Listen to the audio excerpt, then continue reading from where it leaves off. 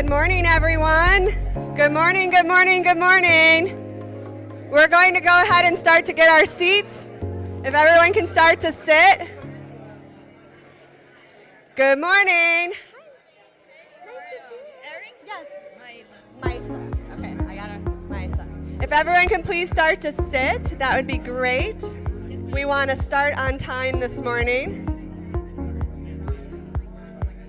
We've got folks coming online from our live stream, so we want to try and be conscientious and start on time.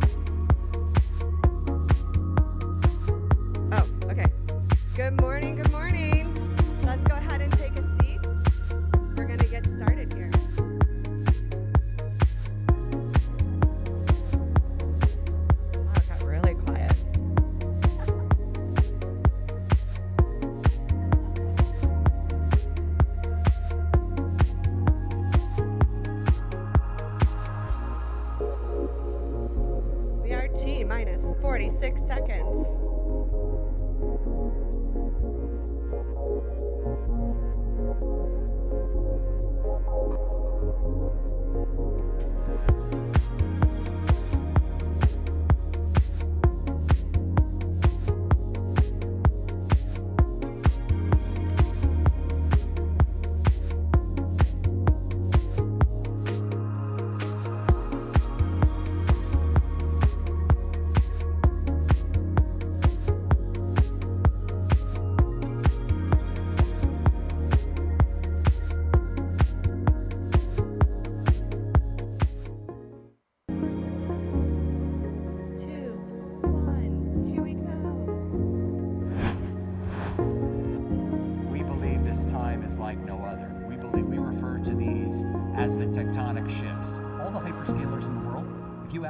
Together, managed services will be 1.5 times larger. Because it is the customer buying behavior that has created the need for all of us to rethink our models. Until we have data quality, the effectiveness of AI cannot be realized, and effectiveness of the partnerships cannot be realized. Can you figure out first what your purpose is and how Microsoft can support your purpose and how you can support Microsoft purpose? Now we have a partnership. It's the ultimate partnership. All right, good morning, everyone. I'm Erin Feiger, and it is my pleasure this morning to introduce Vince Menzione, our host today. I have had the opportunity to know Vince for over a decade, maybe even closer to 15 years. And the one thing about Vince that has not changed over all these years is his passion and dedication to building ultimate partnerships. So with that said, please welcome Vince Menzione.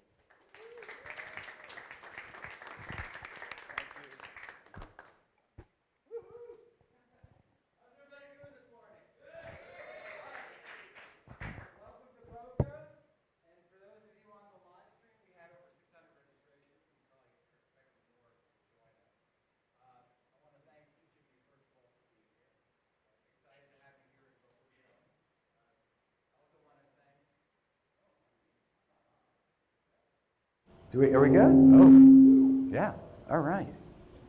I guess my voice was carrying enough here, you could all hear me, but probably for the live stream, it'd probably be a good thing. First of all, I want to thank our production team, Fade to Black, Zach, Dan, and Mike in the back helping us. And I want to thank each of you for making the trip here to Boca Raton. We talk about Boca Raton in terms about the ecosystem and it being the home of the ecosystem, right? So for those of you who don't know this trivia fact, Bill Gates and Steve Ballmer in 1981 on August 11th, I believe it is, Jay might correct me if I'm wrong on the date, came down to Boca Raton. At the time, IBM needed software for their new PC division, which was based here in Boca at the time. And Bill had constructed a deal, basically a very unique deal. His father was a major attorney in the Seattle area. and he licensed software. He licensed the code to IBM. He did not sell the code. In those days, the computer business was vertically integrated. You own software, you own hardware, you own all the components. And the whole notion of licensing software was unique. And then IBM licensed components to other builders. And that, we believe, is what sparked the ecosystem. The 500,000 or more partners in this massive ecosystem of organizations started out with builders. Compaq was the first company to $1 billion. Microsoft, of course, benefited tremendously. Amazon, Google, all surrounding this ecosystem, and all of the independent software vendors, resellers, and the like that really have sparked this whole community. And our mission and our goal at Ultimate Partner is to continue to spark this ecosystem. So I'm thrilled to have, we have 40-ish people that will be here in the room today. Thrilled to have each of you here. Again, several hundred on the live stream. Maybe we're hoping to get 1,000 people to watch us today. And we have a very specific mission that we'll talk about today. But first of all, we couldn't do it without our amazing sponsors. And for this event and for Ultimate Partner, we've been privileged to have some amazing sponsors. At the marquee level of sponsorship, we have a new partner, Unifier. We have Google Cloud as a sponsor for the first time for one of our events, and AvePoint. And then our returning sponsors, we have Microsoft, Content Gen, which are returning sponsors, and new sponsors today, Sugar, actually Integral is a returning sponsor, and PartnerTap. So I want to thank each of our amazing sponsors for their support, for their true partnership. I don't like the word sponsor. We're going to get rid of that term. I think we just want to call it a partnership because it's what it truly is. And you have put your faith in Ultimate Partner and in our organization in helping us to grow and to serve this incredible mission. We've got an amazing group of speakers in the room today.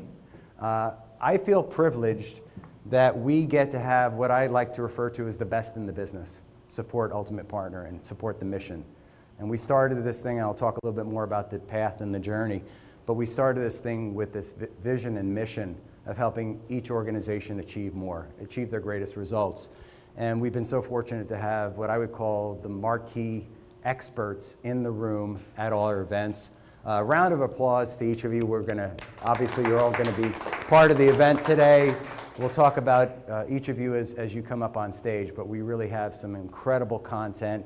This is content that you will not see on some Zoom call led by some people that are maybe new to partnerships that are trying to build their own brand. This is really truly the experts in the room that are driving the discourse and the discussions around this $450 billion cloud opportunity.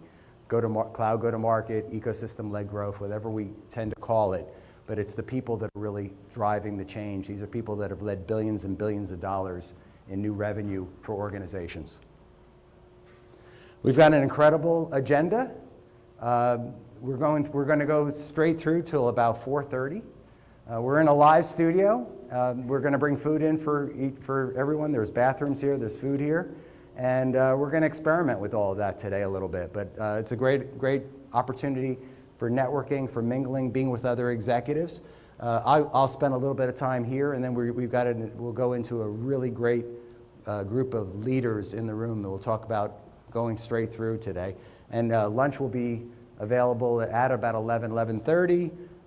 Feel free to take your plates and bring them here or eat in the back, but we're not having a separate place and room for that today. So just want to make sure you're clear. We're actually going to go straight through because of the live stream, and we're broadcasting live the entire day till about 4:30. For those of you in the room, not the people on the live stream, we've got a really great dinner plan tonight. We rented the Boca Raton Resorts Golf Club and the Flamingo Grill, and we're going to have a beautiful dinner. The weather's been beautiful here in Boca. It'll be on the patio, on the veranda, overlooking the golf course. Hopefully we'll get there before sunset, so we get a little bit of that feel, that Florida feel, but it's going to be a really great day. And proper attire, I've been told, for dinner tonight too, because the Boca has some strict policies. For those, we have these are some of the people that attended our last event. A lot of you organizations are here. Many are watching today on the live stream.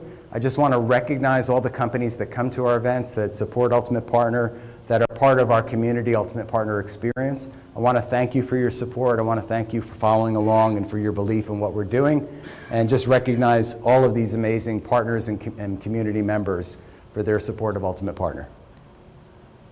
And just to give you a sampling, like we always get asked this from sponsors and from others, this is kind of a representative sampling of what we see.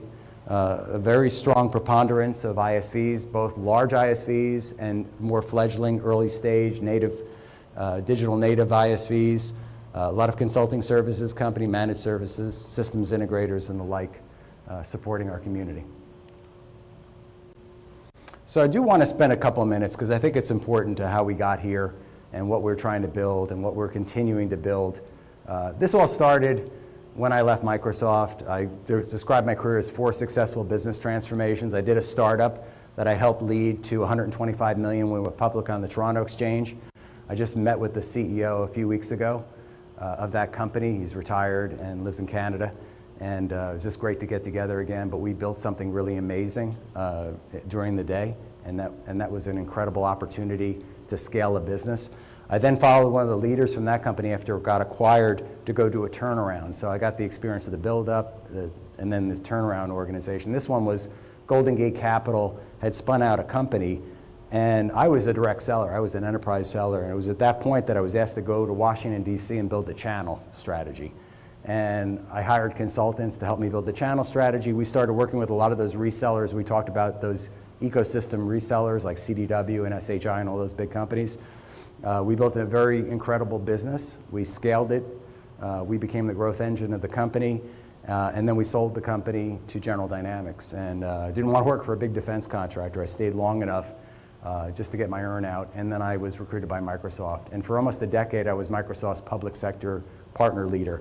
I ran a business unit that consisted of about $4.6 billion of all-up revenue, real transactional revenue, plus all of the ISVs, all the SIs. I was a member of the extended leadership team working with Judson Althoff when he joined Microsoft. I got to be in the room, so it really helped kind of shape how I think about things and how we work across these organizations, because we understand sort of how the intricacies of how these organizations operate, behave, and think. And we like to bring that. When I left Microsoft, I was on a path to go work for another big company. I got to speak at the Inspire conference, and I walked away with the feeling that I could really help more people broadly if I did my own business. And I had started the podcast, started doing a lot of public speaking, started doing individual consulting work for organizations. But candidly, I didn't love individual consulting because it didn't scale, and I felt like I felt like I was back in a company again, and I really wanted to do something more at scale. And it's a long journey, and Erin and I actually know each other for many years and did a lot of work together, but we decided to do an in-person event right at the end of COVID. We bolted on an event, we called it a mastermind, and that was the start of really where we are today with Ultimate Partner. That was successful. We then did a digital event that was very successful. We then went and did our first big event by ourselves. Off the charts, 100% SAT scores, everyone wants to come back, and then that's the journey we're on. We decided to start doing the podcast here in this studio in January, February, March. Jay McBain was actually our very first guest in the studio back then, and we've been recording the podcast here, and we said, this would be a great place to actually do a live stream from and to actually bring people into the room and have a more intimate executive level meeting. And so that's how we got here with the Boca event in May. And then, of course, we were back in Dallas for year 2, and we had another great event in a beautiful facility, a $31 million facility, state-of-the-art facility. And we'll talk more about what's next in a second. I'm convicted. We have a very strong point of view at Ultimate Partner, and we think that this is somewhat of a unique point of view. We've been watching what's been happening in our world. There's a lot of great talk about partnerships, but there's so many different flavors of partnerships, by the way, and I think no one person can solve for partnerships, and I think that we tend to over-rotate that way. Living in this ecosystem world that we live in today is astounding, and recognizing that the power is really concentrated amongst a few, and we've been talking about the tectonic shifts at Ultimate Partner, because We saw the change in technologies over the years, right? From client server to cloud, now to AI. But the rapid acceleration just in the last few years since COVID has been astounding. Our lives have changed dramatically. We don't even recognize how fast it's changed. And one of the reasons for being in the room today and the kind of the concentration of the thought and the discussion in the room is it's changing so rapidly just this year alone that we need to get ahead of it. And so we at Ultimate Partner try to help you get ahead of it. That's one of our core principles around the tectonic shifts and driving the behavior and change and helping organizations, because you're constantly navigating. This is not something you do once. This is not something I take a course on, or I do something just once and I'm done. This is something that you continually need the knowledge and understanding of what's happening with the change. We also talk about the hyperscaler opportunity, right? There is over $420 billion in durable cloud budgets amongst the 3 hyperscalers, 2 of which are in the room today. They're going to talk more about this opportunity, but it's massive.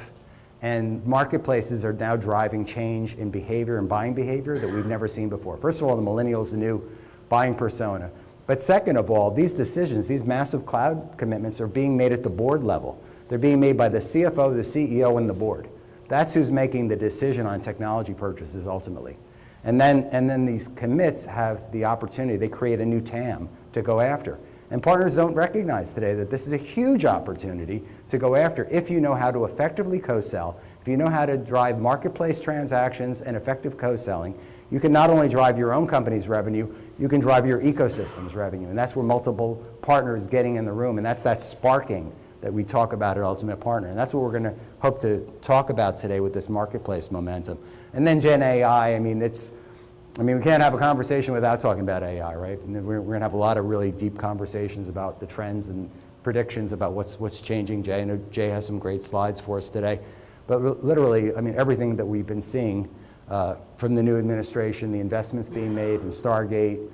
We just had the DeepSeek moment a couple weeks ago. Now I think we're kind of over the DeepSeek moment, but it's interesting how we're going to see more of this, and it's going to change how we think about AI and who the players are in the room. And so we have to be agile. We have to understand what's going to change, and we have to navigate through that. And then this platform and ecosystem opportunity. Jay corrected me earlier in the year when I said it was the decade of the ecosystem. He said it's now the decade of the platform. He's going to talk more about some of the changes in the thought process there. But this whole opportunity is massive. And like I said, organizations are not coming together in the way they need to drive the change. And that's what we hope to do. We hope to help drive that discussion amongst this incredible set of partner organizations. Now, I'm going to spend a minute here. I'm not going to drain this slide, but this in itself is like a 30-minute conversation about the principles of successful partnering. See, after all the years at Microsoft, after 250 or 60 podcast interviews with amazing leaders, and some of the best in the business, some of the top executives in the industry, we have uncovered what we believe a set of operating principles. Now, this isn't rocket science. This is business principles, but they apply very germanely to partnership strategies as well. And we like to talk about growth mindset. And I have Satya Nadella's picture here, but it's how organizations think about partner mindset. And I was at Microsoft when Satya came in the room, and the 3 things he did is we each got a copy of Carol Dweck's book, Mindset. Great read if you haven't read it. He hired Dr. Michael Gervais. We'll talk about Dr. Mike in a minute.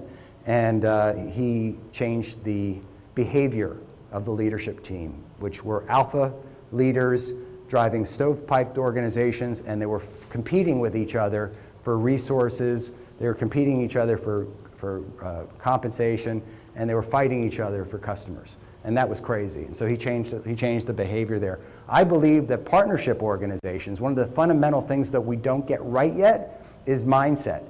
I believe that when you go into the C-suite in most ISVs and other organizations, you're not seeing the behavior at the top the way you need to.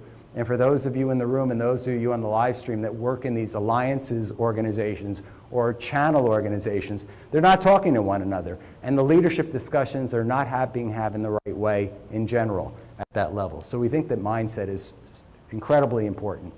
We also talk about executive commitment, right? That's the other part of that conversation. Like the organization needs to get its arms around this thing called partnerships and having a cohesive strategy at the executive level. But the next thing you need to have is executive commitment. And this is a good friend of mine, Tony Savoyan. Some of you know SADA Systems rose from a small MSP to Google's Partner of the Year, top reseller partner for many years. He sold the company last year to Insight. We interviewed him after that. He'd been on the podcast 6 or 7 times. But this is a representative of a CEO who drove partnership strategy at the top.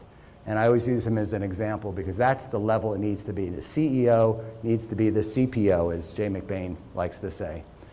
You need to get clarity. You need to get vision, values first. And that's Dr. Michael Gervais. You'll hear from him in a minute. Dr. Mike is a good, I believe him as a great friend. He's been on the podcast every year. It's my holiday podcast episode. I flew out to LA this past year and spent some time with him.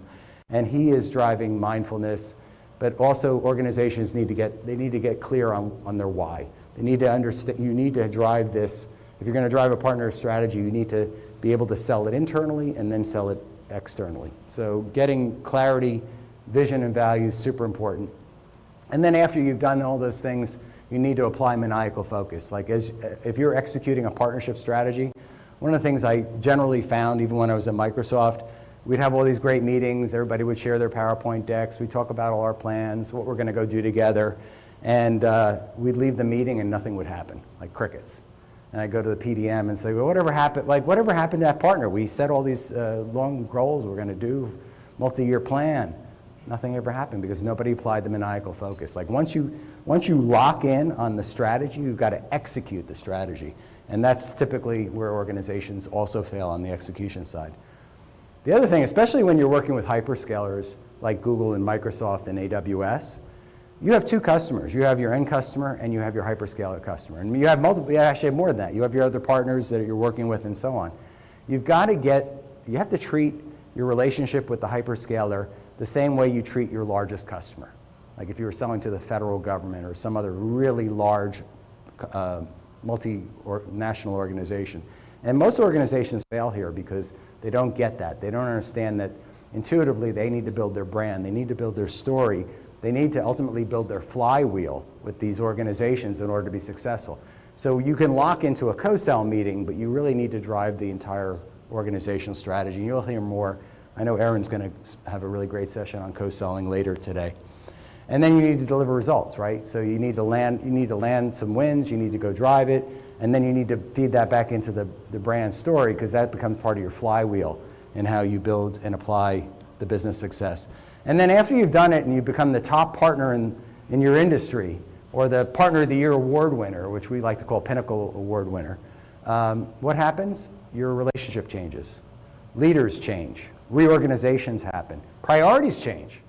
Like, no, it's no longer the big thing anymore. There's a new big thing that you need now embrace with the hyperscaler or with other partners. And so that's where agility comes in, adaptability. I had Regina Manfredi, who I know is on the live stream watching us today, talked about your adaptability quotient when we were up on stage at the Dallas event. And so that's critical. So this whole thing about principles, really, we try to apply some of this as we think through agendas, as we think through our strategy and how we enrich the community. We try to apply those principles. And this is how you become the ultimate partner, right? If you look at the world, it is the 3 hyperscalers. Some will argue that there's a 4th or 5th, but it really is Google, Microsoft, and Amazon. And it's riding on all those rails. It's working with all those organizations. And then there are 7 seats at the table supporting, because now the customer is making a buying decision supportive of the 7 seats at the table and burning down from their cloud commitments. And literally, they're driving the behavior differently than the old days when I just hired an SI and they did everything for me. So this is a different world. This is an ecosystem-led or a platform-led world, and you need to get we all need to get our arms around that more effectively. So we've got big plans this year. We have announced this to several of you in the room before, but I'm announcing it on the live stream. We're planning on doing 4 in-person events this year. This is the first of 4 in-person events, with the possibility of also doing a roadshow in the summer months, spring, summer, fall, which will be very focused on co-selling best practices, and also getting partners in the room with sellers to really drive results together. We're here in Boca, and we'll talk a little bit about what's happening in May, and then we're planning on being in Washington, D.C. in the fall, And then we're going to do something in November. We don't know exactly where yet. We're kind of having some conversations about that. But we have some exciting plans in store. And some of you are already signed up as sponsors for the entire year, and I want to thank you for doing that. And hopefully many more will continue to support what we're going to do this year. Because we do think that it's not just a one event and done type of thing. We do feel that there's an opportunity to come across. And we were in Dallas 2 years in a row, and we want to do an east-west split of an opportunity for people to come more locally to our events. So first time we're announcing our next event, May 1st and 2nd. So this is going to be somewhat unique. This one is going to be a Microsoft event. But we have secured Microsoft's conference center, and we are going to use their conference center to host our event on campus. And one of the reasons why we thought this would be the next one we could do, first of all, there were some other conflicts with some other sponsors having their major events, but also the opportunity to have people that couldn't travel, the end of the year, and bring everyone together in one location. It's a beautiful facility. We've secured the entire facility. We have the Kodiak room, which fits over 400 people. We've got all the breakout rooms, and we think this is going to be an incredible event for our May event. And so just a little plug, because I want to get Jay on stage really soon here. For the community, for those of you who belong to the community today, we're still building, and we're relying on many of you in the room to help us drive more content. And we've got some incredible leaders in the room today that we've been having some conversations with about doing more in this community, bringing out more content, more best practices around co-selling and the like. And if you're not a member today, I'd encourage you to join. We're actually offering a 25% off, valid through March 1st for those of you on the live stream predominantly, because most people here are members, to join our community. You can scan that QR code and sign up today. So I think that this is where the video comes in, guys.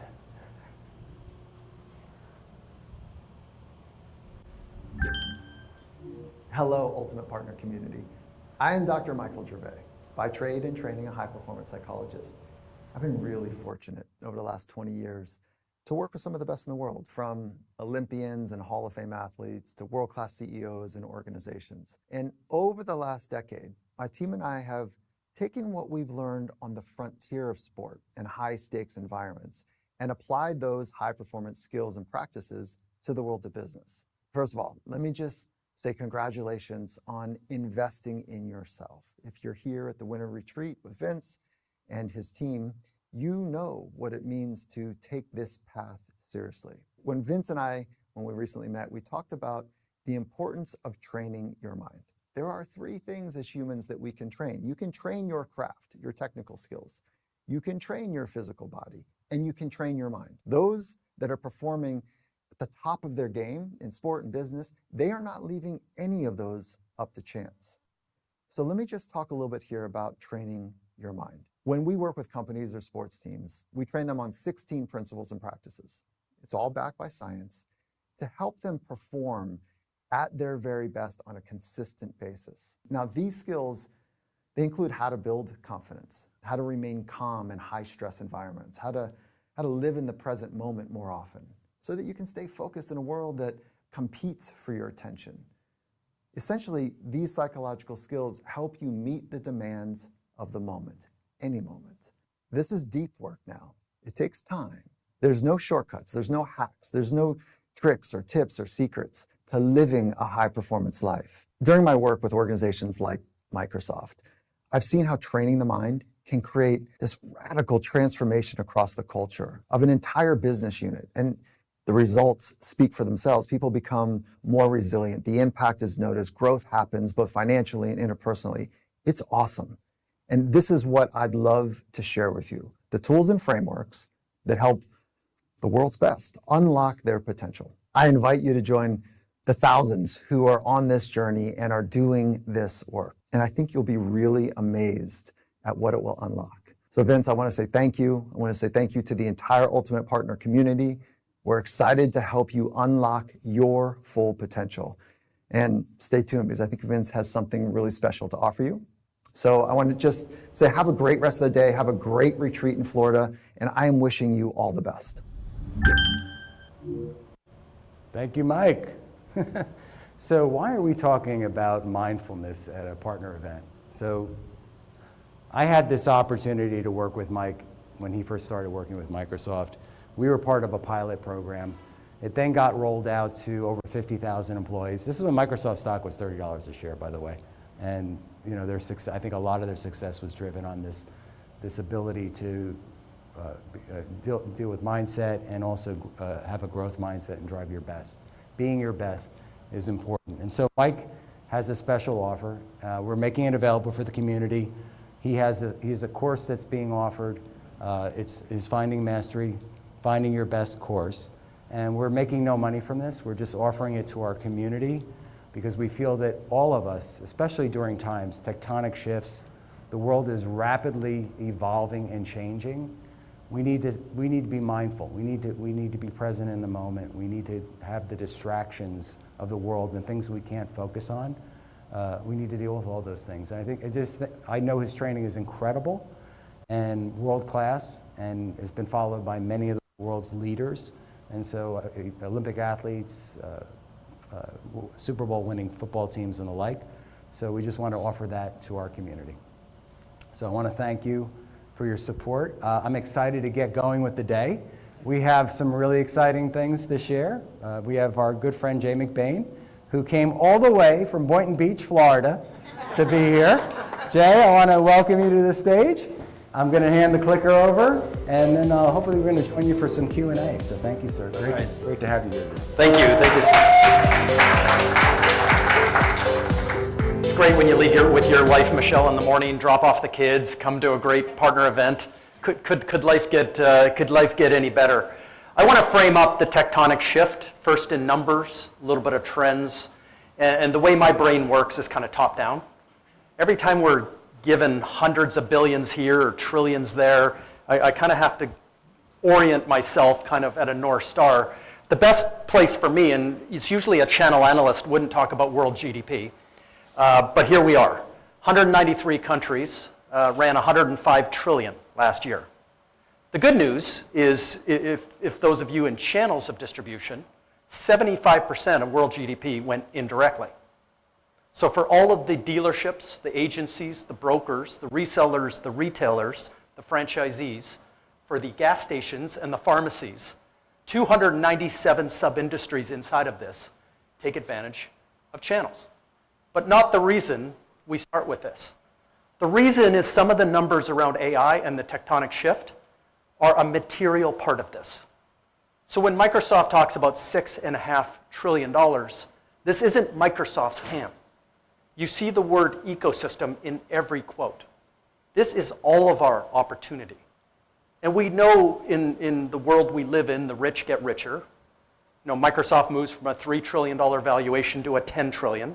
So do most of them, or probably all the Magnificent Seven. We know that we're going to create a lot of wealth.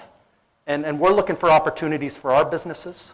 We're looking at opportunities for all of us who have chosen this profession on how to succeed in this really big environment. And not to be outdone, OpenAI is talking about a $7 trillion build-out of infrastructure in this next phase, this next 20-year era that we're in. So again, pretty big numbers when you compare that against world trade. It makes up 6 or 7%. And just to bring it home, for those of you that kind of were working back in the mid-90s, we used to joke that an internet month is like a year. And I will say that in AI, an AI week is now like a year.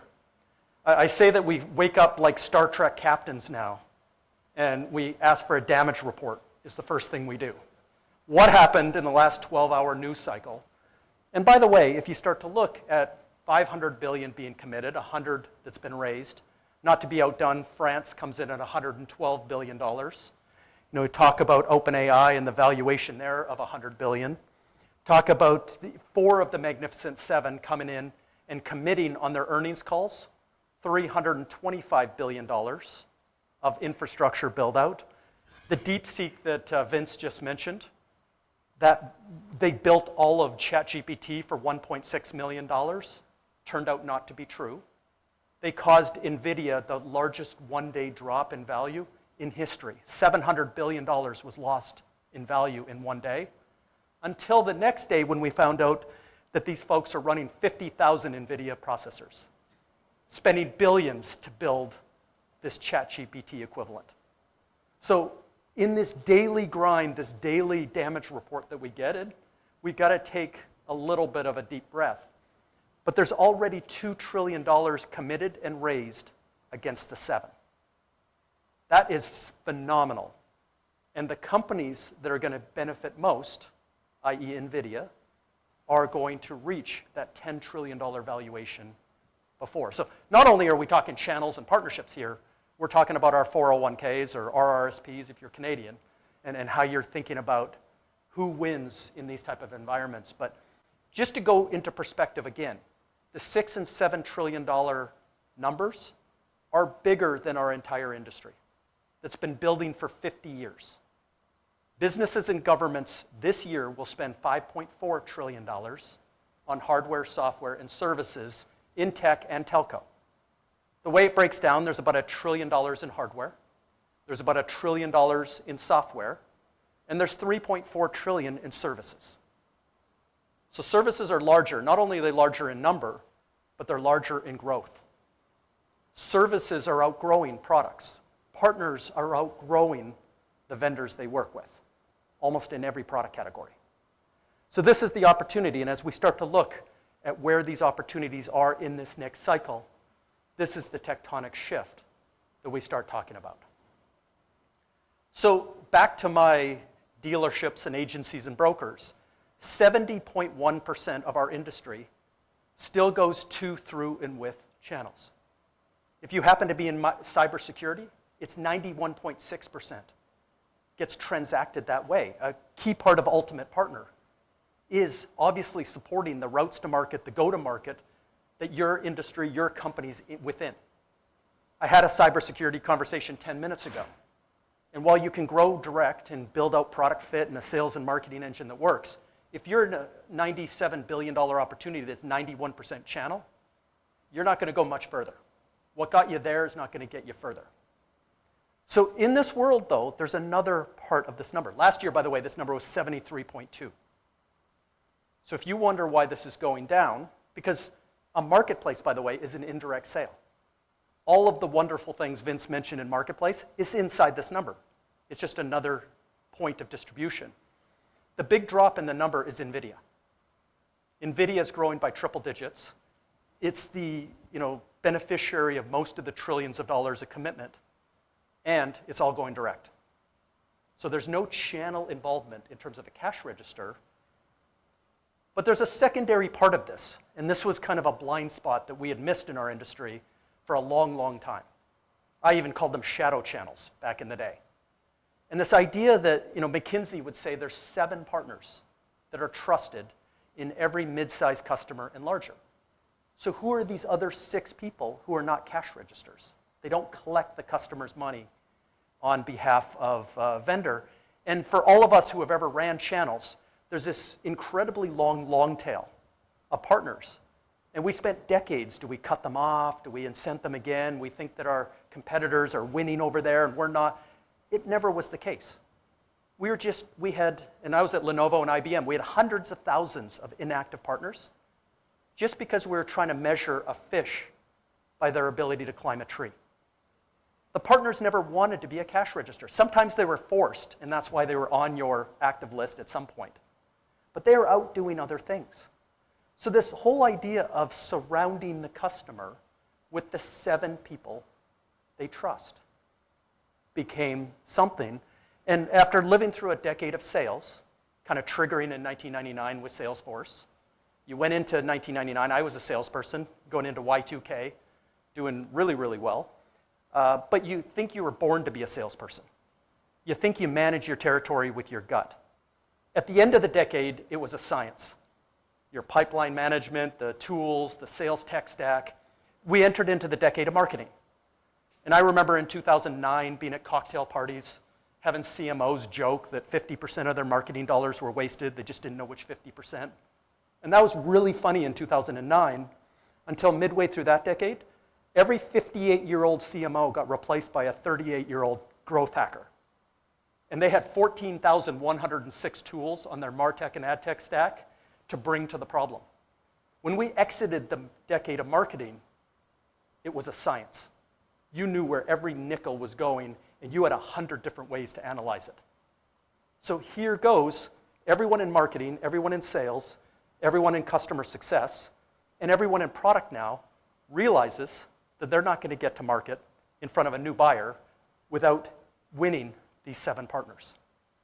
Quick story with Microsoft, for example. We're facing off to a massive competitor with huge first mover advantage with AWS. AWS had better product. AWS had better pricing. AWS had better promotion.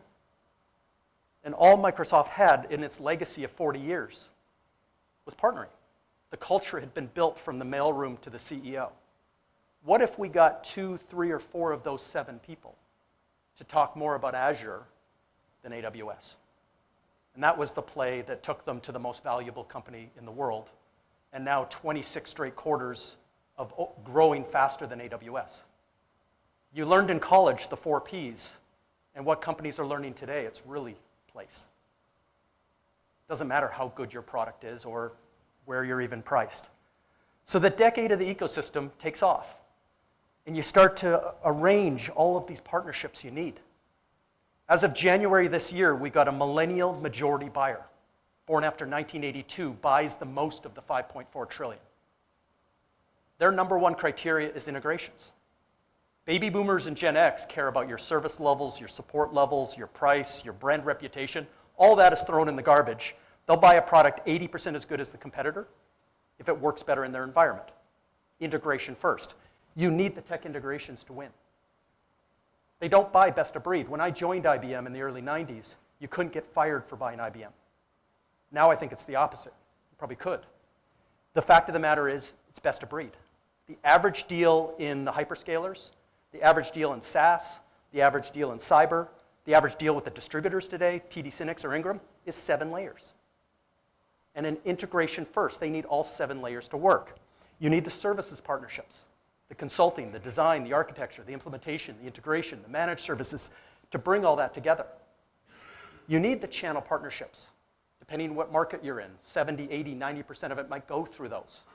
You need those routes to market built. You need the strategic alliances. It's not just your platform you're building. At other times, you're going to be participating in other major platforms.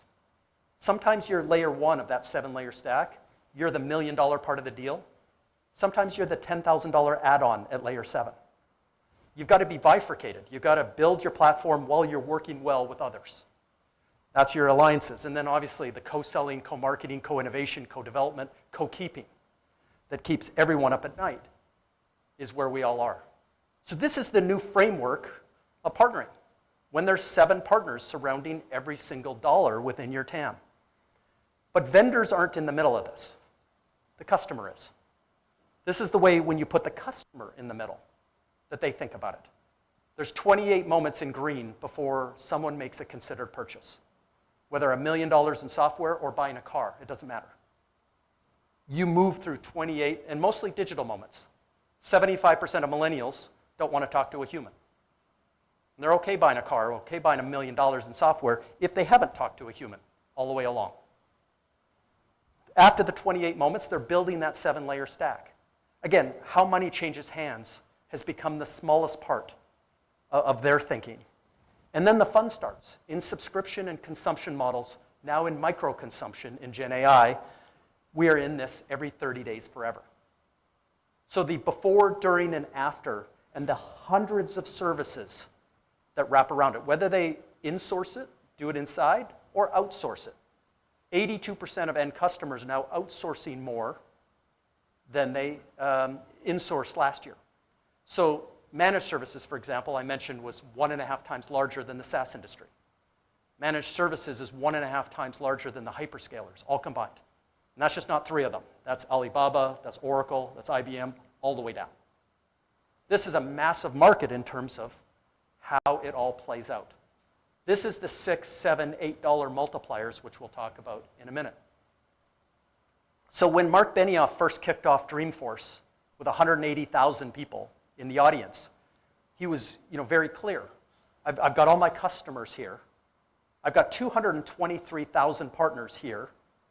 For a company that's almost 100% direct, convinced 223,000 partners to join. I've got my employees here, what I call Ohana.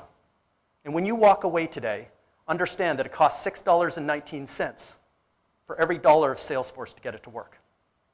As Salesforce reaches $40 billion in sales, mostly direct, there is $240 billion to get it to work. Now, I don't want any customer to outsource all of it. You have to have some internal skills to keep the lights on, but I don't want you to insource it all either. You're not going to find the AI skills. You're not going to find the cybersecurity skills. You're not going to find the deeper skills you need in sales tech or MarTech. So you need to decide on your number. If you're going to outsource 2 of that $6 or $3, there's probably somebody literally sitting beside you that can do it bigger, better, faster, cheaper. And that's the definition of Ohana, which he kind of stole from Hawaiian culture. HubSpot, $5.80. We've got all the big SaaS platforms, ServiceNow and Workday and others, kind of talking at this level of language. Again, these are mostly direct companies.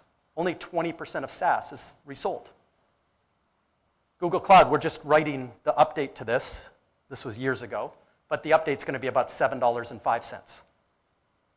Microsoft is $8.45, but spun in a way that we're unlocking trillions if you multiply that out by their revenue. And by the way, none of this is Microsoft dollars. These are all customer dollars. This has nothing to do with our program. AWS is $6.40, and they break it down into minute detail of where those dollars go. And when you start to look at where this industry is between 20 and 30% growth, and you project, you see the things are tipping up over the last couple of quarters. AI is going to be very good for the hyperscalers. It's going to be good for their marketplaces.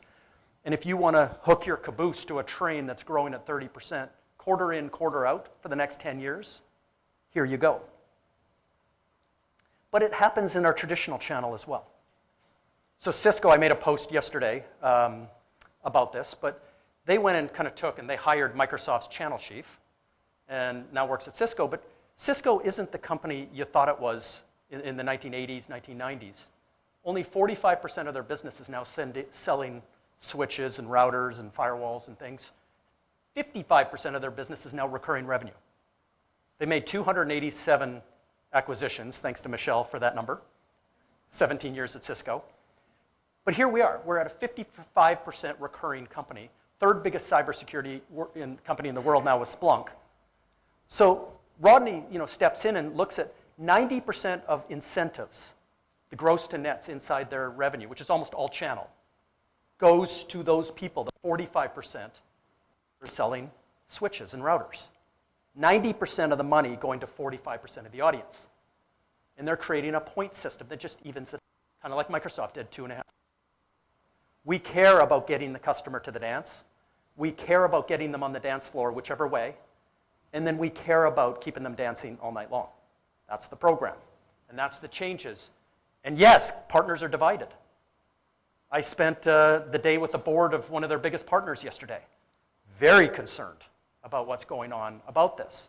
If you happen to be in resell and you've been milking these margins for a long time and haven't been building a multiplier business to go earn money around the cycle, you're a little concerned. And by the way, all their biggest partners are public companies. 10s, 20s, $30 billion in revenue that rely on these dollars from Microsoft and Cisco and Dell and Lenovo and HP and a lot of traditional client server companies. And look at and this is just in the last 30, 60 days. The shrapnel is happening every day. When Insight goes in, tough year. For those that made their numbers, 84% point to partners as the reason why. This is a surround environment. The numbers out of HubSpot and marketing are 84%. We're done convincing the world that partnerships are everything. And getting those ultimate partnerships set has to be part of your evaluation, has to be part of your job role. And the flood in of partners is amazing. Every partner, every professional services firm that comes out of other industries, 78% of digital agencies are now tech services. 81% of accountants are now tech services. You got to go to page 4 of their website to see they'll do creative work or do your taxes. They are tech services companies. Got 250,000 SaaS companies. We got over 1 million emerging tech companies now. IoT, AI, automation, blockchain, quantum, self-driving cars, drones, metaverse, 3D printers, whatever future you want to talk about. Over 1 million companies, 10 million people trying to get into that trusted spot, the 7 trusted spots.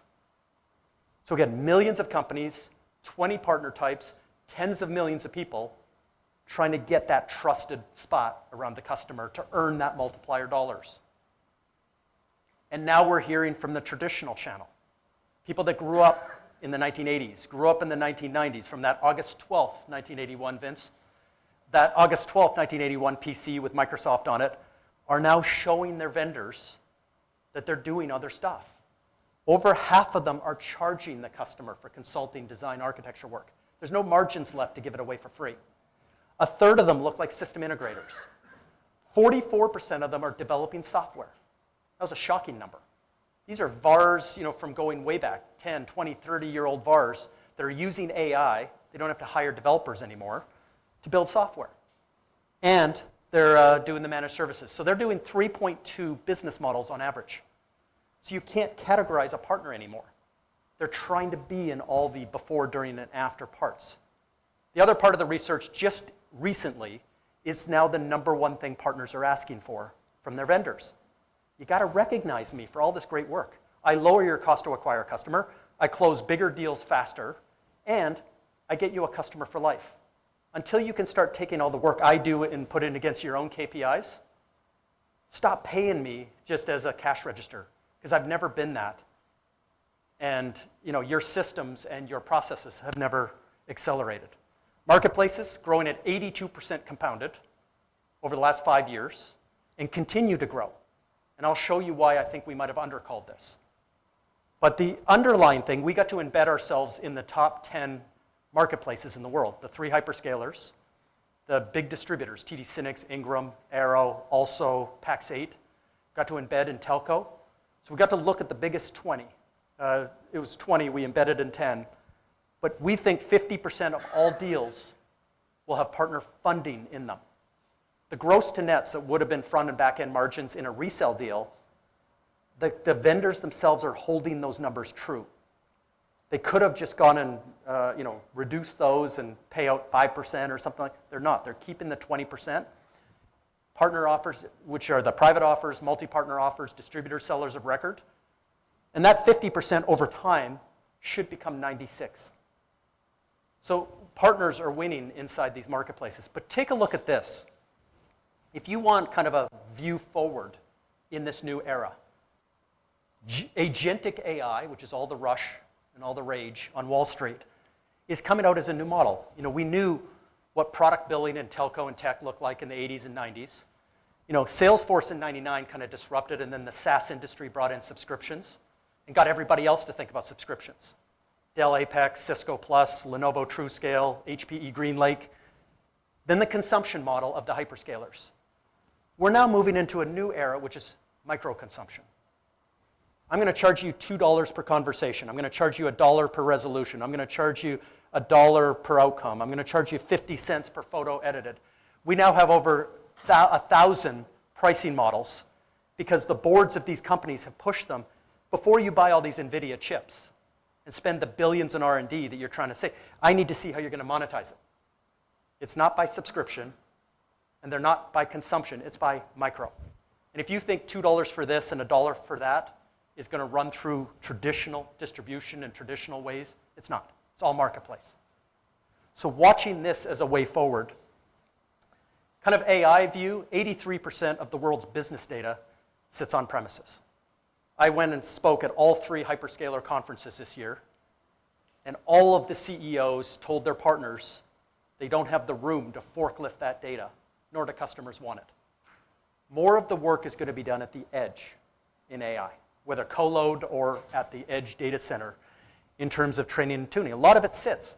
Your relationship with your bank, your relationship with your airline, your relationship with your government probably sits on a mainframe that was installed in the 60s or 70s. That storage is not going to be where the data lake is created and Snowflake or Datadog is going to be put on top of it. That opportunity for compute, storage, and networking is going to happen more at the edge. But let me kind of create the tectonic shift here. If you go back 20 years on the Fortune 500, 52% of companies no longer exist.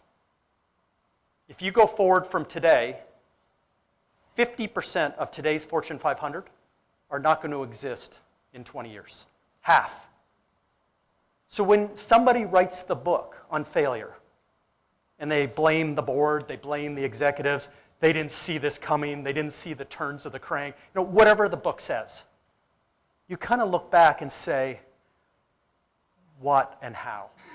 If you go back on our industry, I mean, if you were there in the 70s with telco, with some of the legendary software, or August 12, 1981, but as the channel built into millions of companies and tens of millions of people over the course of time, a strange thing, if you overlay it, it happens in eras. There was a 20-year client-server era that never went away.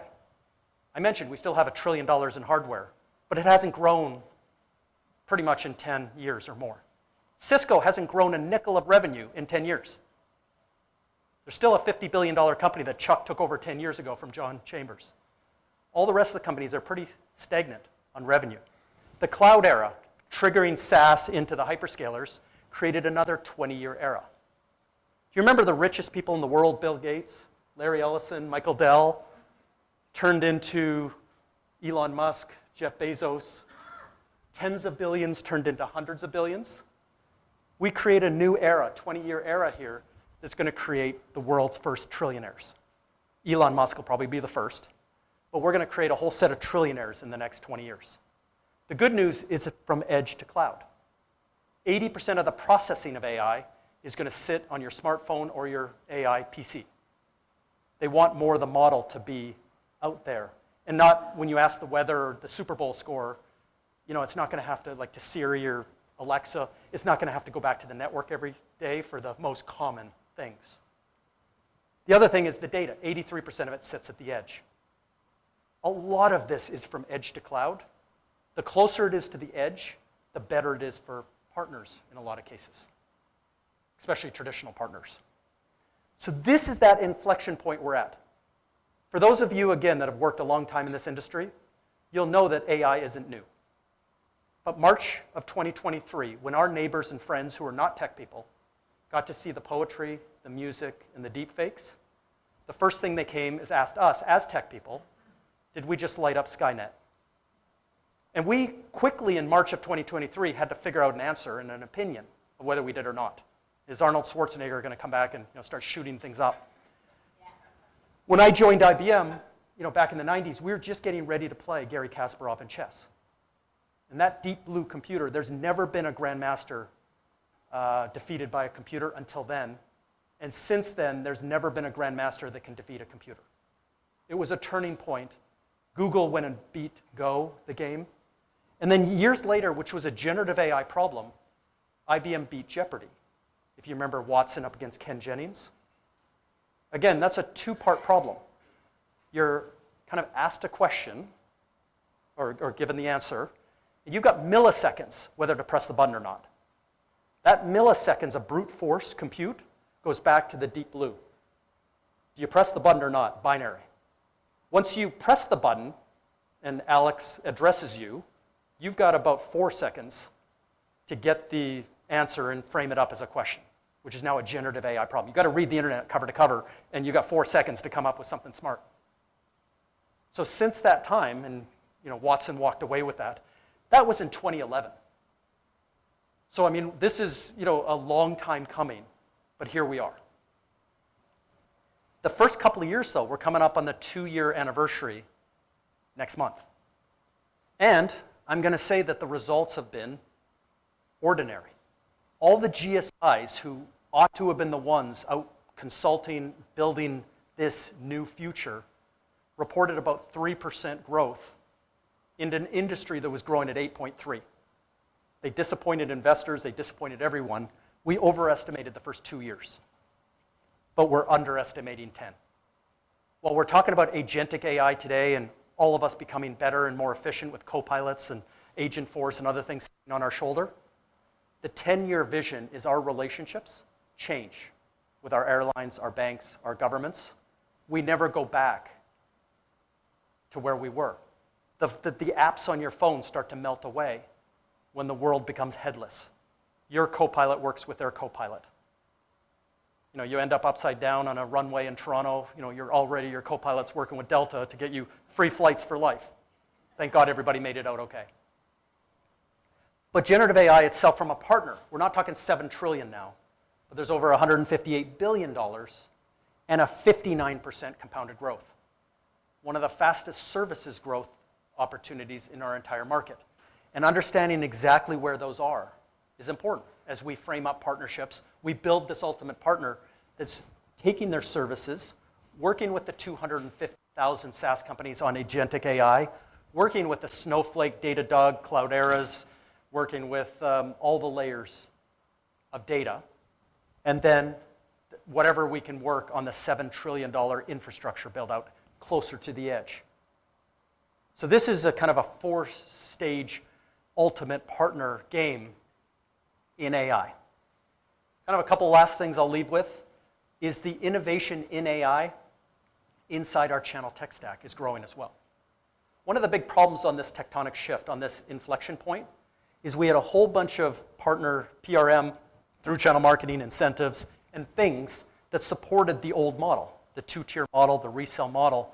We didn't have a lot of things that could measure, monitor, manage in a reliable, repeatable, scalable way all these other 6 partners and what they did, because they didn't collect money.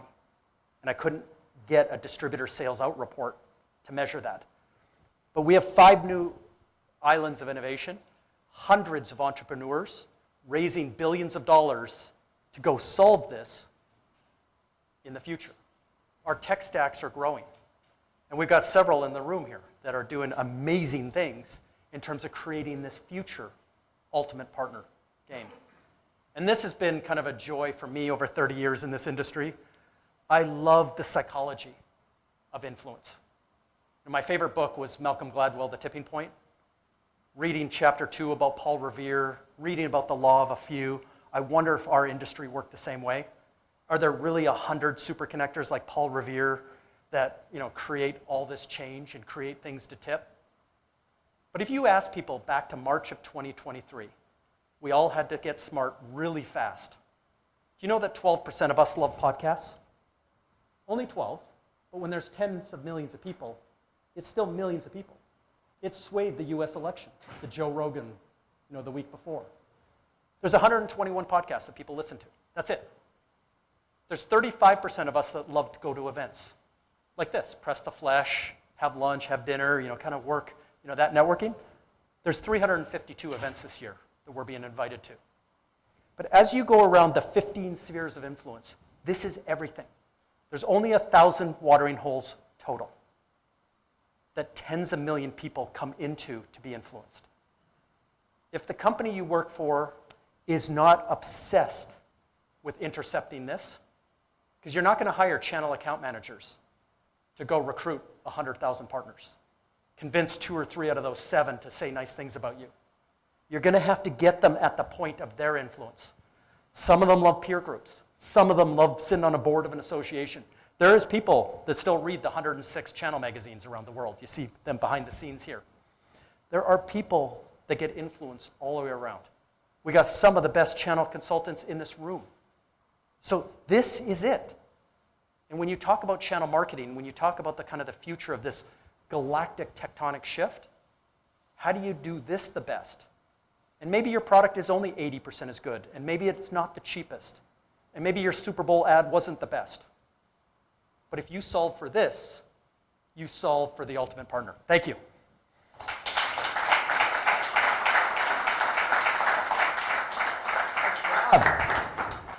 Well, stay up here. You're gonna be here for a while, so. All right. We're gonna bring a couple chairs out, and you and I, we're gonna have some we have some time for some questions. And then we're going to be joined by 2 more panelists. So why don't you come sit down, Jay? All right. You want to sit this side? Or? All right. Very interesting. I thought we might open it up to the group. We only have about 9.5 minutes left, and then we're going to have our panel conversation. Fascinating conversation. The world seems like it's changing more rapidly than ever. Weekly, Daily. How do partners navigate the change? I mean, the first and kind of the only word I think about is surround. I mean, the degrees of influence and taking in all the psychology and all the opportunity, you got to understand it's not a direct world. No one will pick up a phone call. No one picks up an email, a cold email anymore. The only way in is through that trusted source. Yeah. And that partner may have spent 10, 20, 30 years earning that trust.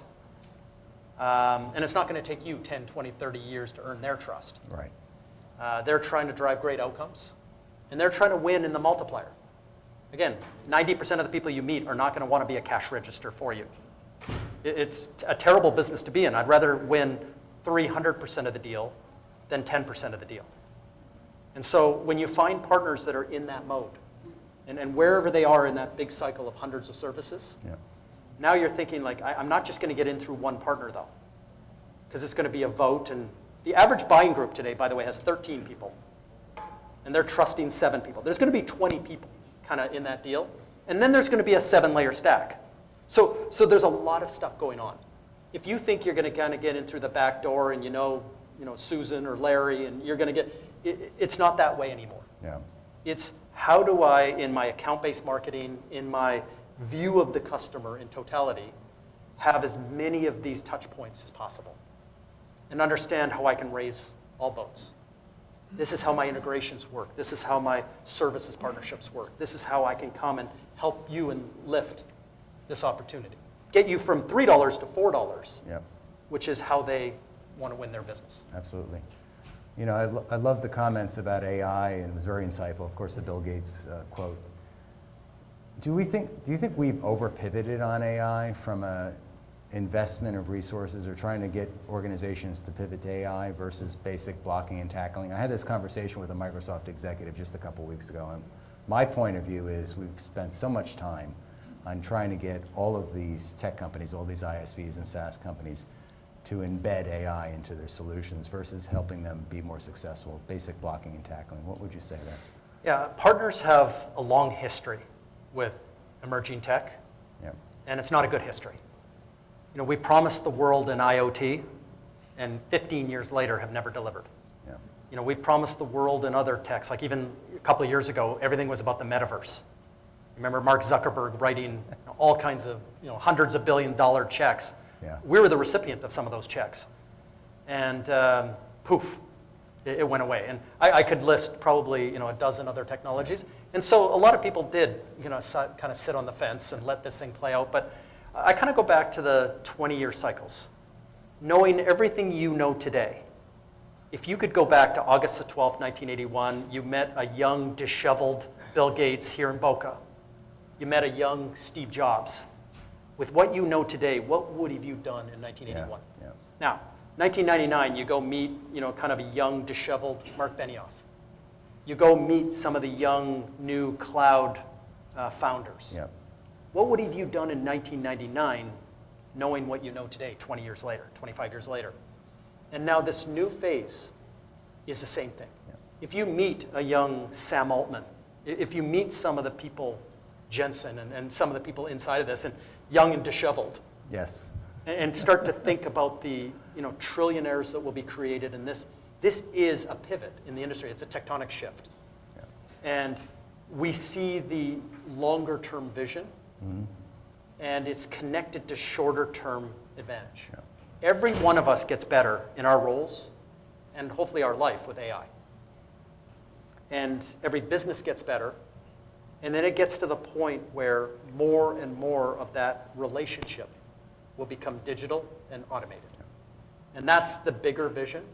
And when we can train and tune, and we can index and infer all the biggest data sets in the world, every transaction you've ever made, every flight you've ever taken, every government transaction, and you think of Doge, and you think of all the things happening right now, there is absolutely a vision in the next 10 years of how this does change Right. the world. And we're in an industry that's growing at 8.3% this year. The world economy is growing at 2.6. It's already 3x the world. And if you go back to this day 20 years from now, and you saw a 59% growth rate, and you saw some of the biggest, most respected people in the world talking about a $7 trillion build-out, I probably wouldn't want to sit on the fence at this point. Yeah. I'd want to go figure out, and maybe I'm not going to become a trillionaire, but boy, if I could hire 100 people and pay their mortgages and build something of a legacy, that'd be great as an ultimate partner. It's reminiscent to me of, remember around 2000 when there were a lot of losers before there were winners like Amazon, right? Everybody had a dot-com, and we had the dot-com bust. Do you anticipate we're going to see anything like that with AI? Yeah, so one of the things about the platform economy, there's going to be very few mega winners. And in every model, it always comes back to kind of the rule of 3 or 4. When you want to go buy a PC today, 3 companies, Dell, HP, and Lenovo, cover about 70-75% of market share. If you want to go buy a server, if you want to go buy storage. But now as a SaaS, if you're a head of sales, you're either going to buy Salesforce, 73% of all new deals go to Salesforce. You're going to buy HubSpot if you happen to be mid-market or SMB, or you're going to buy Dynamics because you're more bought into Microsoft. That's it. 3 companies own 90%. You walk into marketing. I mentioned 14,000 ISVs, but it's wrapped around 4 companies. Yeah. You're either going to start with Marketo, Eloqua, Pardot, or HubSpot, and then build your 7-layer stack on top of it. HR is Workday, Dayforce. It's the rule of 3 or 4. Same, yeah. The hyperscalers got to the rule of 3. So this is the mega winners. And when you become worth $100 billion on the stock market and then towards the road to $1 trillion, these are the platforms that own the marketplace. Yeah. They own the buyer, they own level 1, and they own the integrations. Absolutely. And now cybersecurity was the most recent industry to do this. 6,500 cyber vendors have now rolled into kind of 3 or 4 majors. Palo Alto, Microsoft Security, Cisco Splunk, CrowdStrike. Maybe there's room for a 5th. Could be a SentinelOne or somebody that grows into that spot. We heard yesterday Trend Micro's for sale, and Fortinet's trying to get out of the 97% of their business that's firewalls. So when you're past the 3 or 4, that's it. Yeah. That's the super winners. And that's when I talked about building a platform. Sometimes you're the level 1, and you're the one that connects all the dots, and you're the big $1 million winner. But in most cases, you're going to be at level 2, 5, or 7. And you just got to play well.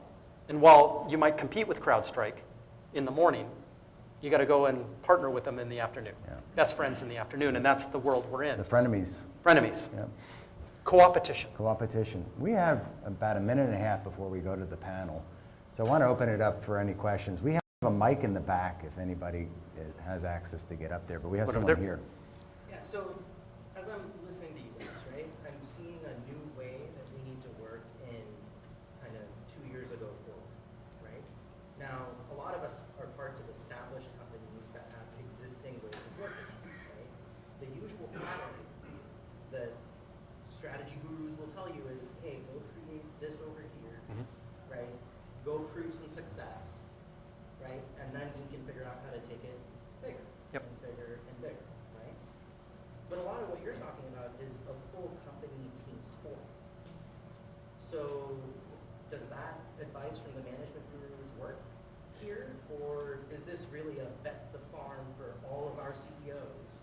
Yeah, so the answer is never dump what you have today. You've built 10, 20, 30 years of partner relationships, and you can't upset that apple cart. So what you see in the modern organization, this elevation of the chief partner officer, has 6 vice presidents working for them. One of them, like I'll use IBM as an example. When the new chief partner officer got the job, the head of Partner World, that was responsible for about $50 billion of sales, reported to the chief partner officer and was just as motivated and just as visible in terms of driving that. But the other 5 vice presidents didn't have a sales number at all. They had to build the strategic alliances, build sell service. They had to build all the other stuff. So in an organization, they've kept the $50 billion and making sure that that happens. And then there's 5 other people going to meet the other 6 people around the customer to build all the alliances, build the integrations, build all the other stuff, but you can't change. You can't just say, this whole channel thing that we built doesn't work. Let's go in all in marketplaces, let's go all in. Companies are just creating a new layer, and that CPO, in many cases, reports into the CEO, to go make that happen. We have another question. We have a mic coming your way. How far do you think we actually are from the tipping point? Because one of the things that's abundantly clear is that a mass majority of ISVs are not transacting in these marketplaces. They don't have alignment. They don't understand what it takes to be fully integrated to these platforms. But when do you expect that tipping point to occur for most organizations to have the awareness to build that alignment and execute and start? I heard the CEO needs to be the CPO. Like it's a thing that's just commonly missed, but it seems like we're on the brink of that breaking open. Yeah. In the maturity phase, you kind of start with early adopters. Then you get into early majority as you get into the bell curve. I would say we're midway through early majority. I'll use cyber as another example just because it's a good one in marketplaces. Almost every dollar of AWS, Microsoft, Google, somebody clicks on a dollar of security too. So in that marketplace model, you had CrowdStrike, for example, come out with a press release that they've done $1 billion on AWS alone. What happened? A week later, Palo Alto created the same press release. A week after that, Splunk did. And so what happens when you talk to the other 6,500 vendors? You're kind of, and they're not dumb people, and their boards are not dumb people, and the private equity that's investing in them are not dumb people. So they go to their executive team and say, what's our number? If they're issuing press releases, where are we? Yeah. And so this idea of early majority then is the people that might have been sitting on the fence may have not thought about that as a new route to market, are quickly replacing staff where necessary and catching up. So again, this is that, from a marketplace example, I think we'll probably reach kind of the tip of the tipping point, the full bell curve, probably within a couple of years. It happens fast. So if we're early majority, we've already crossed the chasm. We have. Yeah. So I'm going to ask you to hold questions as we're going to have two incredible leaders join this panel. And we're going to continue this conversation really from a leadership perspective. And we've designed this session really because we do believe that leaders need to think, commit, and act differently during these times. And so welcome to the stage, Janet Shines, the CEO, founder of JS Group, and Greg Sarafin, the vice chairman of EY's Ecosystems organization. Thank you, sir. Great to see you. All of which have been in the studio before as podcast guests, but never on stage together. I think we can move. Are we centered? Are we centered? Sorry, little housekeeping. All right. Thank you, Janet. You're welcome. Thank you. Great. Needed to happen. So I think maybe just have you introduce yourselves first, just because I maybe didn't do a great job in your background. But I would say, so I just want to frame the conversation here. Janet sits on a couple of boards. I've asked her to join the conversation because we want to learn not only what partners need to think and do differently, but what do organizations all up need to think and do differently. Greg has led the largest, I would say one of the largest ecosystems in the industry at EY, taking it from under $1 billion to 11, 12, maybe even more $1 billion a year in annualized revenue with a really true partnership strategy. So we want to get their perspective here in the conversation. I'm going to start with a little bit of a softball. I want to go back to these tectonic shifts. Jay just shared a whole bunch of new information with us. Anything that was most striking from that conversation with Jay just now? I think that, Just let it, let it. let's see. Yep, you're on. Everybody awake now? Okay, good. I think that the big thing that struck me in the conversation is how few senior leaders are elevating partnership to the board and the senior level. Yeah. I see instances of it, I'm on some of those boards, but then I see a lot of instances not of it, where the channel or partner community and leader is being shoved down in the organization rather than risen up. And I think this is the biggest risk to that Fortune 500 list, You want to know who's going to be off that Fortune 500 list in 20 years? The people who didn't get to that elevated to their C-suite. And truly, if you're not a company whose CPO is in line to be your next CEO, you're going to be off that list. I'm actually going to hit on the AI point since my 88-year-old father asks me about AI every time I talk to him. To your earlier question, I just started laughing. I'm like, okay, I got to talk to Pops this weekend. Here's what I will say about AI. I do not believe we're over-indexing on AI. In fact, I believe many SaaS companies are under-indexing on it. I believe SaaS as a species will cease to exist in 5 years unless it makes the pivot to autonomous SaaS. Right? So building the agentic layer. If you talk to Christian Klein about his strategy at SAP, you saw the BDC announcement last week with the partnership with Databricks.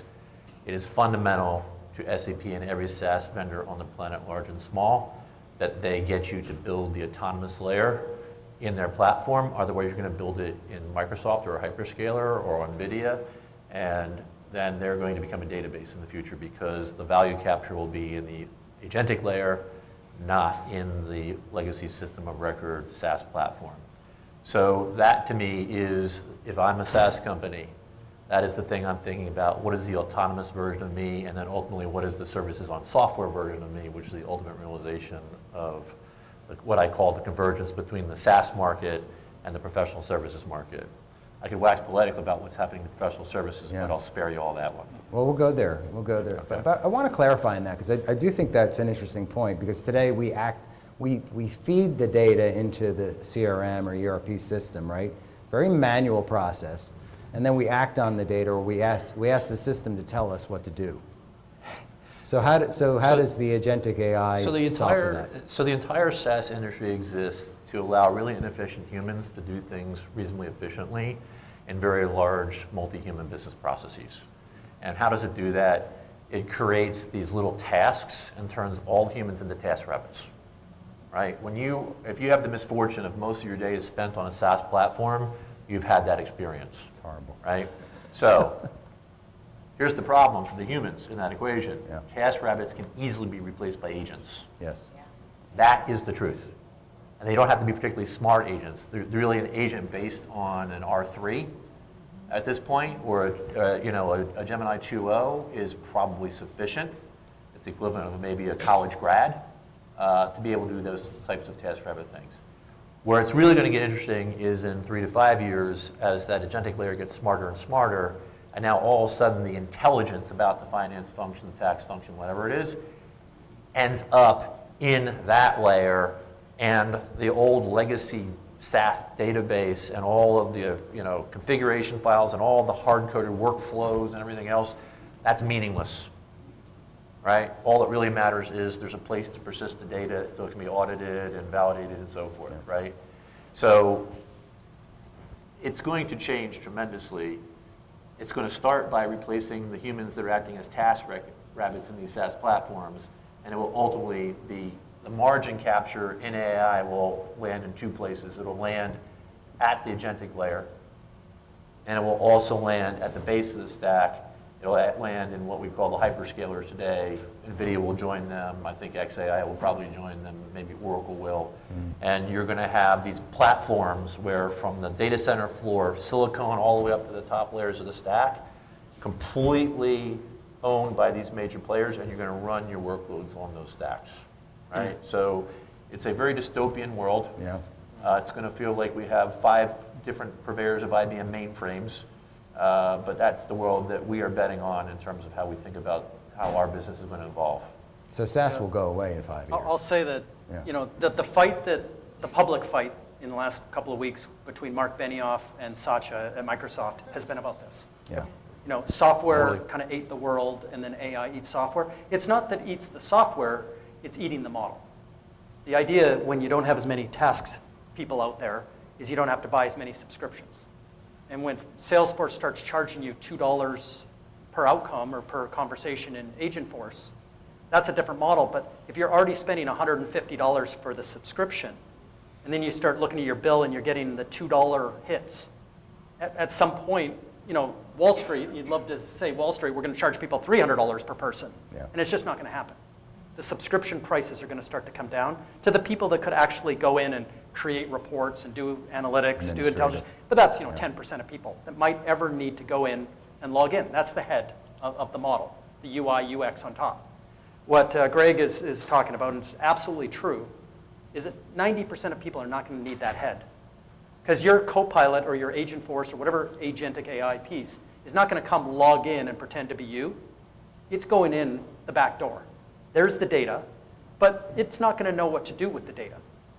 I mean, with 250,000 pieces of SAS out there, there's no way that these big models are going to understand how the data is structured and how they could use it. Yep. So the workflows that you build on top of the data layer, if you own a channel software tech stack company, you're going to, well, this data and this data and this data, we connected, and this is the value. And boy, is that valuable to the salesperson, the marketing person, the CX person, the product person. And that's the Copilot's going to talk to a Copilot. And behind the scenes, be able to bring that value at the right time. I'll really blow your minds. Imagine a world where you as a manager have 10,000 agents on your workforce, and then you have a digital twin of you, call it a Copilot if you want, but it's really your digital twin, that is the interface between you and those 10,000 agents, because you as a human being cannot manage 10,000 agents, but your digital twin can. Your digital twin can then talk to you at human speed, which is a fraction of the speed of talking to those agents, where you need to make a decision or you need to be aware of something, right?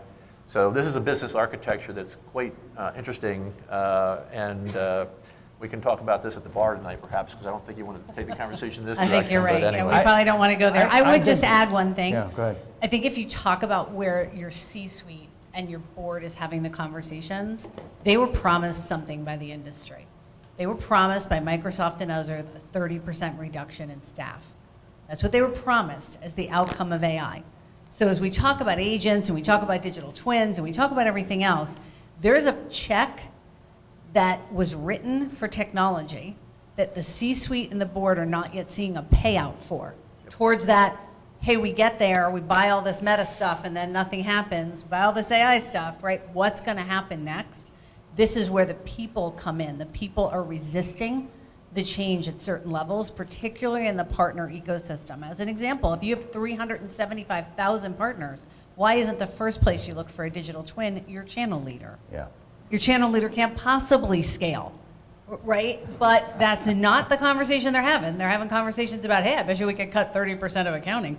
So that's, again, where you need to change that conversation at the C-level in the company to make sure that you're doing the right thing that's going to magnify growth rather than just cost savings with AI. And I think that's where the break is right now. So how do we solve for the break? Well, I would, if I was in the channel, I would put together a group of people, think of class action lawsuits, but we're not going to sue. I would put together a group of partners and get them a way to communicate to your board and your C-suite. Their voices are being masked. Their voices are being shut down. They're being treated like transactional partners, and they're not. And so all of the C-suite and the board is relying on a group of people that don't know anything about partnering as they make these large decisions. And so they're bringing in experts that sell the technology, but those experts that sell the technology are telling them things that won't even work for the actual go-to-market model we have in our own environment. And so if you're a channel leader listening, if you're a partner listening, start reaching out to the board. Start making your decisions about who you partner with by who they have on their board. I look at the boards of some of these companies. They have no one that even understands sales or marketing, much less the channel. They're hiring channel leaders, partners, CPOs that have no partnering experience because they went to college with them and they're friends with them. You need to have the discussion. You need to take a Michelle McBain, and I'm looking at her right here in the front row, who's an amazing channel person, and have her voice heard. Have my voice heard. Have Jay's voice heard, right? Have all of Vince's voice heard. Get the voices heard by the C-suite and the entire board, or honestly, I think they're going to go in the wrong direction. Yeah. And it's going to be very damaging. And again, I'll repeat myself from earlier, those are going to be the companies that fall off the Fortune 5,000, much less the 500. I do think there's a skills gap.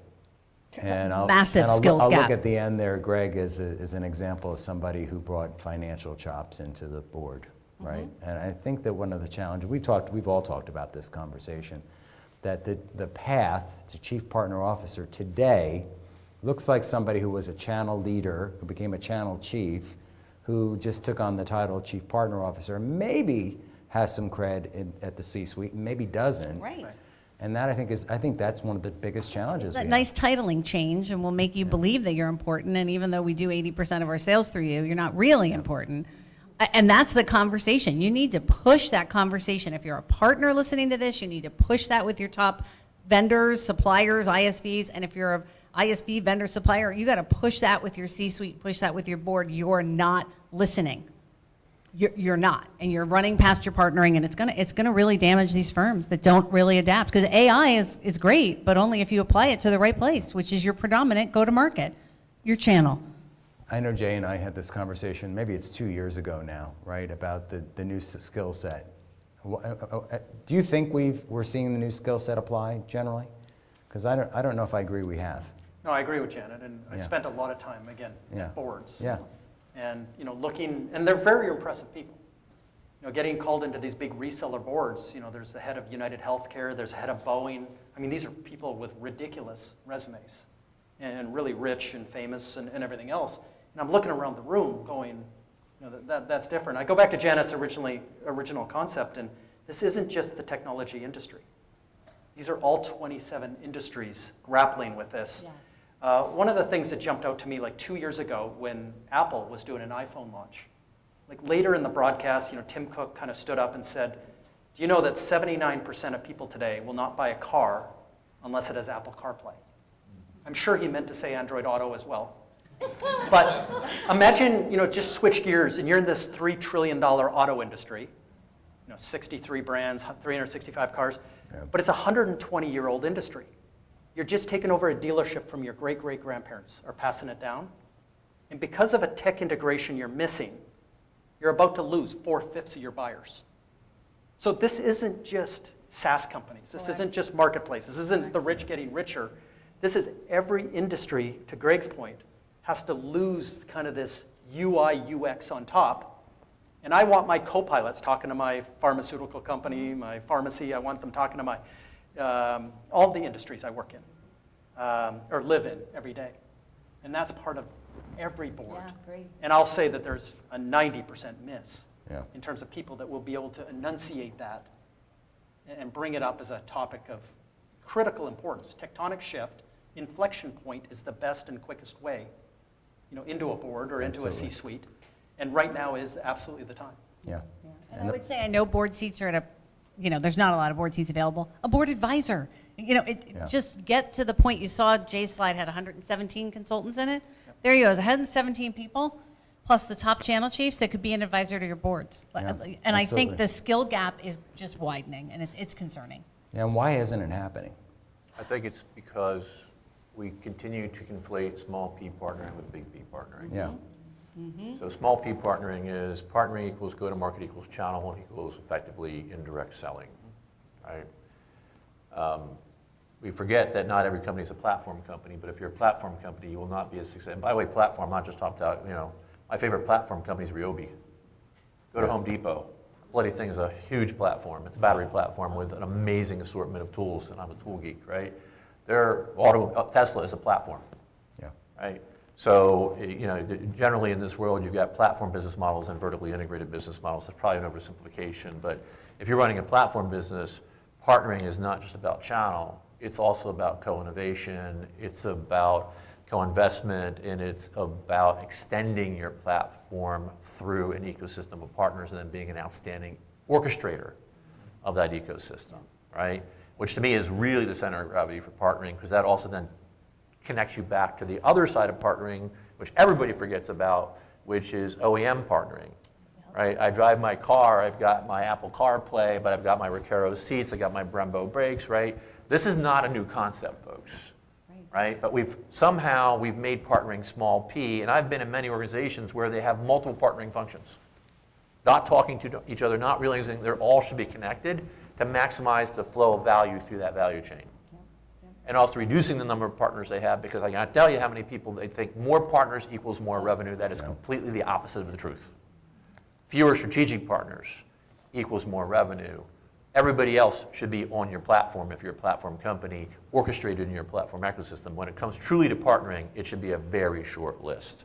So to me, that's the issue we have, and we're not explaining that to boards. Yeah. And we also, frankly, don't have, like a CPO, if I said, okay, what is the role of a CPO and what is the career path to CPO, and I asked 10 smart people, I would get 10 completely different answers, guaranteed, maybe 11, because one would change their mind in the extreme, right? If I asked 10 those same people, what's the role of a CFO, I get very similar answers, both in terms of the role and the career path.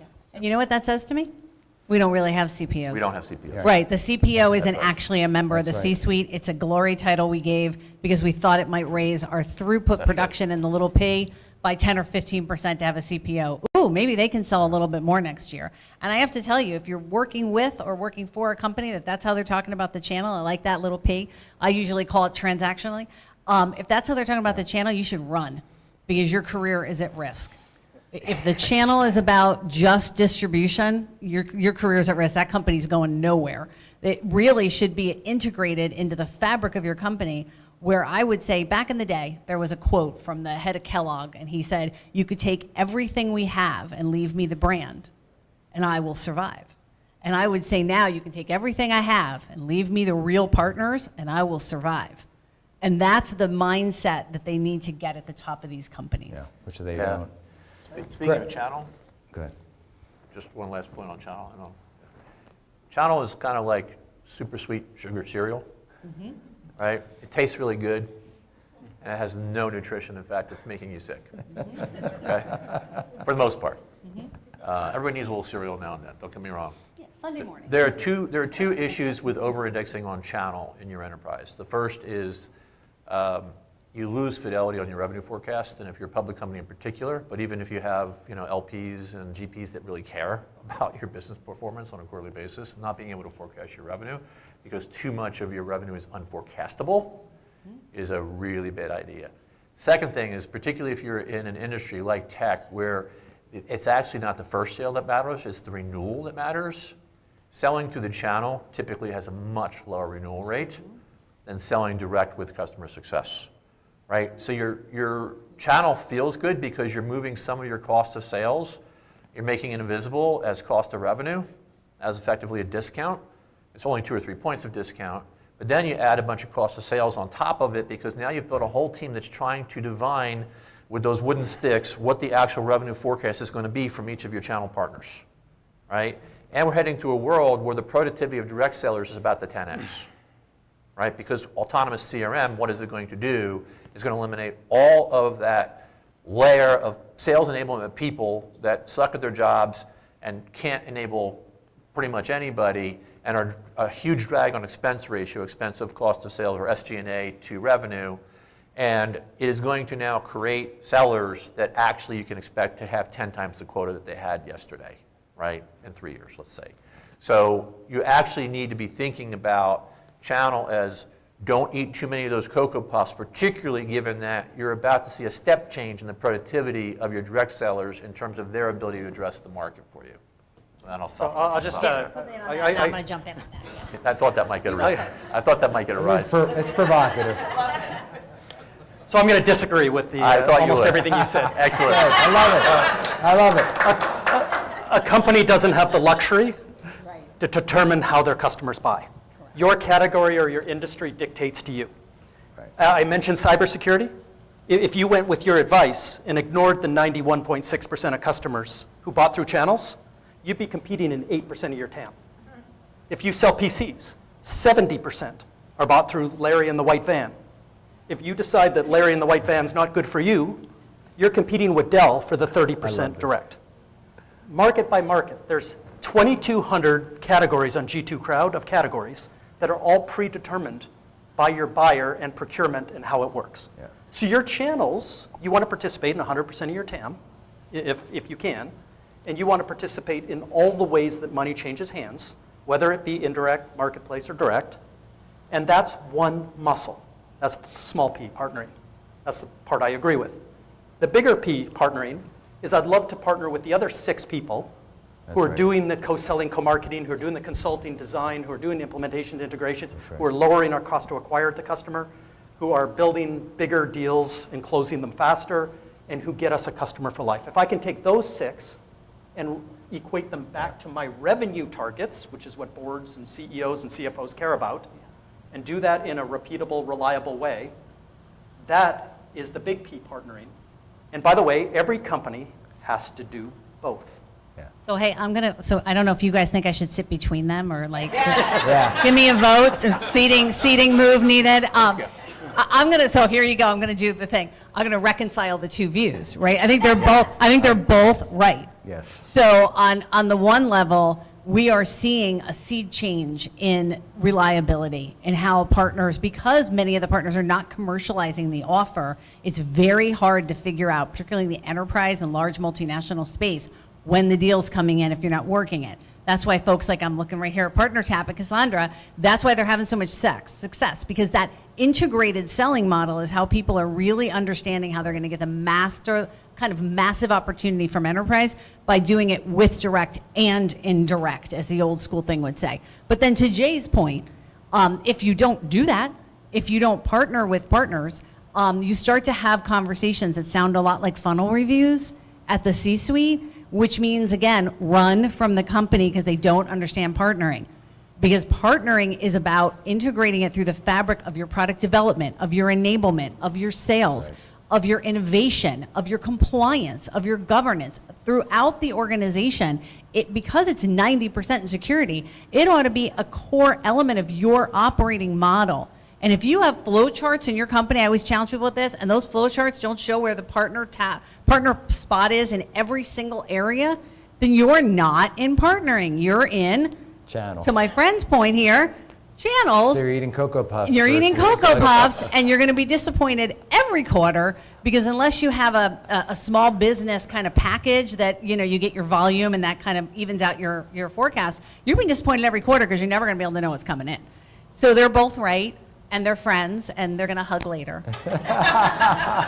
Remember, sugary cereals were always part of a nutritious breakfast? But you had to have the orange, the apple, and the juice. And Lucky Charms. It's all the other stuff that made it part of a nutrition breakfast. Correct. You had the juice. Yeah, you're fine.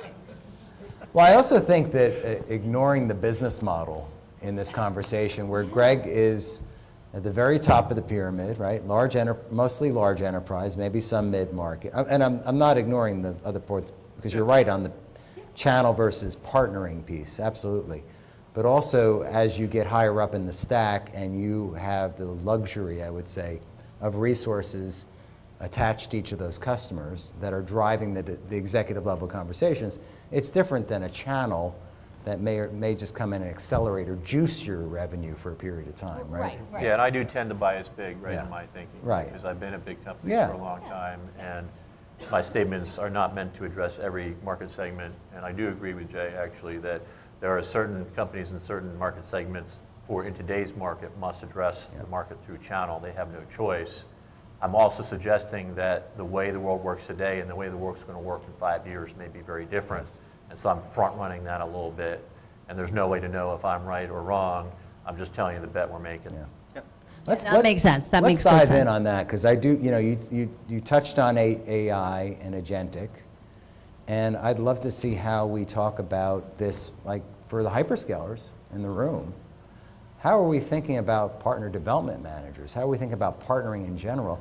We have so many, we're still using Excel spreadsheets, for crying out loud, and we're doing funnel reviews, and we're having conversations with account executives that are going nowhere because they're overwhelmed with what they have to go drive with partners, with a group of partners. Again, for every one of their customers, they have to talk to at least 7 seats. They have to have all these conversations. They can't really navigate it.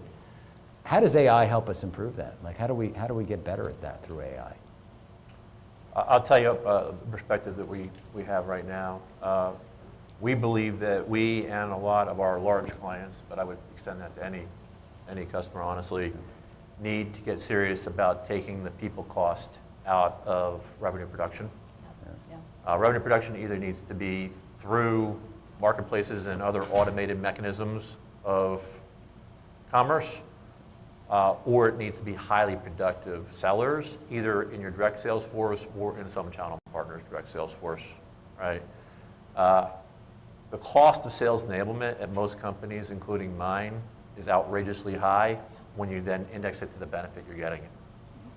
Right? I can tell you that I run an awesome team of partner development and partner operations people, most of whom I've moved offshore over the years, and then put ServiceNow and other technologies underneath of them to automate all their, I've made them task rabbits, I suppose, to my earlier point, because there was no off-the-shelf software. We had to build all our own to satisfy the needs of our business. That has been reasonably successful, but at any given time, I can only address the needs of maybe 3% of my total sales force across the 160 countries that we operate in. And it is not sufficient. It is too expensive for the benefit we're getting, and it's not scalable. I need something I can scale at zero marginal cost to cover 100% of every selling opportunity at any given time, whether it is a partnering selling opportunity and or a selling opportunity where I need to have a deep understanding of a solution that we've developed, maybe with a partner, maybe not, right? So to me, the answer is all of SG&A that is not direct revenue production needs to move to agentic capabilities to enable all of sellers, and our average bag seller should ultimately have 10x the quota they have today if we do it right. That is our view, and that is our bet on the future of selling, at least in our shop. And we're seeing the same thing in partners, right? The larger partners across whether they're an SI, an MSP, a ironworker VAR, right? They're starting to look at AI and where it can eliminate friction in the system more than where it can eliminate headcount. So instead, I want to repurpose that headcount to build the next great product, to sell the next great product, to go 10x, our revenue. The issue is that everybody's doing their little piece products. It's kind of like when we started putting things in the cloud. Every single department in a company bought an extra large cloud. They didn't really need it, but they bought it, and they all swiped credit cards, and usage rates were going crazy, and all of a sudden, at one point in time, the CFO was like, what is happening? Why are our IT expenses so high? And then they consolidated back into centralized IT again, right? We're gonna manage all the cloud. We're seeing the same thing starting to happen now with the AI journey across in the partner community, particularly, where a lot of pet projects have happened, and they're not really what's important. And I'm gonna use a specific example that's on that chart you shared. The telecom industry. I was the chief channel officer at Verizon. There's a massive expense to run pipe. If you actually want an enterprise to have all this great stuff we're talking about, AI, cloud, servers, the whole 9 yards to actually work, it actually has to connect. And so that has been really left behind to a certain extent because the cost is so high. It could cost you $5 million to put a vertical riser in a corporate building, right? And so what's happened? Innovators have come around, like Broadband GPT, who have said, you know what? We can do all the build function up until the person puts the pick in the ground, right, to dig, the permits, the sizing, the everything, with AI. And that's going to not eliminate hundreds of installers and hundreds of engineers. It's going to mean that rather than waiting 9.5 months on average for an enterprise network, you're going to get an enterprise network in a month. Think about what this does for your level of innovation. So it's not just the snazzy, pretty hyperscalers and ISVs that are going to use AI. It's the toasters, right? The plumbing, and it's going to get faster and faster. And that pace of speed is what we're all going to be measured on. Are we as fast as AI? Let me do a real life channel example in agentic AI. So in the 28 measurable moments that a customer moves through from I have a problem to making the purchase, and how to measure those. In today's world, we live as the products on the internet. So the world of buyer intent data, those early moments, what did they search for? 81% of customers start on Google or now, ChatGPT. Where did they move from there? What did they find on Google? Well, they found an ebook, they found a podcast. So it's those early moments. Both Google and Facebook have created $6 trillion of value on us being the products on the internet. When you speak in your kitchen, Alexa overhears you and Facebook serves you up an ad 2 minutes later. That's $6 trillion of value on the stock market. Yeah. So we kind of all went to elections last year, 45% of the world, and 90% of the incumbents lost. And we kind of told our elective representatives, we're done with that. So the end of the cookie is creating the biggest change in those 28 moments ever, another tectonic shift. Right. So Google goes and creates version 2 of the cookies, goes to sell it to the European Union, which are the toughest people to sell to, and failed. A week later, they lost an antitrust suit in the US. So this was kind of the final moment. So when you start to look at those 28 moments, especially early, you start to say, well, how am I going to get to them? Who owns the moment and how do I partner with them? So you use PartnerTap as a perfect example, which is perfect agentic. Right. Not only looking at the 2 CRM systems for SQLs, but looking at the marketing automation systems for MQLs. That's right. But if I could go and have an agent say, hey, they found your ebook, they listened to your podcast, they come to my website, and they actually came to my event. Just between the 2 of us, we found 4 of the first 10 moments. Yep. Boy, would it be a great time, either digitally or physically, ushering the customer through the next 18 moments to make sure that we both win. Yep. And in this new world, it's not just PartnerTap now. I have to have an attribution tool. I have to have my through-channel marketing tool. I have to have my deal registration tool, my opportunity passing, my lead path. So here's like 5 or 6 things that I can't go log into all 6 and go figure out for a particular deal all the stuff that's happening. But boy, could my co-pilot or my agent go and tap into all these places. Put it like in and create a cohorts and perfect, scenario of, oh my goodness, I've now seen 14 of the first 28 moments. I know exactly the customer, who they are. I know exactly what they want. And I actually know the 7 layers of the stack and the 7 people that would be perfect for this.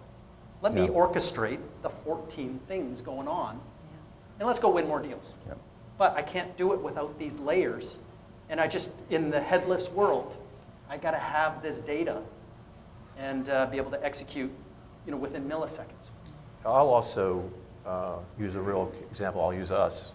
We're working right now with several of our largest partners and a third party, none of whom I'll name, protect the innocent. But so here's the thing we're solving for. In order to replace partner development and make it scalable, I want to say it differently, to make partner development scalable, we need to be able to scale it with AI, not with people. It's not scalable with people alone. Now, I could build a bunch of AI on my side, but in order for that AI to really work, it also has to be able to then do work in my partners' systems of record as well. Well, guess what? My partners love me, but not that much. They're not going to let me go traipsing around in their patch, right? And by the way, I have the same view of them. So what we've determined is we actually need to work with a trusted third party to sit between us, to build the agents to our specifications. That's right. And those agents can work both sides of the street, literally. So they understand all my business rules and all of my constraints and how to access my systems of record, including my CRM, et cetera. And then they also understand the same thing about the other sides, and they also understand the translation layer. And they also know how to enable my sellers and their sellers to work together, even though they've never done that before, right? So that is really where we're hyper-focused right now, is how do you create that sort of agent force, to use Benioff's term, that works both sides of the organization, but protecting my data from them and their data from me, in order to accomplish and then really take the cost out and make it infinitely scalable to do partner enablement. I love that. If that sounds too heady, if you're listening here in the audience or on, you're like, We're talking headless. that seems like a lot. Okay, but it seems like a lot to do, right? The simple thing I've encouraged people to do is go out and look at the 7 or 8 big partners that you have in your stack, right? Maybe your Checkpoint for security. Who else is in your stack that a partner would sell? And I know the guys from Unify are here. They've built a cool platform, as has PartnerTap, to let you actually integrate with those other parties. The third party. Right? And maybe you start there, right? Maybe you start at the very practical, like, hey, if a partner just didn't have to, from a go-to-market transactional standpoint, register a lead in 9 platforms, maybe that would get us more business. And maybe it would, because maybe you're kind of a pain in the neck to deal with. And so those kinds of platforms that are just saying, hey, let's make it one motion for our partners, rip out, to Greg's point, that sales enablement issue where you have to have 10 people just to interface with systems. That's where you're going to see it. And, we see this at AvePoint. Now, look, I'm biased. I'm on the AvePoint board. Dux is here, and he's the best marketer in the world.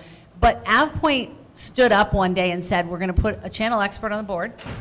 We're going to go hard at helping the MSPs with their business. It wasn't about the revenue, but the revenue followed, right? When the MSPs saw the dedication, the things that AvePoint was doing to simplify their life, to simplify their business, to help their business make money, the business came with it. Because the bottom line is partners do vote with the quote, right? They're not going to quote you unless you're a good partner.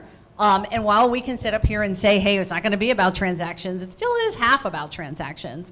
And so I would say that the better partner you become, and AvePoint has demonstrated this, the more and more business you get, the more your partners grow. The more your partners become the top Microsoft partners, because that's the ecosystem that AvePoint is in. The more the partners start to use you more and more in their business, the better partners they become. The more big companies now want to be your partners and integrate into your stack, right?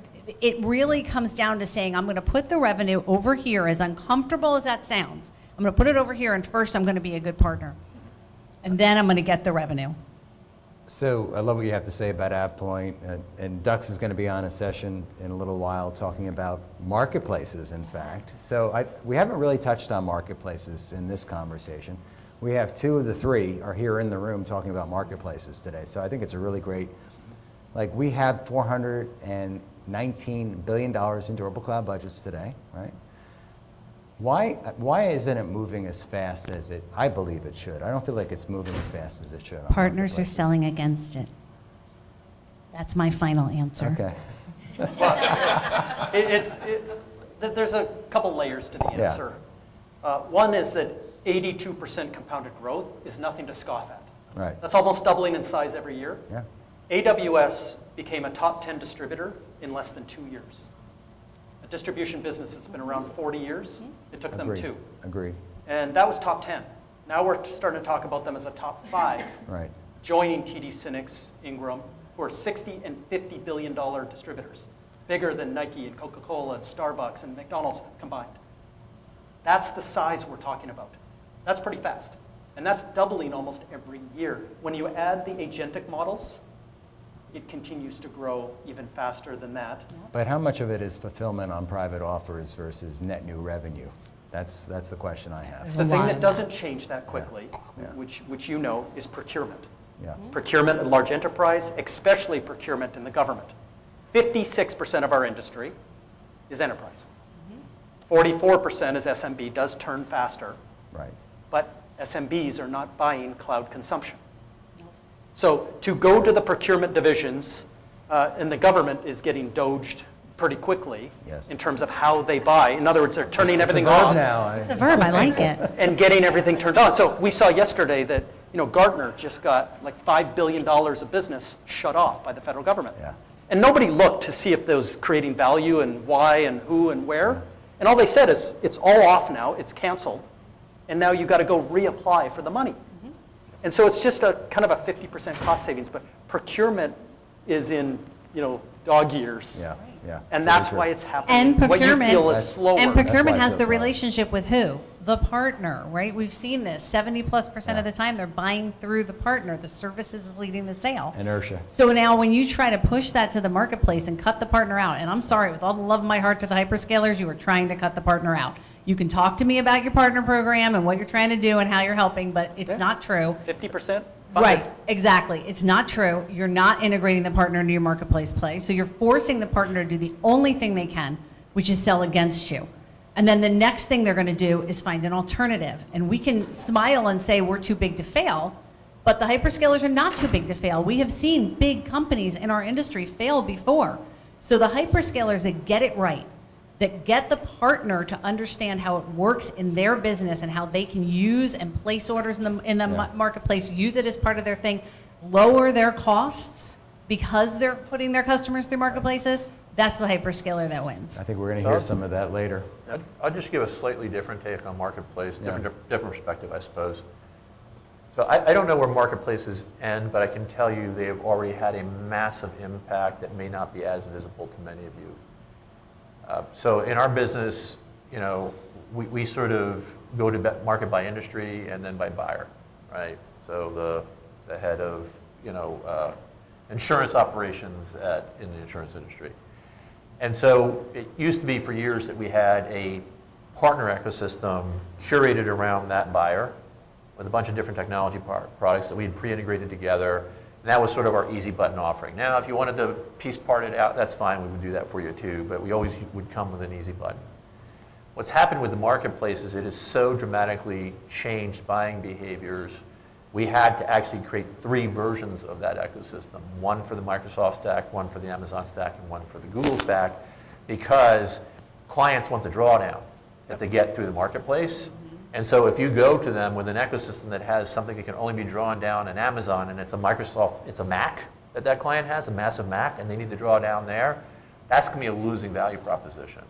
So those marketplaces, from one perspective, are extremely successful from my perspective because they are shaping the winners and losers around each of those stacks. Yep. And then that has a washback effect on us because we now have to support 3 different versions of ecosystems for each of the solutions that we bring to market. Yep. So that's a different take I'd share with you all. I'll take just 3 reasons why, if you're looking forward of all the trends coming together.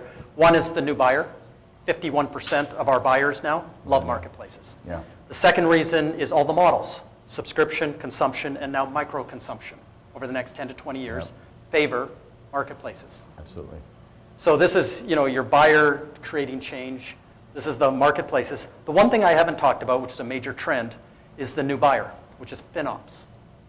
There's a new set of people, there's 24,000 of them now, that are 50% trained in tech and 50% trained in finance.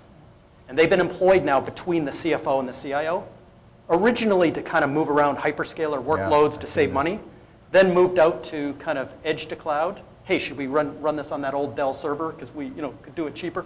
And now they're expanding into this agentic AI, which is the cost to the organization of tech, of every company in the world, is outrageous, and the boards and everybody else have a laser focus on it. Yep. And now there's somebody that's trained on both sides. And these, if you go to finops.org and study this model, these people love marketplaces. This commit, the $419 billion of commit, is coming out of FinOps. Because I don't want shadow IT. That's right. I don't want managers putting things on credit cards, bringing in security risks and other things. I don't want our data going out to public clouds. This is becoming a center where the CFO and the CIO are both gated, and they are reporting up to the board. Consolidation. I want to open up to, I'm sure there's going to be a lot of questions, and we have a short window of time. But for the studio audience, they're going to get more time with you all later. But questions? I see, is anybody up at the mic, or anybody have any questions they want to ask? I'll ask you to go to the mic, though, if you can. Erica. Well, first, I feel personally attacked by the comment around the 9 different platforms because I work at Microsoft. So it is a pain in the butt. Oh, thank you. That was not my question, though. Earlier, Mark and I don't know where he went, but we were chatting about some companies are actually, they are drawing a line in the sand when it comes to AI. And they don't want it. And I started to really think about that, and I'm just curious, what your thoughts are. Are those folks just doomed? Are they going to have to pull it together? Or should there and could there be an uprising of people that are like, listen, we have got to make some changes here, not just for compliance and safety reasons, but for human reasons. And I'm just super curious on your thoughts about that. Yeah, I can take a stab. 2 things to look at is the integration first buyer. And if a certain company in my stack, personal or professional life, doesn't want to play, and my co-pilot can't go and do the work I need, and I have to manually go and do things, I'm going to stop buying. Kind of like today, if somebody doesn't take my version of payment, I find a new place to shop. Yeah. So that's kind of your customers are going to force the change on the integration first world. And then, one thing I didn't say is 50% of the Fortune 500 fail, over 20 years. 71% of tech companies fail that aren't in the Fortune 500 and can't buy their way out of problems. 71% fail within 10 years. Yeah. So what creates, change? And if you're not playing in this stack, and if you're not having that agent and data model that you can add value, you know, this is, I can't see a way forward. And that's why this is different than IoT and it's different than other changes. It's just the way we're evolving as a society and the way we're evolving in business. I do agree, though, that there's going to be not a reckoning, maybe is too tall of a word, you know, back to the Arnold Schwarzenegger. But there is a movement among younger people, Gen Z particularly, back to the basics, back to hands-on, loving bookstores, loving record stores, loving experiences. And I do think that, especially in SMB, if you think about shopping local, there's going to be a huge return to anti-technology, to places you can go and get away from it, where the robots won't be, where there won't be automation, where like actual humans talk to you. And I represent this myself. My daughter has a PhD. She was a research analyst in this industry. She's dropped out of this industry and she's opening an independent bookstore. Why? Because that's where the money is for her. Long term, that bot's going to replace her as a research agent. And she sees it, and she talks to her friends, and she knows that's where the money is going to be, in the local communities. So I think in the local community, you're going to see an anti-AI kind of sentiment in small business. I'll just do a quick take. First, I think co-pilots were certainly the place to start, but we're never going to be successful because changing the ways people work is super expensive. Nobody wants to spend that money, especially for something that does not have easily quantifiable benefits, which co-piloting does not. We are a use case for that at my firm. The second is that, in general, companies want to have big returns that are measurable, not little returns. And so if they're going to allocate capital, they don't allocate capital. They have capital projects to make big changes to the equation of their value in the market. And so agentic technology, when it is fully mature, I think will be that break point where you're really going to start to see capital allocated in large chunks to then change the way the enterprise operates. That makes good sense, yeah. I have a question. We have a question, I have a yeah. question for Greg. And So then I Greg, have you one from talked the about screen. how, you know, with agents, sellers, we're going to have fewer sellers, they're going to rise to the top, but, and the channel's basically going to go away. Totally disagree here, and I'm wondering, you know, with agents and looking at channel account managers, partner account managers, I mean, it's the same thing on this side of the house too. On the partner side, there's so much coming out, so much technology coming out that's going to do the same job on the sales side as the partner side and trim that fat. But these channel relationships, like the seller needs to have those relationships. But I see fewer channel account managers, fewer partner account managers, fewer sellers, but we're using agents to really get the right people to the dance for the relationships. Yeah, I don't believe channel's going away. My point was, well, apparently I didn't make it well, so I was Okay. trying to be a little provocative here to get him going, but I like to get a rise out of him. He's We so love you, smooth. don't He's worry, so we love you. smooth. Yeah, you got to think about your balance, and you also have to take into account, as this agentic technology makes your direct sellers much more effective, how do you rethink allocating cost of sales that way, where you have much higher likelihood of drawdown and renewals, as well as potentially a better customer experience if you do it well, right? That's my only point. You're still going to have channels, and all this is going to play out. But my point is, start thinking about what is that balance, because the calculus is going to change a bit for a whole lot of reasons, including how channel will evolve. Right. Right? And these mechanisms like marketplace and other things. So the only point I'm really trying to make to you is think carefully about your entire go-to-market calculus and realize that direct, done correctly with this technology, can be a much more powerful way to shape the future of your business revenue flows. Oh, and I just have to say no. I'm so sorry. I really do like you. But Good. yeah, you have thousands of partners who sell 7 to 13 solutions to the customer. You are one solution if you're thinking about your direct team, right? You're one solution. Yes. I would really focus first on empowering and automating and streamlining in your partner community, because your direct sales team is much smaller. And then you can apply what you learned in your partner community to your direct team. So I'm just going to flip that on its head a little bit, because I think the efficiencies are more from your partner community. that you can get them from your direct team. And again, some 28-year-old that comes in and swears he owns Bank of America doesn't own Bank of America. The partner probably does. Final, All right. final answer. Fantastic conversation. Can I phone a friend? We could go on for the whole rest of the day, but I have to keep us somewhat on time. Let's do it. So I want to thank each of you. Really provocative conversation, which is what I was hoping for today. So we're going to have some more talk. And then there was a question about marketplaces and AI, and I'm going to ask either Microsoft or Google to answer that question for Jeff Shuey, who was in the live stream and asked that question. Thank you. All right. Thank you so much. Thank you. Wonderful, wonderful job. Thank you. Thank you. I love it. Thank you, sir. I love it. Thank you, sir. Good to see you. You're sticking around, right? Yeah. We got a nice thing. Thank you. All right. Woohoo!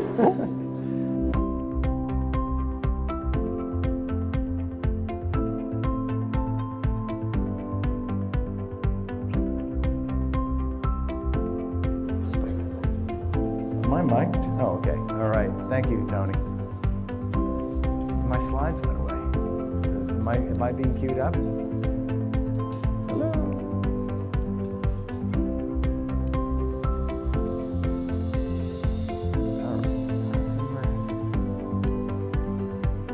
There we go. All right. So we're going to start one of those marketplace conversations. We've got three friends coming up to the front of the room here. Some of you, if you've attended other events, you might have already seen these gentlemen before, but I'll introduce them briefly. Jason Rook, who leads come on up to the front. Jason, good to see you, sir. We're going to do a little. You're going to do a little intro? Chair rearrangement. Okay. Are you gonna sit with us? No, unless you want me to. All right. Jump down here too. Very good. I'm going to let you all introduce yourselves and take it from there. So thank you, Jason. And here's your slide. Ducks and Dexter. There you go. All right. Good down. Right, awesome. Everything good? Yeah. Good session. Yeah, we had to make sure Dexter's mic matches with each other. That's right. Yep. Alluded to this.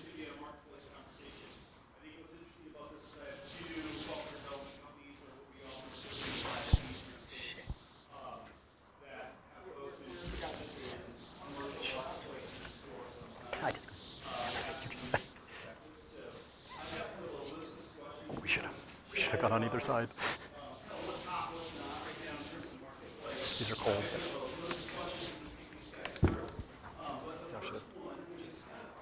Jay just told us that we're in the late majority stage because sometimes it feels like we're way past that, and sometimes it feels like we're not even close to that yet.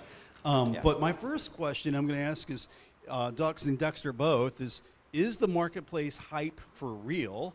And then within that, introduce yourself. Tell us a little bit more about what you guys have been doing in marketplace, and we'll continue to dive in from there. So, Ducks, I'll start with you. Tell us a little bit more about AvePoint, and then is this marketplace hype for real? Sure, well, thank you. Hey, everybody, my name is Dux Raymond Tsai. I serve as a Chief Brand Officer at AvePoint. We're the global leader in data security, governance, and resilience, and we've been in business over 20 years. And these days, we're so stoked about the channel. As Janet mentioned, we're all in 100%. We're helping a lot of our partners build new businesses around AI, making sure their customers' data are secure as they journey through this new world of transformation. So is the hype real? Absolutely.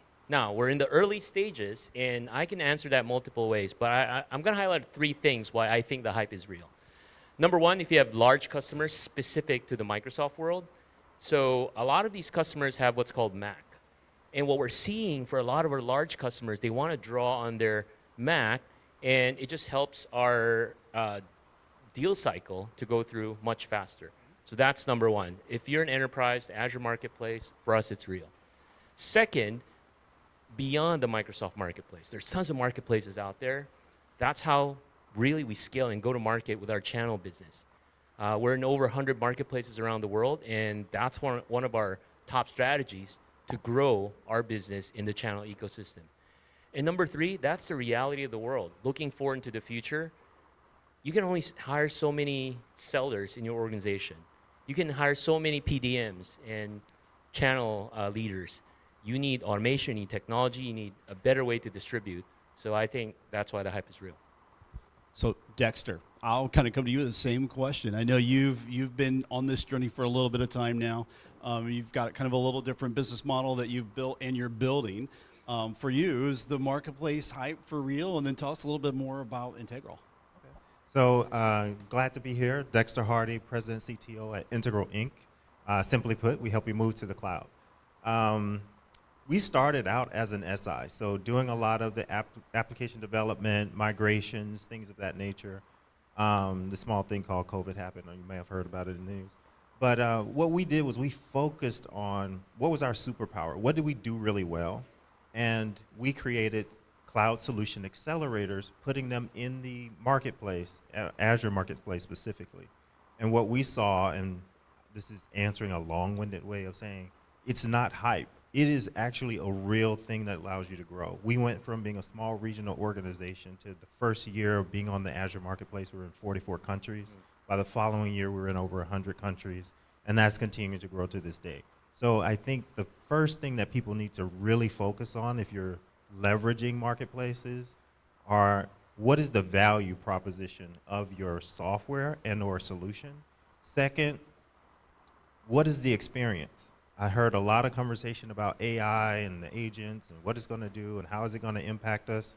Well, people don't buy an iPhone because it has a feature list. They buy it for an experience. And so I think the marketplace is going to amplify experiences for buyers. Well, I would just chime in and say from representing the hyperscalers that it's absolutely for real. And I think if you think about why it's for real, it's really for real because of all the things that Jay just laid out for the next 10 to 20 years, right? And so for all of the hyperscalers to participate in the AI evolution, microtransactions, consumption-based services, we all have to build these mega data centers and we have to have people in there using them. And the path to get there is to get more software development companies building on our platform. And you can't get software development companies to build on a platform if you don't have a way for them to sell today. So it is absolutely for real. Wherever you're at on that adoption curve, it's going to happen, right? So I think the next thing, when I think about the hype about Marketplace, we often talk about the promise of Marketplace. And there's a couple things when you think about Marketplace and what it does for you as a software development company or a channel partner, there are a couple things we often kind of refer to. And one, I'll go back to the Marketplace promise of kind of expansion and reach of customers. Dux, from your perspective, has that promise kind of been true for you, the reach and expansion with Cloud Marketplace? Absolutely. So at AvePoint, we're a 20-year-old company, and we started our business, frankly, doing the hard things first. We went after the enterprise business. We built a global platform, and we're in 17 countries. That's what we did first. And then, frankly, we're playing catch-up on channel. We realized and recognized that channel is the way of our future, and through the marketplaces, that's how we're growing so fast. We're doubling down on channel, we're committed to it, and not just from making sure that we get new partners, but we also get feedback. We are building new technology specific to the channel ecosystem, and we're going to deploy it through marketplaces as well. Another thing about this conversation is that it is a little bit unfair because I do know all of your marketplace data, right? And so this question about expansion and reach, Dexter, give us, I mean, your numbers are off the charts with that. So give us a little bit of your perspective about marketplace and your ability to reach new customers and grow. Okay, so he has a back channel to see our statistics, but like I said before, it absolutely blew my mind the amount of reach and scale that we were able to accomplish just through the marketplace. When you look at, there's 7 million or more and growing active users in just Azure Marketplace alone, those become your captive audience for your solutions.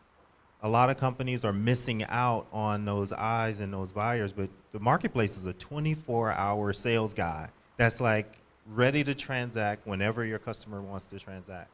Add on top of that, research from Gartner, tech buyers now want to buy digitally. They don't want to necessarily get out on the phone and just go through the traditional sales cycle. That comes second now. Like if they want to engage with you in a deeper way, well, can you get your foot in the door first? And the marketplace opens that door up for you. So for us, like I said, over 18,000, I think, or so customers. We have, over 100 million Azure consumption hours on our solutions and growing. I think that is the opportunity where you see we're adding value, you're changing the experience, and for us, it's an absolute amazing ride.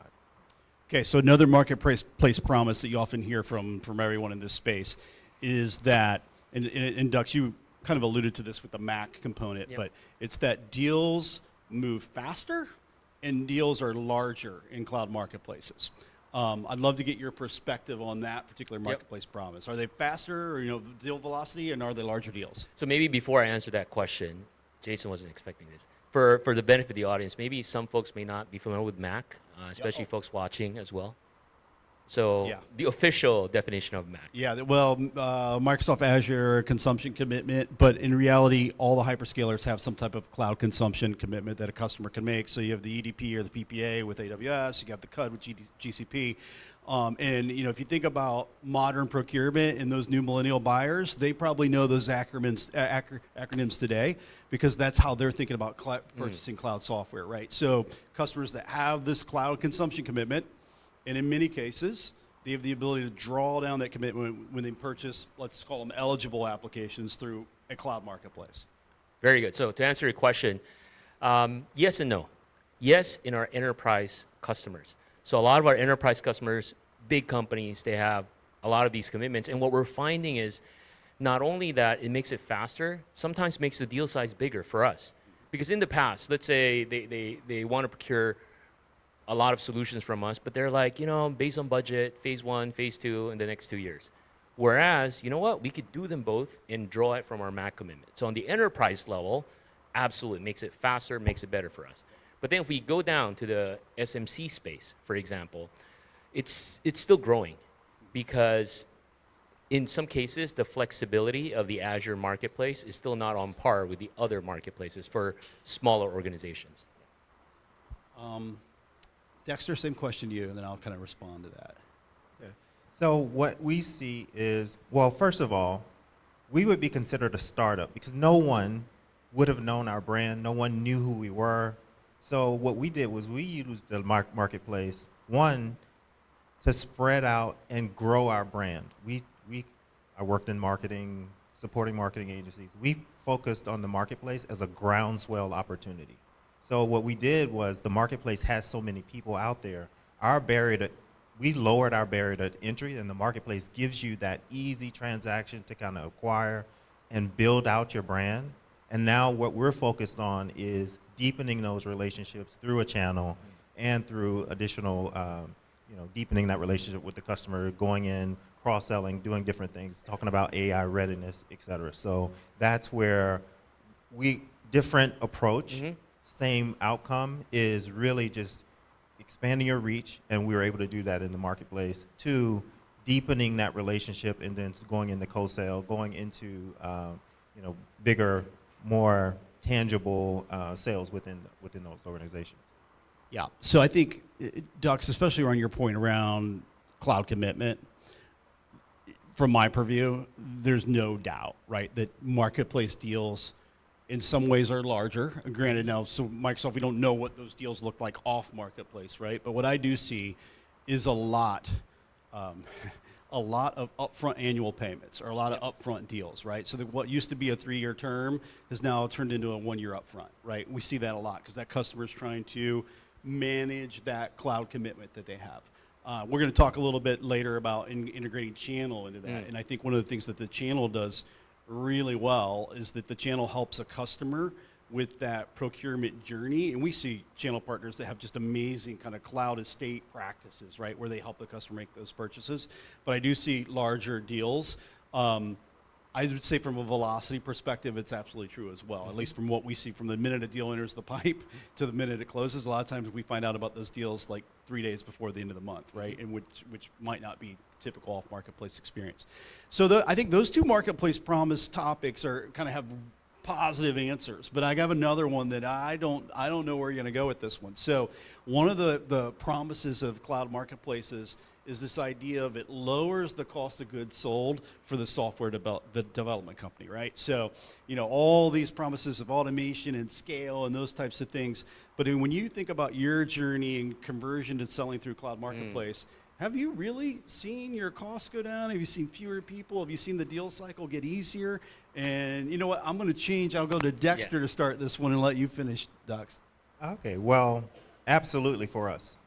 We focused on the automation first, so leveraging AI, having a small team that can punch way above our weight with regard to being able to deliver. Our solutions are out there. Again, you have this 24-hour salesperson that's pushing that out.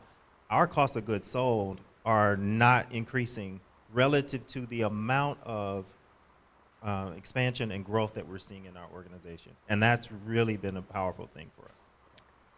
So for us, not yet. So for us, the velocity is faster. And I think this is where we're different because a lot of our marketplace transactions are private offers. So the idea is we've done the work, we pitch, we sold, and we create this private offer for transactional purposes. So a lot of the back end is still the same, but what it does help is just the velocity. So I would say my perspective on this particular marketplace promise has a lot to do with who you are and where you're coming from. So in Dexter, your situation, you're more of a startup, right? And I know your business, you have lots of different SKUs, but I think more the startups that I talk to, like the ones that come out of the Microsoft ISV Success Program, where they're born in the marketplace. We used to term them born in the cloud, right? But they're kind of born in the marketplace. They've designed their entire sales motion around it, and maybe they have 1, 2 simple SKUs, right? That's it. And I think they see that as a lower cost of goods sold opportunity. When I talk to the big guys, the household names, the NetApps, the Palo Altos of the world, that's not the case, right? They have hundreds of SKUs, hundreds of agreements. They've got everything they do as a custom private offer deal. And so I don't think they're realizing, just like you, much like you, Dux, the lower cost of goods sold promise of cloud marketplace today. So let's move forward, kind of building off that COGS conversation into shift of your sales force, right? And I think you both have an interesting perspective on this. Dexter, let's start with you again as well, because I think you shifted from a different business model, right? Absolutely. What's the shift of Salesforce look like for you with Cloud Marketplace? So again, Cloud Marketplace, we are digital first. We didn't even want to have a representative out trying to sell our product first because we were changing from an SI to an ISV. This was a new model. Obviously, we want to prove it out, but the proof is in the pudding. To use a Southern term, we are benefiting from that 24/7. It's right there in your face. It's click to add. You download the product or deploy the product to the cloud, and it moves. Like our time of our customer acquisition is 300 to 400 downloads a week. Like customers are quickly able to acquire and move with our solution. So for us, we wanted to go there first, and then what we add on that, which was brought out another section, is customer sat. Like we make sure we follow up, and then that's where we do our cross sale or deepen that relationship, and then do co-sell from that perspective. So what about you, Dux? Shifting that sales force that you already had in place for 20 years. That's right. So we're in this great transition. So I would say marketplace and frankly all these new cloud models is a catalyst for us. So as we've said publicly, we're really pushing to shift our business to be very channel focused. Not to say we're going to forego our current sales organizations, because we still have a lot of great customers around the world that are enterprise level that our sales teams would need to focus on. But what's happening today, even a lot of our enterprise sellers, they recognize the value of the marketplace because it can accelerate deal velocity. So that's one. But then knowing that the future for our organization is really support a lot of our partners, the understanding and also the value our organization putting on marketplaces is continuing to grow. So I can see eventually there's going to be a huge shift, regardless if it's our direct sellers or our channel team. But we're in that transition phase right now. So what do you think's the bigger leap for your direct sellers? Is it the leap to understand marketplace transaction model, or is it the leap to selling better through channel? I think, are you asking which one would come first? Yeah. I think it's actually both happening at the same time, because a lot of them are seeing the value today. Like, for example, a lot of our top customers are big Microsoft customers. So they're seeing, wait a minute, my sales cycle is much faster if I go through the marketplace. So everybody's excited about that. But then at the same time, on the channel side, this myth that channel is for mid-market and SMB, it's not quite true anymore. Because even there's a lot of channel partners working with enterprise customers. So that's very attractive for our direct sellers too. So let's move forward to another question. And I think especially at Ultimate Partner, we use the term co-sell a lot, right? And I think especially at Microsoft, co-sell can both be a noun and a verb, right? So the verb is going out and selling jointly with everybody in this room. The noun is the program, right? So you guys have both participated in co-sell, the noun or the program, for several years.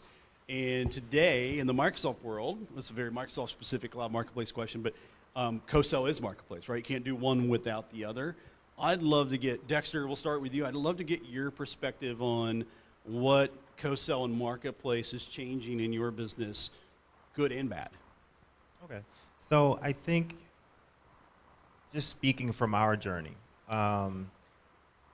you have to be at a certain level of sales within an organization to even think about co-selling. And a lot of people miss out on, are people buying your product now? Well, then co-selling is not going to work for you, right? So you have to have a certain level of critical mass that you've been able to obtain within your organization, and then you activate that part of selling.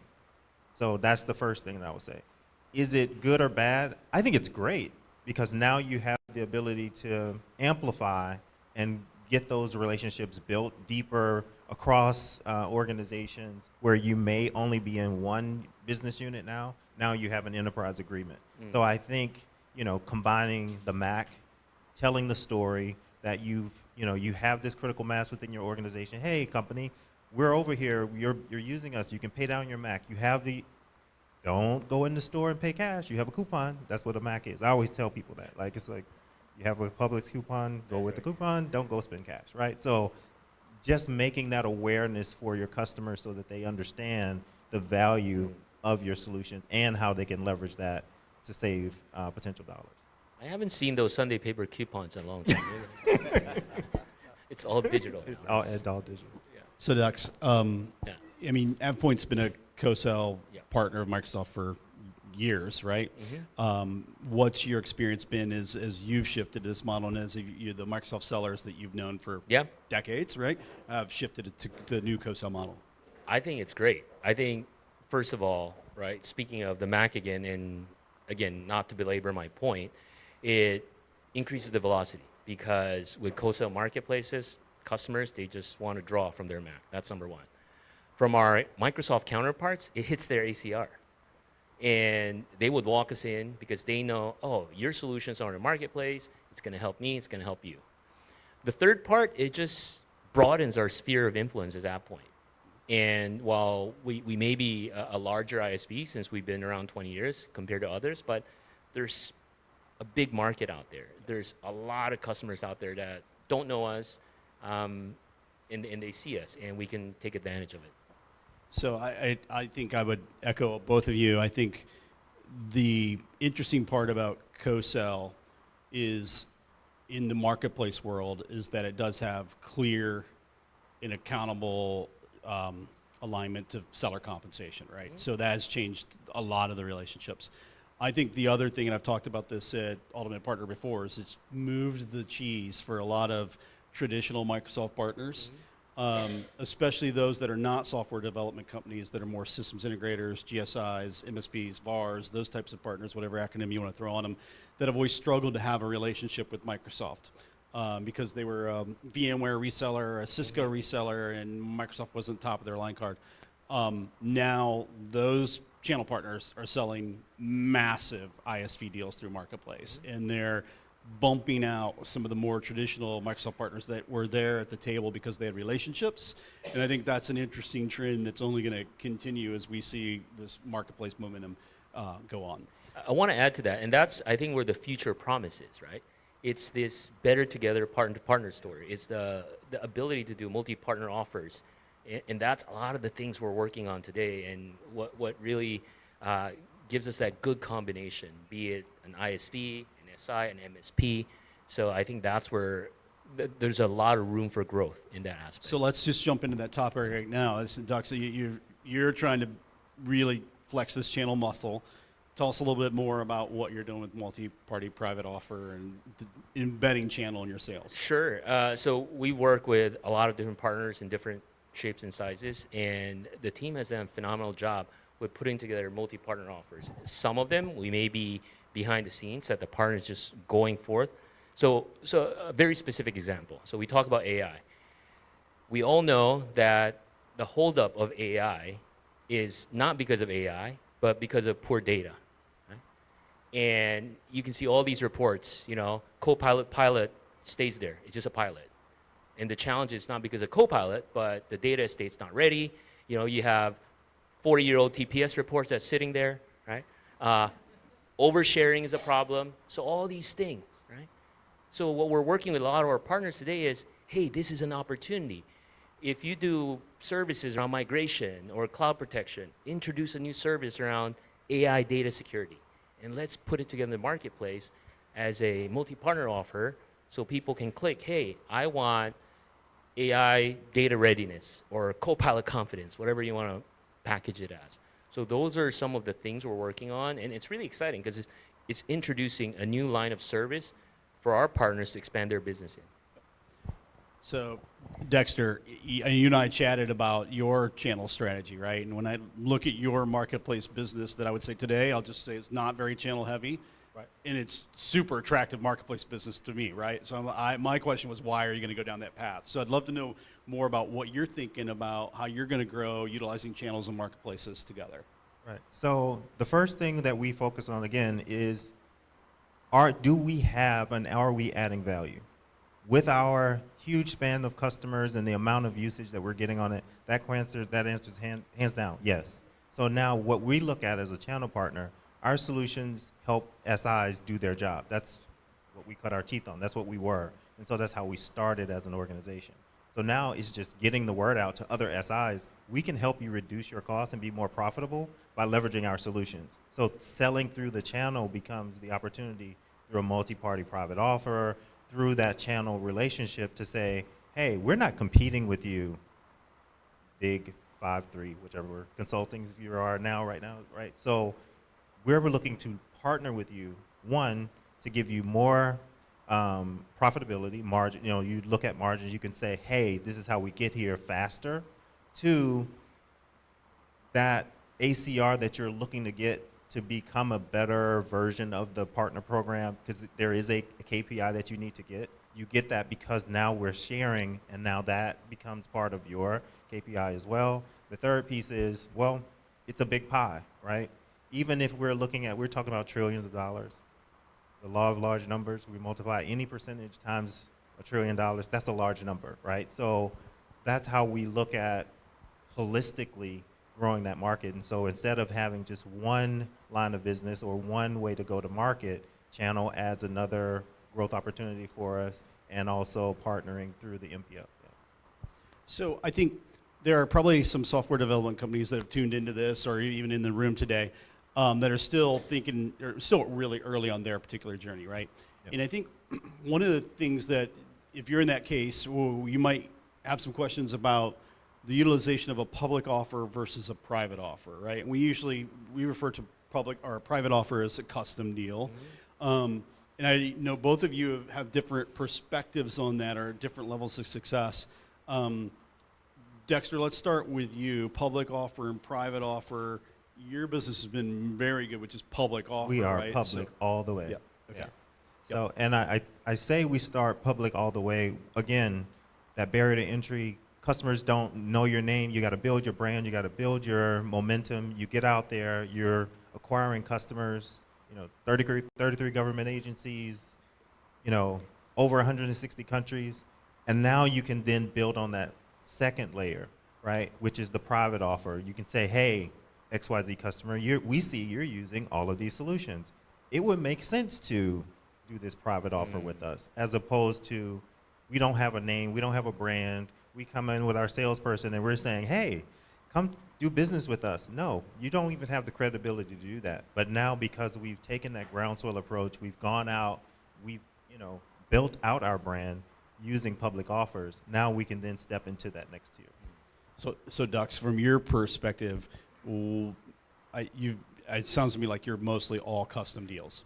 Today, correct. So a lot of our deals, because it's the nature of deal size, a lot of them are very large, and we have custom private offers. But long term, we want to build our muscle in the public offering, and especially a lot of the new solutions we're coming out with.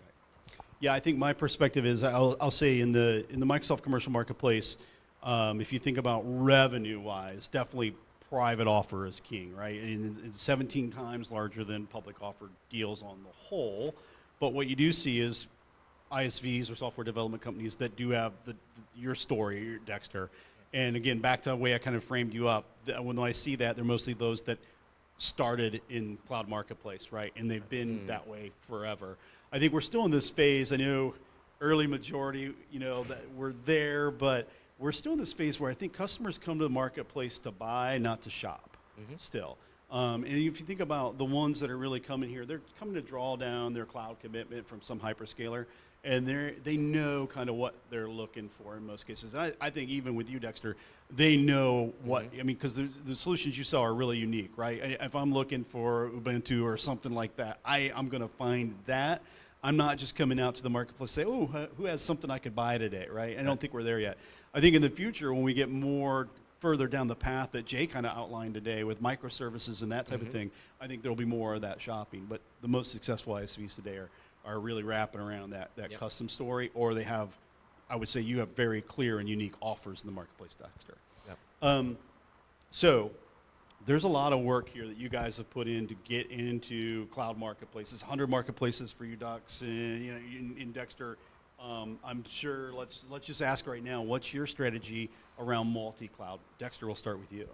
So I'm a huge proponent of doing one thing really well first and then expanding on it. So Microsoft partner, we focus on Microsoft. We're doing that really well. Our customers are in AWS and GCP. So we're moving out into those ecosystems based on what we see our customers, where we see our customers.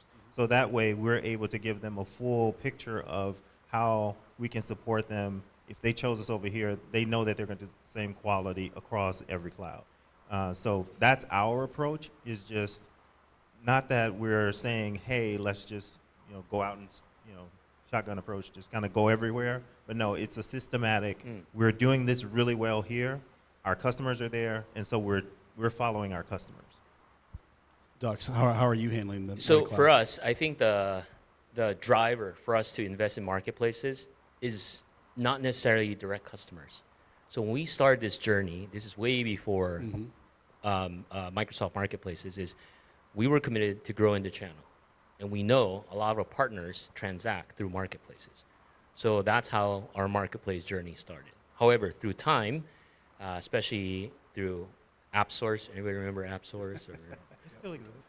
Azure Marketplace, right? Did I just say, do they remember? Okay.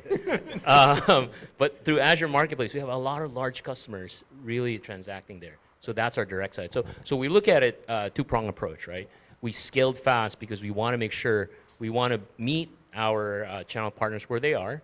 But then now, as customers are really buying and transacting the marketplace, we're also serving them in these marketplaces as well. Right. Multi-cloud, absolutely. That's part of our growth strategy as well.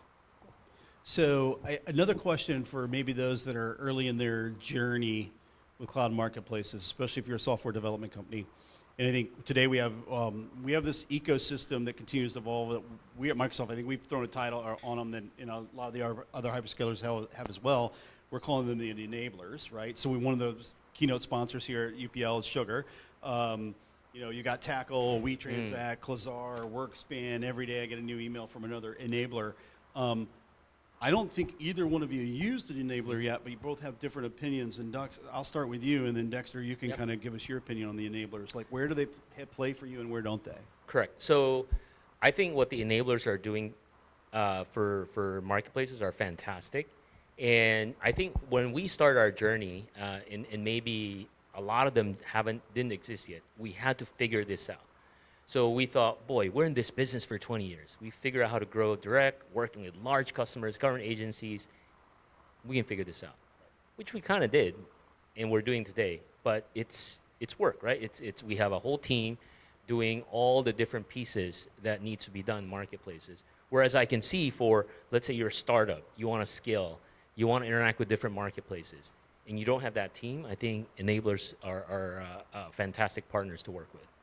So, Dexter, what's your take on the enabler ecosystem? So we personally do not use enablers. And again, that was our choice. From a startup perspective, price point being a barrier, you need to, as a startup, you have so many other barriers in front of you. If technology is your strong suit, which was ours, a lot of it we kind of understood. So we leverage our own internal knowledge to go to market and take that step. So if it's not your superpower, obviously the enablers are going to get you there quicker, faster, and so you can justify that cost. But for us, it was a scenario where, okay, we already understand how to deploy to the cloud. We understand what the rubric is. So why add that additional cost to our additional stack, right? So for us, we chose to go net new on our own, and so that's allowed us to kind of build faster, quicker, because we don't have to integrate with something else. We automated that, and we do use Copilot. We're creating our own agents as well. So, like I said, we're leveraging technology to deliver technology. Yeah, I'd say, from my perspective, I think a couple things. I think, again, I mentioned the larger, more historical household names, security and data providers.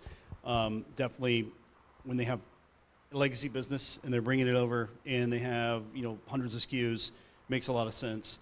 I think the next evolution of that whole group will be the additional value they provide, right? So everything from, like we talked earlier about, just the effort to put together private offers and the effort to do that with a channel partner and those types of things. The effort to track that business, Dexter, when you go multi-cloud, maybe that'll push you over the edge, right? So I think that ecosystem will continue to evolve a little bit. So, we wanted to save about 10 minutes for some questions. I'm going to just ask you, for some parting thoughts for the audience. Like, what would you like the audience to take away about your journey that might help them out? And Dexter, I'll start with you. Okay. Well, as an entrepreneur, founder of a business, obviously you have to take calculated risk and emphasis on the risk side, because the market is changing. What used to seem steady is changing rapidly. AI is just making that faster. So, have confidence in what you're doing. Focus on being 1% better. Do one thing really well, and you will be just fine. Dux, for me, three quick things, right? Number one, who's your audience? Who's your market? Are you selling direct? Are you selling, or you want to do partner to partner? So once you're clear of that, then you decide which marketplace you want to go to. I agree with Dexter, right? Focus. At the very least, go with the top 3 hyperscalers. And if your solutions would support those audiences in the 3 marketplaces, or 4, go for it. And then last but not the least, as you build that muscle, then think of scaling through channel. Right. Yeah. Good. So we've got about 10 minutes left. Let's open it up to some Q&A. I know there's microphones, and we already Cloud Marketplace. We have them stacked up. Yes, yes. So first of all, I want to say this was a really great contrasting conversation. The 2 different parts of having success in the marketplace. So absolutely amazing. I've got kind of a 2-part question. Because I think it's really important for a lot of ISVs to hear this experience, and I'll start with AvePoint because it's something I'm familiar with. I procured AvePoint back in 2018, 2019, brought it into a big bank. It was purchased through Kaizen, which was a partner of your all's. Microsoft brought in. Great experience. So I can see the benefit, and I can hear everything that you're doing is exactly what ISVs need to be targeting in terms of co-sell. So congratulations on that. I love to hear all the progress that you guys are making. My question for you is, it's something that I run into all the time with companies, is we hear these ISVs just say, you know, our product is just our product. It'll never be anything other than custom. We're always just going to do private offers. They just dismiss the frictionless type experience that you can get in a marketplace, like what you're seeing with Dexter. And so, you know, it's one of those things you hear repeatedly. And I see AvePoint, you're having a whole lot of success with co-sell. But what type of obstacles are you up against in terms of getting the alignment inside the organization to actually start working towards PLG motions that are going to enable you the way that Dexter is? Because you've got that, you know, that contrast where startup is born in the marketplace, natively deployable. You've got that experience, and then you've got more legacy systems that are extremely customizable and rely on private offers, and yet stay away from growing towards that trajectory. So I'm curious from your standpoint, what are those obstacles? How are you bringing that to light inside the organization to make that change? And then my second question, so I'll tee you up, Dexter, is what is it that you're seeing with the click to deploy type mechanisms, the public offering that you offer? What is it that you're seeing that's creating the most success for you? Because I think it's really important, the experience that customers have. It's not just about finding your product, it's being able to be easy to use, try, then buy. So I'm curious, you know, what has been successful for you? What's your name, sir? Justin Murphy. Justin, thank you. I love your glasses. Oh, thank you. I like your suit. Okay. So, fantastic question. And maybe let me preface it with this. I think what I love about it, I've been here 12 years, and I think this is like the best year I've been here with all these changes and the growth. So AvePoint started, and I share this, and I'm not, you know, I'm shamelessly plugging this, but I think AvePoint is the only ISP, started with 2 people, building the first SharePoint migration solution in 2002 in a public library in New Jersey. Fast forward today, that went public. We went public on the backs of Microsoft, so thank you, Microsoft. And the reason why is AvePoint is a very entrepreneurial organization. Now, we start our business with the enterprise. Like, enterprise is the hardest nut to crack. And we cracked it, and we're continuing to do well. That's great. And we realized, though, to scale and to grow, we gotta do channel. We gotta hit those, what folks with the SMC audience, but we can't do it. We can't hire enough people to do it, because we gotta focus on the enterprise.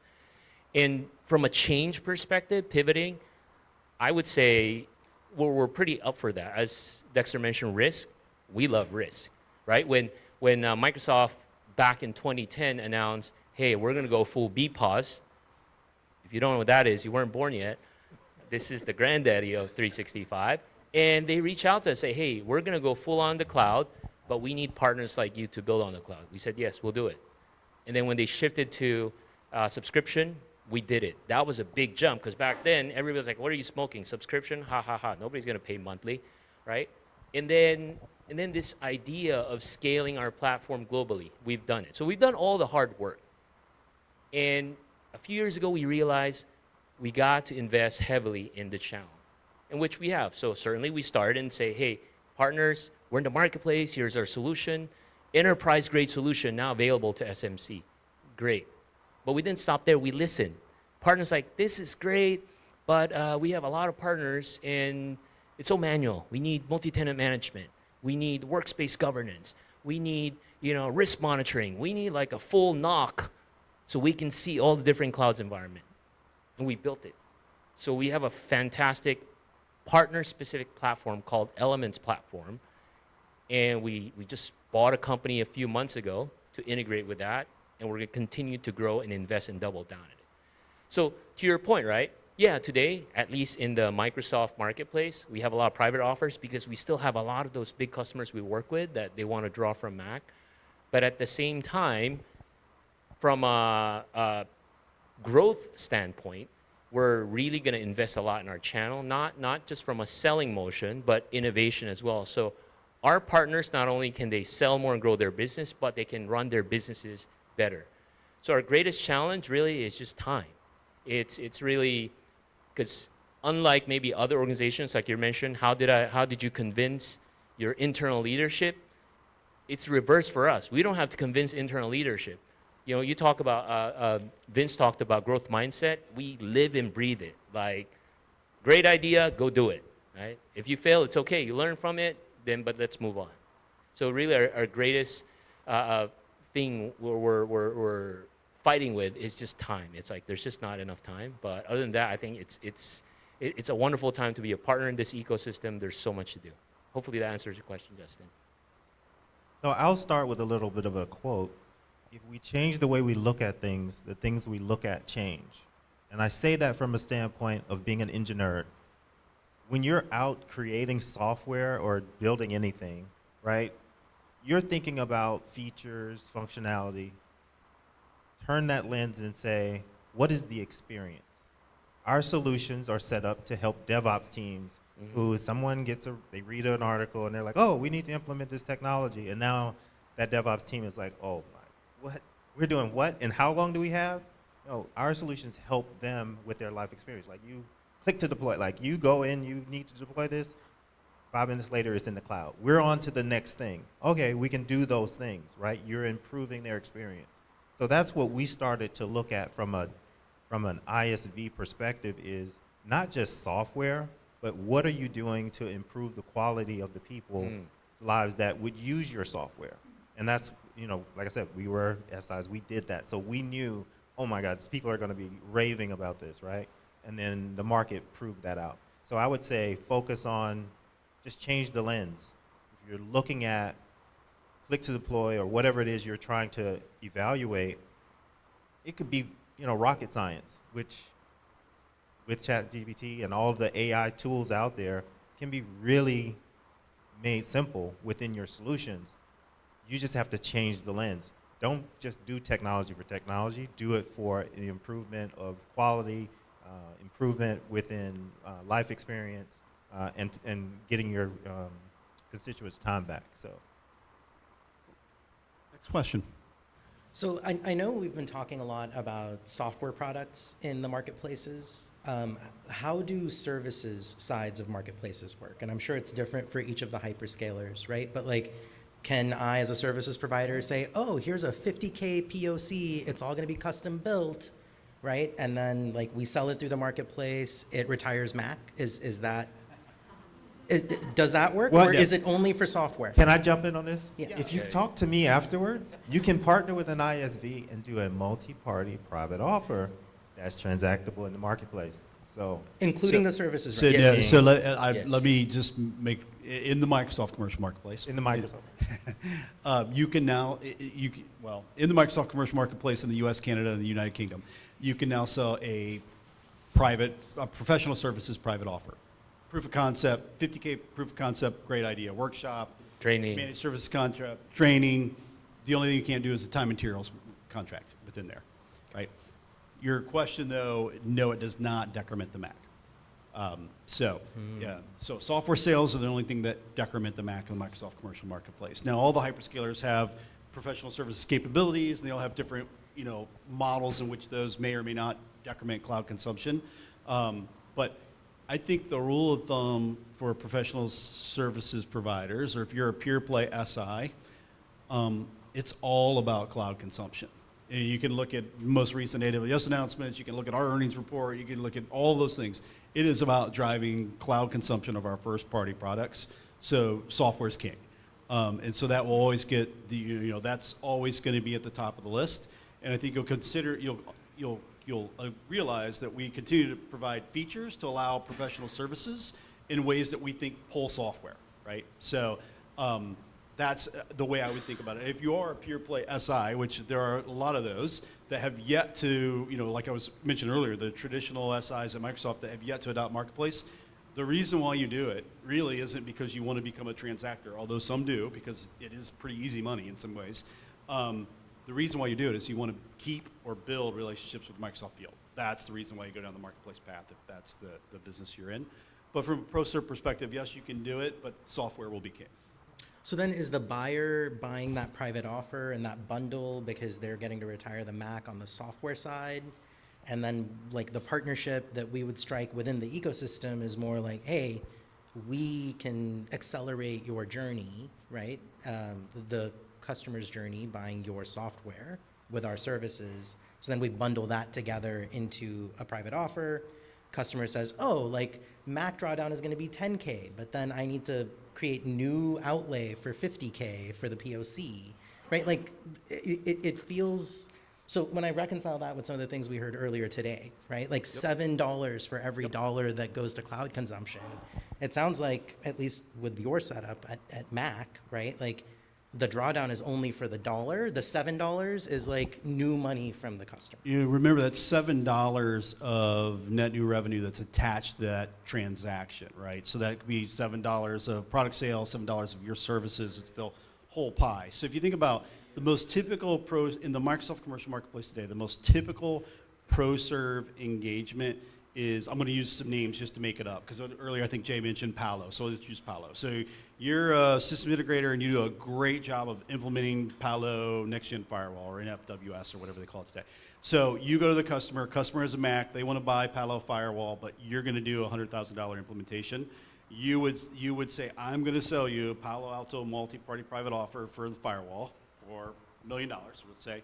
And I'm going to sell you my professional services private offer to do the implementation. It's a $100K fixed bid deal, right? So Palo's going to send you a private offer for the firewall. You're going to mark it up. You're going to send it over to the customer. So you're going to make some margin on what Palo just sent you. When the customer clicks buy on that offer in their Azure portal, that $1 million decrements their Mac, right? When you also send it, in parallel, you will send over your private offer through Partner Center into their Azure portal. And when they click buy on that $100,000 offer, it does not decrement their Mac, but it does end up on their Azure invoice. So the value to that millennial buyer now is they only had to go into the Azure portal and click, click, click, and they've bought all that. The invoice is only going to be one invoice from Microsoft. It's going to come with all their other stuff. Also, they probably maybe got around some procurement things, right? Because they just went in, did it through the portal with the existing agreement, so it's a little easier on them. So that's kind of where they didn't get the Mac decrement, but it is a better story for them overall. And sorry, just to follow up there. So does the Microsoft Separate offers, seller, but it ends up on one invoice. Yeah, sorry. so Microsoft seller doesn't get compound services? Plenty of time for asking questions when we, we're Because gonna have a lunch break. I want to make sure, so I have to ask one You more. have rowdy questions in the front. I know, I love it. So one more question, because we had somebody on the chat, and I that's want to be awesome, yeah. respectful of the fact of the chat, and then we are going to take a break for lunch for 15 minutes. So Manic Rain from NetApp, you probably know. Question for you, Jason. Can you speak to Microsoft's recently announced SME&C org specifically? What changes is Microsoft planning to make with regard to channel partners and marketplaces? Loaded question. So, Manic, probably we can set up a call to talk about that. Okay. If you're still tuned in. I can't speak to that today. That was, Microsoft ecosystem, that was recent. So we work in months, quarters, and fiscals. So we haven't got to that point yet. So, yeah. Thanks for the question. Thank you.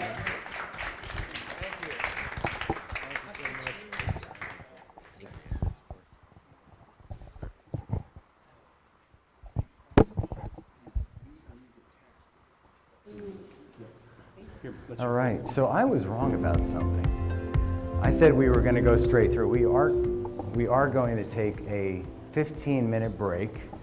Food is, we have a lot of handhelds. We also have salads. So, and it's from a really nice Italian deli down the block here in Boca. Grab some lunch, and then we're going to reconvene in about 15 minutes or so. And then we've got another incredible session. And I love these. It's going so well. So thank you all.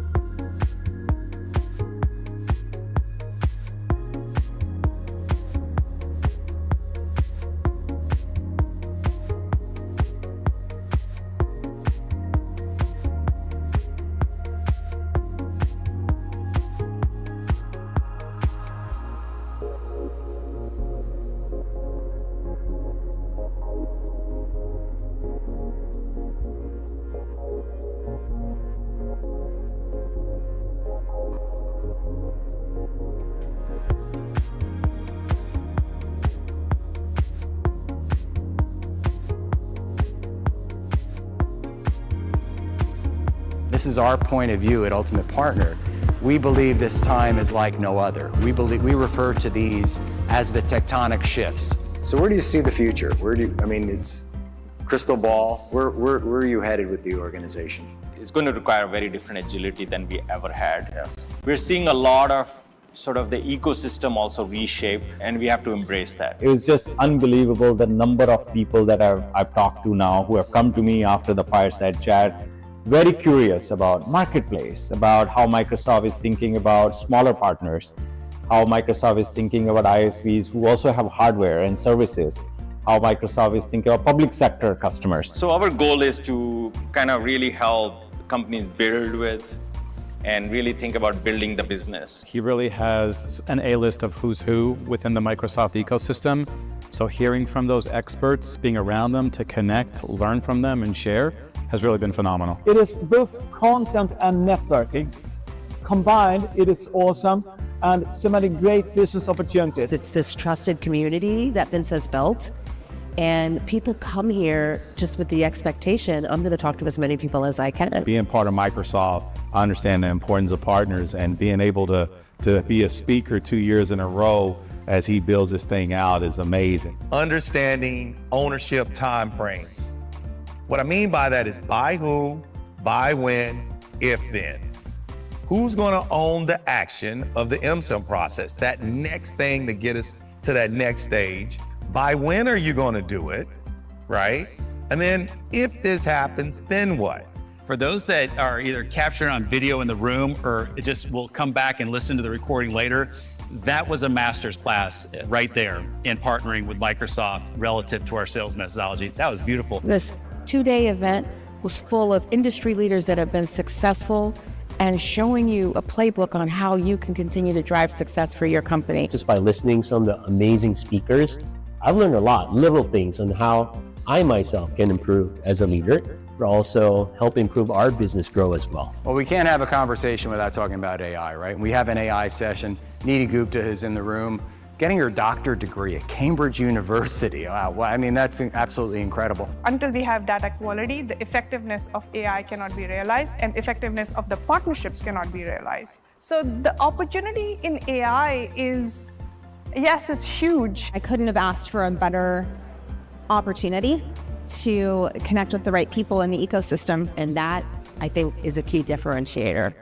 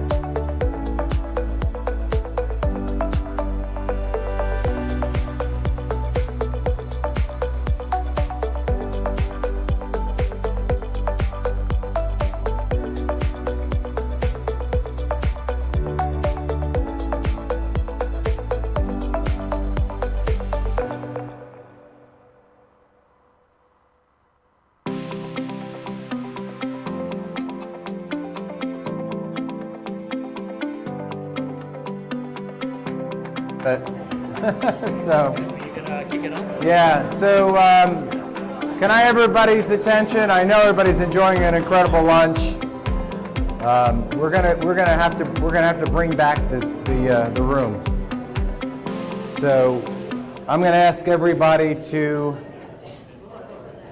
either take their seats or we're just gonna have to lower the noise level for the front of the room. Yeah. If you've had your lunch, please take your seats. If you haven't, try and get there as quickly as possible. Thanks.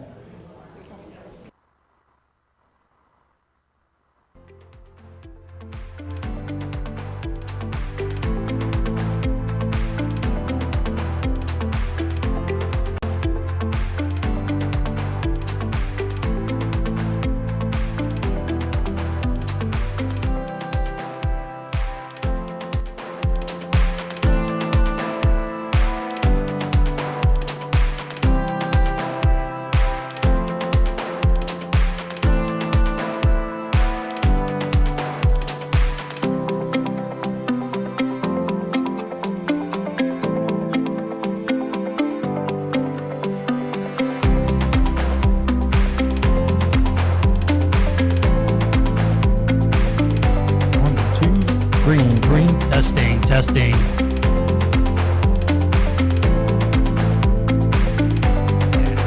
Testing.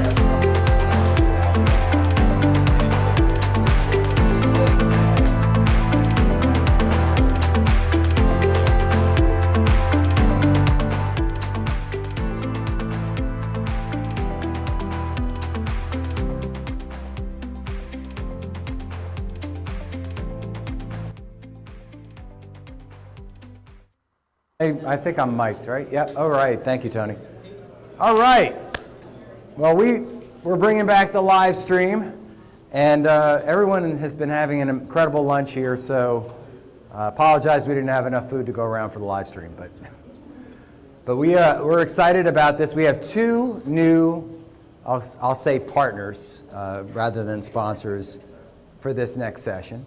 I'm pleased to introduce Dai Vu, who I've gotten to work with on the marketplace side at Google Cloud. He's a leader in that organization, driving the change that we're seeing, driving a lot of great growth within the Google Cloud ecosystem. And we also have John Yo from Sugar, who's the leader of that organization. Excited to have Sugar on board as well. And I'm going to turn it over to Dai to lead off our session. Thank you. All right, how's everyone doing? Okay, so we got this prime spot right after lunch. So what we're going to do is, you see the title of the session is these navigating growth, the tectonic shifts. We covered quite a bit about this morning, and as you think about things like the geopolitical environment, the economic headwinds, the labor markets, everything moving to cloud, everything as a service, the marketplace moment that we covered in the session earlier, we thought that we would cover this session and focus on AI and the ecosystem. So we didn't think that AI was going to be covered sufficiently in the other session, so we figured we covered it here. But we want to spin it up and just sort of mix things up a little bit and really have it be a little bit more of an interactive session if that works for folks. So we have folks mic'd up here, but we also have, in addition to that mic in the back, we have a floating mic that's sort of the red mic on the table there. So if you have a question, and we'll kind of open it up, would love for folks to sort of chime in and offer their opinions as well. So again, as Vince mentioned, so I'm part of Google Cloud. So I lead the marketplace business and go-to-market team. So that includes business development, partner engineering and onboarding, the P&L, incentives, and various go-to-market initiatives. And I want to have my panelists introduce themselves as well. John? Hey. Oh, there we go. Yeah. So I'm John, CEO of Sugar. What we do is we help companies automate workflows for B2B marketplaces. So that can expand from listings to sending offers, referrals, managing contracts, and of course, billing and metering. Great to meet all. Yeah, and hi everyone. My name is Laura Rippins. I work at Datadog. Has anybody heard of Datadog? Yeah. All right. Wow. Awesome. Didn't know it used to be that way when I first joined the company over 6 years ago. So it's great.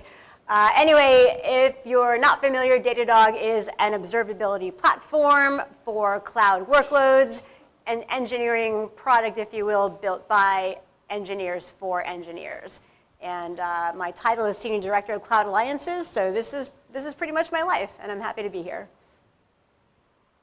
All right, great. So let me start off with a very open-ended question, which is, how do we see the technology and partnership landscape changing with AI in terms of who you partner with, how you partner, and so forth? So maybe, Laura, maybe I'll start with you. Yeah, happy to. So with the advent of Gen AI, I think if I were to sum it up in a word, the word would be more, right? Certainly from a perspective of where I work at Datadog. And I do always talk about the 3 co's, the co-build, the co-market, the co-sell. And so I just think more and more of that's going to happen because we're trying to create these win-win-win, motions with GCP, Datadog, and most importantly, the customer.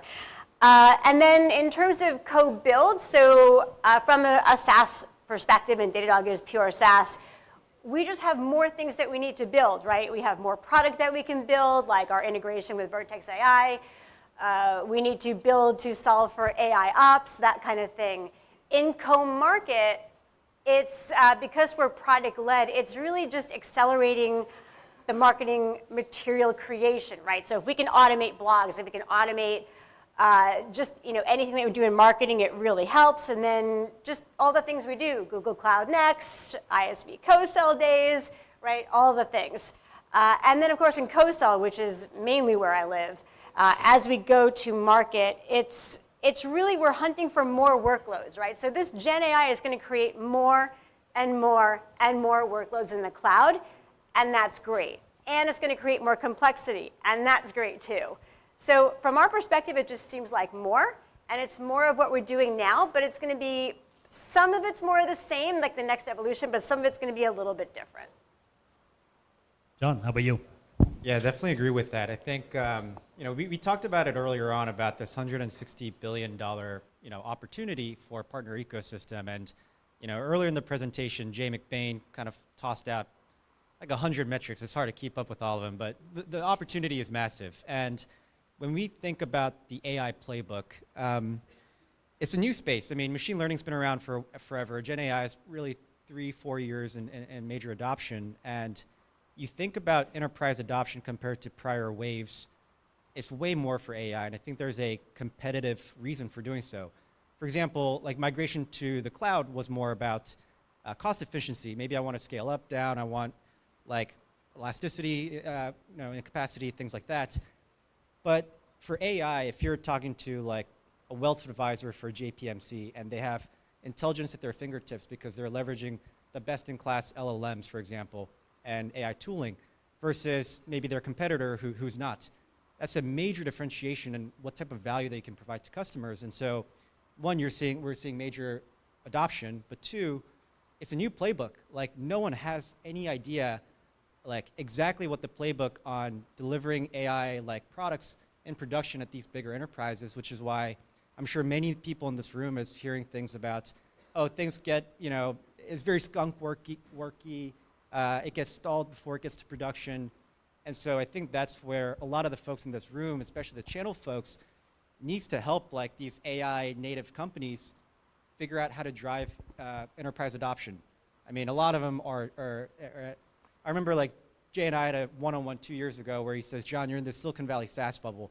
If you want to play with the adults in the room, you got to come to the channel space. And that's kind of what I see a little bit of a lot of adoption in the SMB and mid-market for AI products, but less so in enterprise. And that's really where there's such a big opportunity to partner, not just with channel players, but also hyperscalers who have those deep relationships.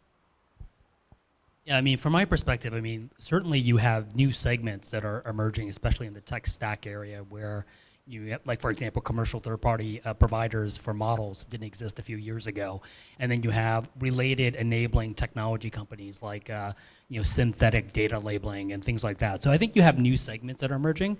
But for the most part, I wonder if the sell and services partners, it's mostly around getting more and more AI specializations into their practices and their capabilities. It isn't so much that the ones that are going to be very strong in AI will will prosper and do well, as opposed to maybe new players emerging and being very AI focused. But we'd love to get thoughts from the audience as well, what they're seeing in terms of changes in the ecosystem in terms of who you're working with and new players or emerging players. I mean, another area I would just mention is we are working a lot more with the global SIs as well, because we do find that identifying these AI use cases are become sort of like a C-level topic. And some of the consulting firms like a McKinsey or a BCG or an Accenture that have relationships with the C-suite, we are partnering with them closely more than we have in the past. But again, we'd love to hear from the audience. What are you seeing in terms of the evolution of the partnerships? Step up to a mic or grab the red, the floating red mic there. Definitely, I've been working in this space. Can you hear me? Neeti. So yeah, I've been working in this space for a bit, that intersection of AI and partnerships. And I'm definitely finding it's an end-to-end story. So it's not just go-to-market. A lot of them are early in their production, prototyping and production phases. So a lot of companies are coming to us, at least on AI use cases, joint AI use cases, and validation of those use cases. And then after they build the experience, also validation of the experiences jointly with the partners. So that's the early stage startup community. And then what I'm calling the scale-ups. The scale-ups are then getting more interested in how do we work with hyperscalers, how do we scale our go-to-market motion from direct, 10 to 15 clients they had. And then, of course, in how do you work with the unicorns in the field, which is the LLMs, as well as the hyperscalers, and that combination. So it's a more multi-partner partnerships and an ecosystem strategy.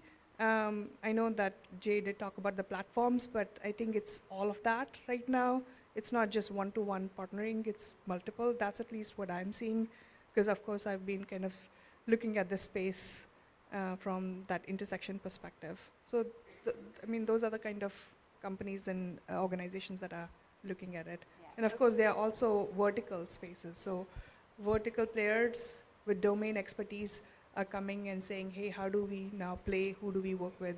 Who are the right system integrators to go to market with?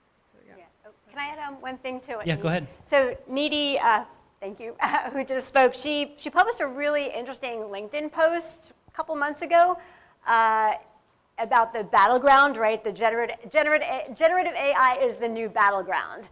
And what I liked about your post, Neeti, is that it showed different companies and which ones had 2 or more big investors in them. So companies like Hugging Face or OpenAI, right? So it showed all that. And I thought that was really interesting because it shows number one, the collaboration, right? Which I think is really being disrupted.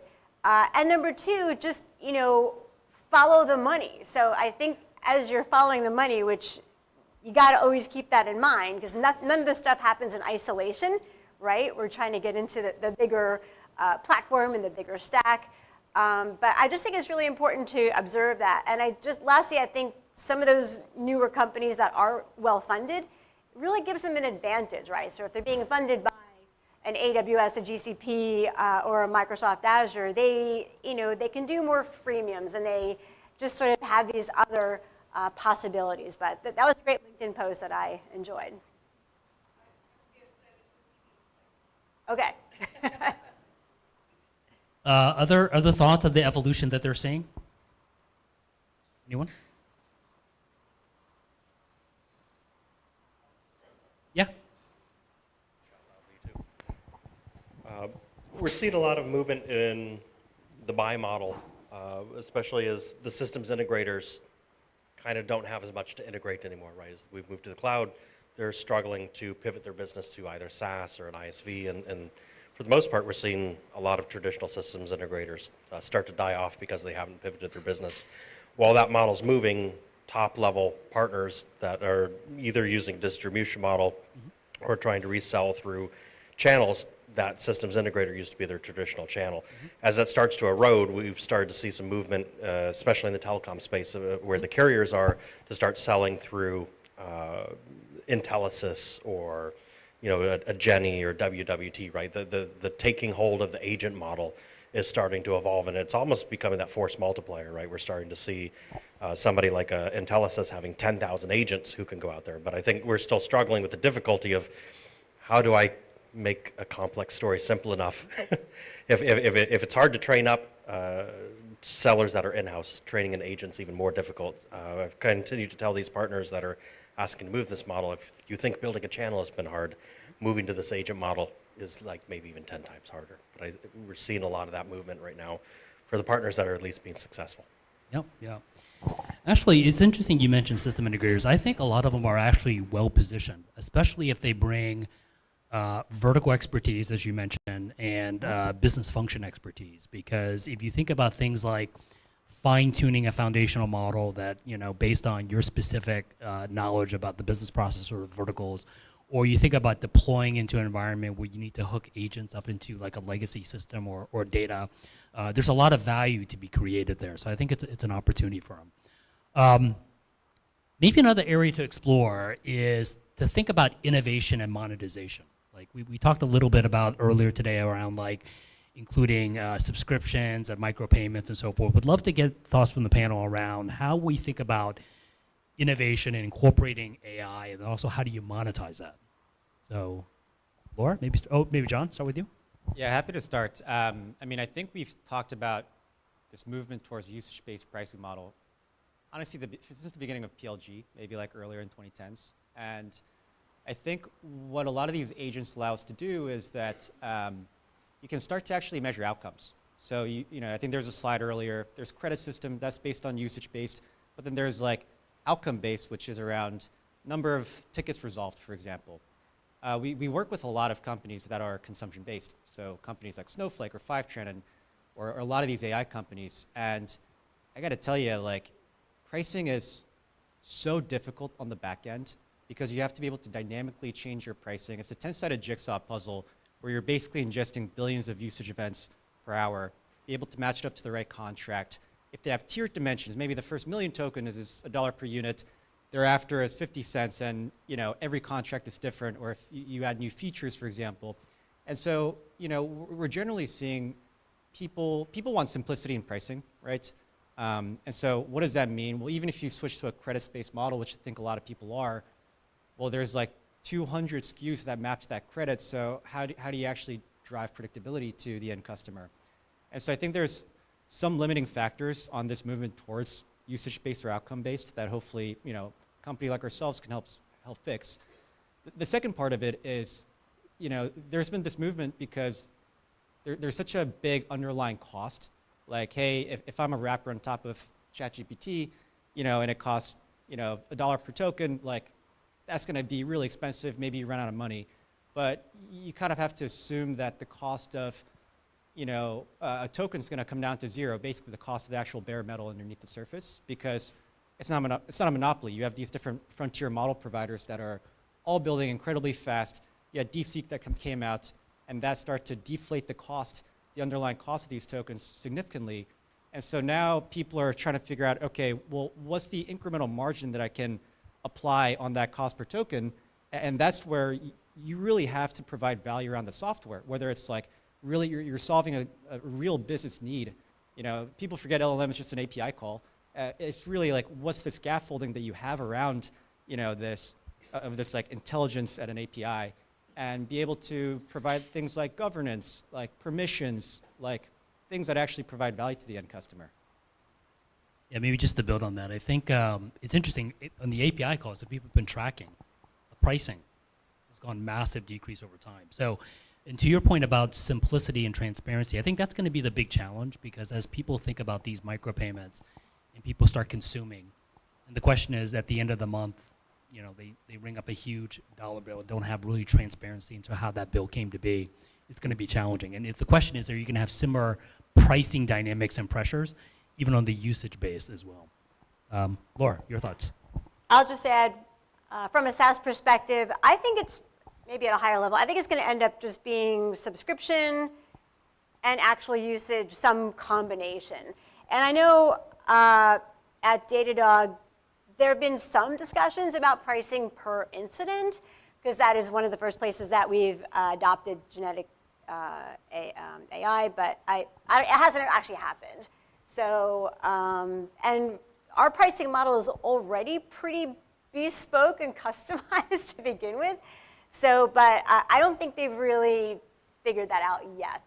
I think they're kind of waiting and seeing. So I'm not sure if that's how it is with any other ISVs or SaaS, but it's not a big topic of conversation yet for us. But what is a big topic of conversation in terms of monetization is every time we do an earnings call, and we just did one last week, we do talk about AI adoption. So the one that we just did last week, which was for Q4 2024, about 6% of Datadog customers have adopted one or more AI integrations. So that's looked at. And then the second metric that we talk about is AI natives and how much they're buying. So as of Q4 2024,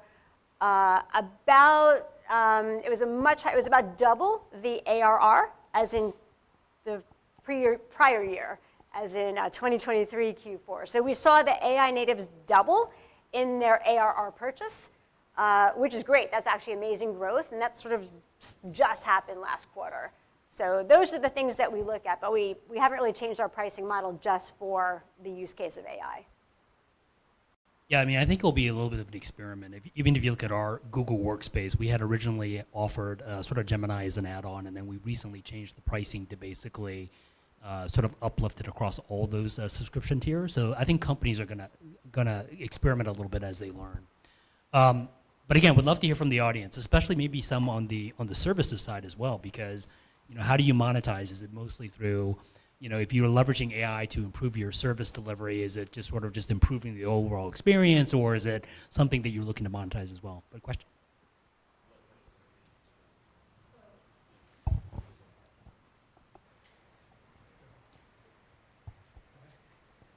Is that working? Okay.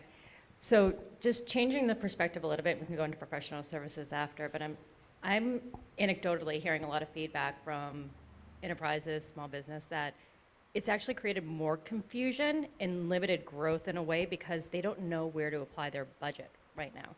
And I think it slowed things down a little bit when it came to purchasing last year, and a lot of companies missed their forecasting and they held on to budget, not knowing exactly where to invest or wanting to take on the risk of AI. And I don't know if you're seeing that or how you're approaching that.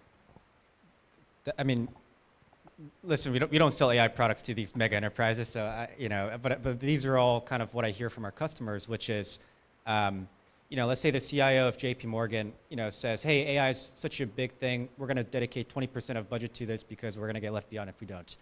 And then that person might tell his or her like 8 to 10 department heads, come to me with like 2 to 3 different use cases for AI, and then maybe 2/3 get approved. And what I was saying before is like it feels so skunk worky and like very science projecty versus something that's very programmatic at scale that they know exactly what the flow should be. And even defining these like concrete use cases, it's a challenge. Like Accenture doesn't know, the ISV doesn't know, the buyer doesn't know, and we're all kind of figuring it out at the same time. And lastly, like no one knows how to price this product. They just know it's going to deliver massive outcomes. It's just impossible. So I think that's where no one's really solved it yet, I think, is the end answer. But I'll add one thing. I think we're going to see, in terms of LLM, I think there's going to be more smaller models emerge more frequently than the big ones, right? In terms of cost saving and in terms of making things more specific, and as we get more and more agents. So I think the LLMs are going to get smaller and more specific, so to save money. Again, I don't know the exact pricing model, but I think that'll be the long-term trend. So many more models and smaller ones that are more specific. One of the things that, first of all, I love this conversation because I just came from 2 regulated industry conferences. And what people are spending on is consulting, to have someone come in and talk to them about, number one, who's getting access to the data? Number 2, how are you securing it? And where is it all being stored? And then what the process is as it's being stored. Are people, who all is supposed to touch the data? So I'm seeing just case in point, I just left a large healthcare conference, and the biggest concern that kept coming up was, how do we train our teams internally to make sure they're using this ethically and responsibly, that we are protecting our business? So now you're touching on data, analytics, transformation, security. So that's what I'm seeing. Yeah, I think it's a huge topic, and not only from an end customer perspective, but also collaborating across partners as well. John, you have some thoughts on this? Yeah, I mean, I think similar to like migration to the cloud, there's going to, where all these companies came up around cloud security, for example, we're going to see the same for AI use, and like data governance is something that we're seeing a lot of startups pop up to be able to track the data and be able to understand, like, has it left our environment? And then the other piece is, at least from a marketplace perspective, we're seeing a massive increase in buyers who want self-hosted deployments, because their CIO or their CTO is like super cagey with the data, especially in regulated industries. And so maybe the control plane is like on whatever cloud, but then they have some agents running in the customer's VPC that sends telemetry data back and forth. And I think we're going to see a lot more and more of that, of these self-hosted versions, than kind of traditional SaaS. So I know there's something provocative about SaaS is dead or whatever. We can agree to disagree on some regards, but I see some of the kind of truthfulness there, because traditional, like pure SaaS, where it's all run on your own cloud, is, I think, definitely diminishing over time. Yeah, absolutely, John. I think it's more an opportunity for specialization. I think that anyone that is industry or verticalized, specialized, they're going to see enormous growth in terms of services. Yeah, and I guess just one example to the data point. So we talk about PII, right? We talk about that all the time because we have logs and we're always looking for that, and sensitive data. But on the plus side, you want to get the right PII data to the right agent that needs it to do the AI stuff. And then you want to make sure that that data doesn't get to an agent that is not allowed to have it. So I kind of think it's a security nightmare, right? The data engineers are really, really important, even more so. But I do think there's a kind of a security nightmare as well, and responsible AI is definitely the name of the game, and that's what everybody's going to be worried about. How do you do it responsibly while we're doing it? So does that mean there's a much bigger need for observability tools out there? Oh, no. Yeah, it's, again, we think all this builds, so we just think it's just another level of complexity at the end of the day. So that's what I tried to say before, just the more complexity, yes, you want to be well observed. It'd be like in your car if you just kept adding more and more features, right, and bells and whistles, and your dashboards are going to need to get bigger and more complicated. It's the exact same thing. Right, so we're just adding more companies, GPUs, TPUs. I mean, it's all new stuff, and so it all just builds and adds. By the way, one thing that I'll add is like CAT's kind of out of the bag. Like, it's something that we're going to have to figure out, because, as a consumer myself, I use ChatGPT on a daily basis to do like all kind of things. And if I go work at a company and they say, oh, you can't have ChatGPT because we didn't figure out this issue around data governance, I'm going to go work somewhere else because I can be 3x more productive somewhere else, and my peers will also be. So it's kind of a problem that we're just going to have to figure it out sooner than later. Then, yeah, punt. But you guys are talking about unlocking growth. So Microsoft is definitely trying to sell the E5 SKU.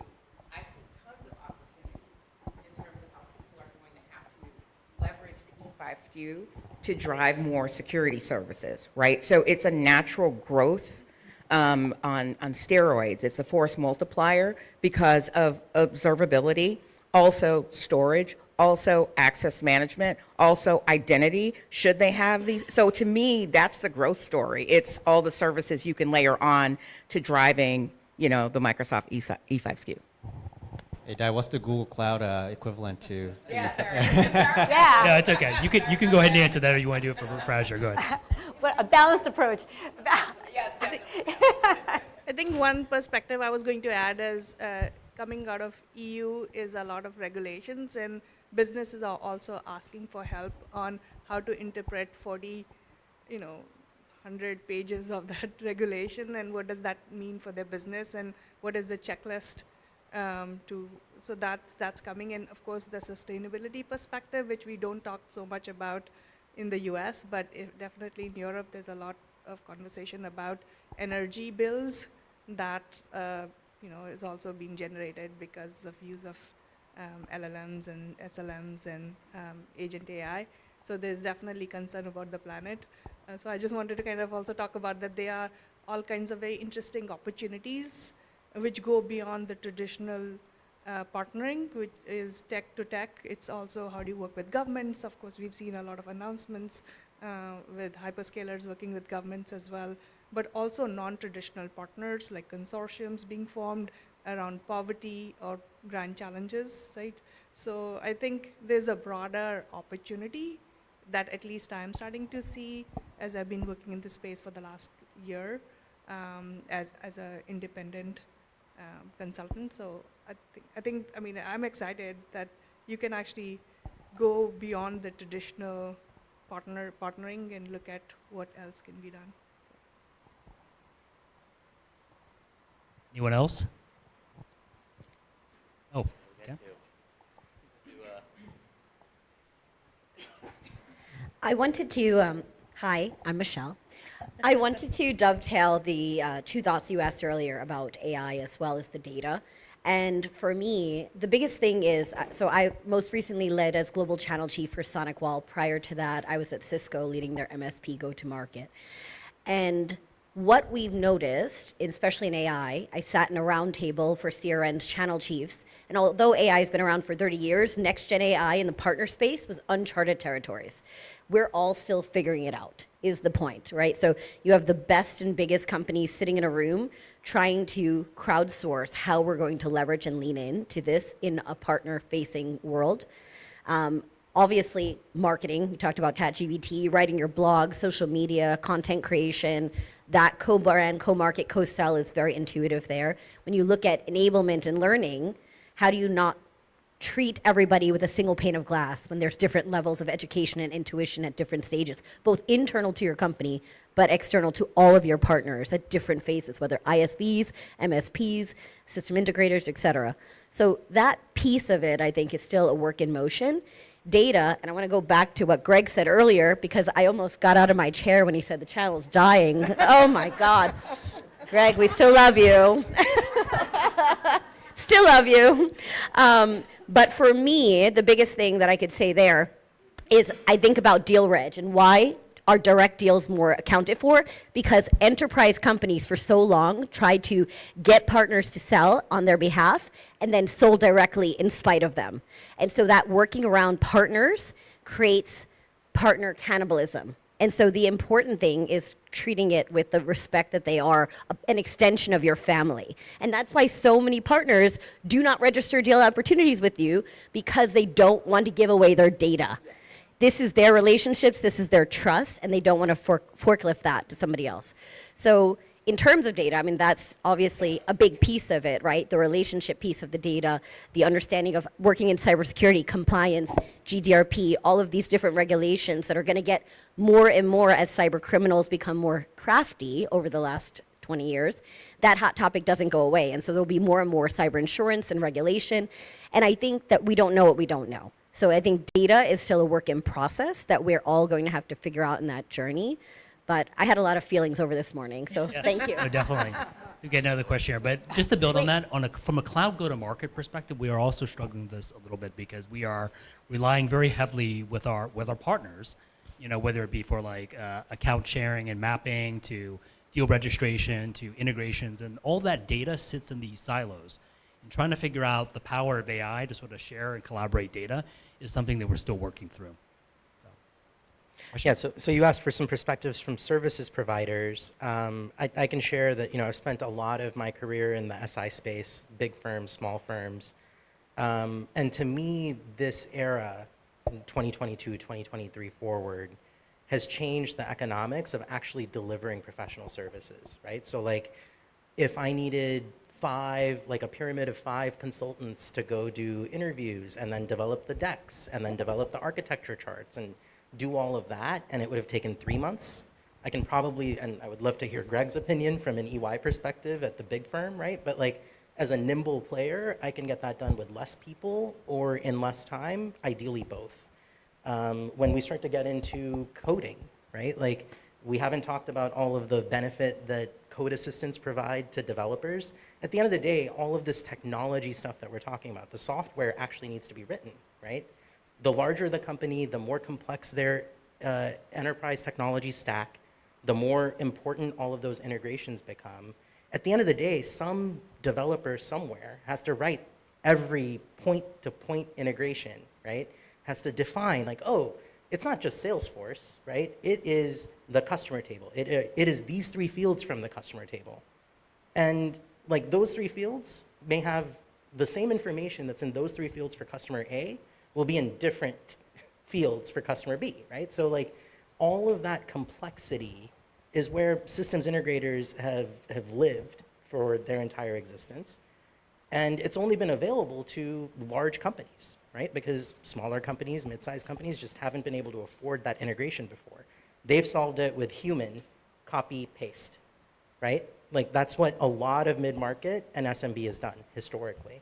And I think that with this wave, we have an opportunity to bring some of those multi-million-dollar project benefits that have gone to Fortune 500s and bring them down in 100K consulting engagements that deliver those benefits at, you know, a company that's a tenth the size. It's a great perspective. Another question? Go ahead. So earlier, Janet, Greg, and Jay were talking about what's going to happen to the direct seller. To me, they're going to evolve because everything is going to go more PLG. And your sellers, they're going to have to be educated to, once someone buys through a marketplace, how do they convert that into a bigger, better deal going through Google? And so I see them becoming more services or technical people, and that's how they're going to get to 10x. They're not going to get to 10x by just selling, you know, one deal going into an account. It's because they're going to have to up-level themselves as technologists so that they can really get the client to deploy and adopt the technology. Yeah, I'll add one thing. So what we are constantly looking at is adoption, right, and consumption. So our salespeople, they need the customer to consume before they earn the right to sell more.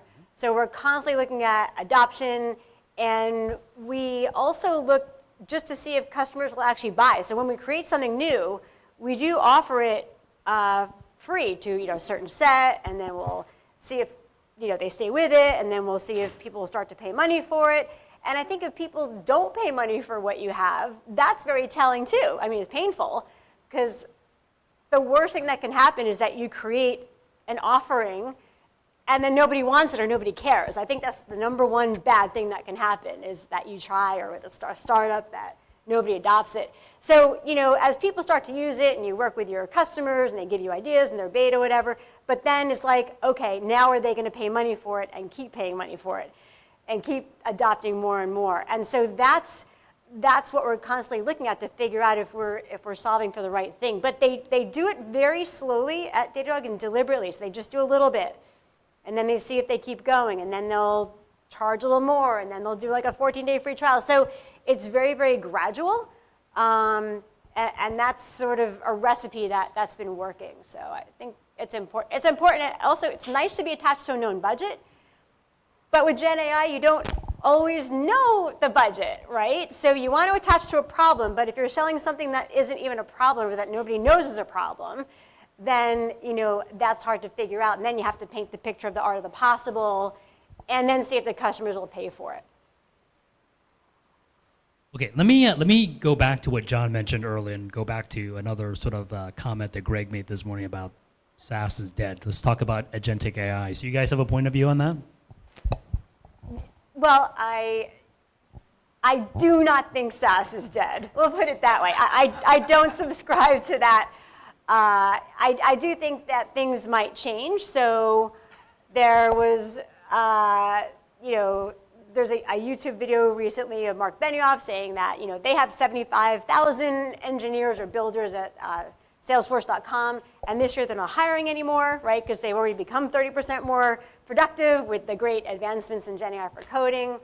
But I don't think SaaS is dead. I think it's going to be a combination of SaaS, which is in a very specific space, right? So, 300 unicorns out of Silicon Valley, and they each do a specific thing. So, you got MongoDB and Snowflake and Databricks and Datadog and, you name it, right? So are they all going to go away? And then who's going to do that? The other way that could be extreme is if each one of those companies creates sort of an agent of themselves, right? A Datadog agentic AI, and we disrupt ourselves, right? It's like, okay, now you're going to just go with this agent, and that is now Datadog. So I don't know if that's going to happen either, but that's sort of some of the scuttlebutt. But I do think it's going to be a combination of the two. So I don't think SaaS is going to go away. I think different companies will have different degrees of success depending on their adoption and how they embrace it and how they monetize it. But I don't think it's going away. What about you, John? I think it's a coined phrase by VCs who want to make a name for themselves, or, it's like an easy way to conceptualize like the evolution in SaaS. And I'm sure Greg, when you talked about it, you weren't necessarily saying like SaaS is dead, but it's like a different type of way that people. Yeah, exactly. And so some people are coining the term like AI as a service. What the heck is AI? That's just software at the end of the day. You're basically leasing intelligence the same way that you're leasing like compute from a hyperscaler. And so I kind of terminology aside, what I think a lot about is, what is the user interface of an agent? I think about that like every day of, okay, if it's something as simple as, you talked about like agency, right? Are they autonomous or are they not? If it's a customer support ticket and this agent is resolving it, that's fairly autonomous, and in that way it's outcome-based billing, and maybe SaaS did in that regard. But then for enterprise software where you're trying to like solve complex business workflows, I kind of take it back to like you always need one throat to choke. Maybe that's a little bit too aggressive, but there's a lot around liability, and how do we evolve the human like work from being a data entry person to being an approver or a reviewer? And when you kind of elevate your position to that type of role, what is the interface at which you interact with this agent? Like, is it just a chat interface where you say, hey, go, in our instance, like send a private offer for this opportunity. It can read in all the CPQ data, be able to fill it out, and can take action autonomously to be able to send it out. But then, what if something's wrong? Do you then chat with this agent to figure out what might be the issue, or can the agent be able to remediate immediately what the issues are and flag it? And what is like the experience of actually flagging those concerns like red boxes? That's the part that I don't fully have a good grasp on yet. I think we're all figuring that out. Can I jump on the back of that, John? Go ahead. I think John is absolutely correct, and I can give you guys a precise use case. And let's break down what SaaS is.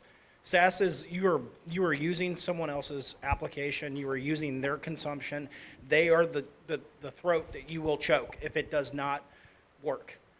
Now, AI is going to continue to impact and accelerate all the services that we create, but you're still going to have automation software that's going to have to be incredibly tedious to be set up for all the functions, all the triggers, all the integrations, all the connectors, and it's complex. I've spent the last year building our product using automation software, and it's not easy. Once you get into it, even though it is a interface, and we're taking a developer out of the situation, it is still highly technical. And if you want to say SaaS is dead, then now you own all of the messes that you're going to have by creating the orchestration of that AI. Can I add one thing, which is like, imagine you're doing like RevRec, and you have this agent doing it, and it screws up.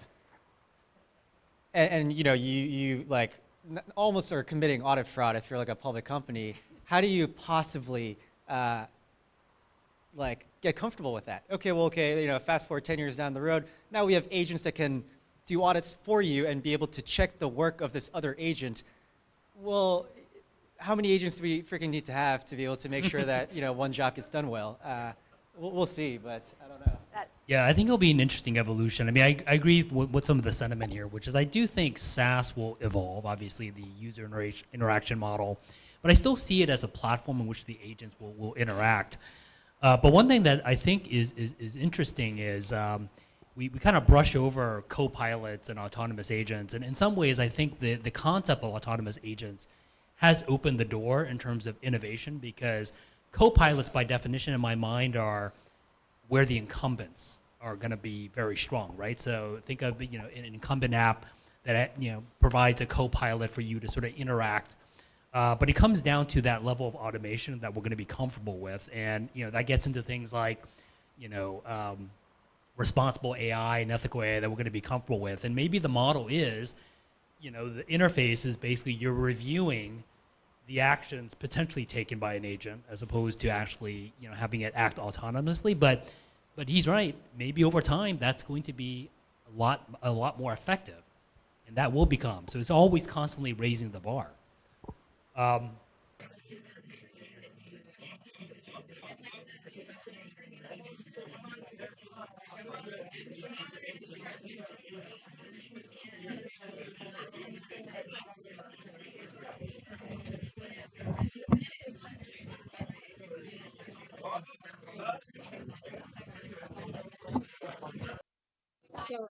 hold this whole thing.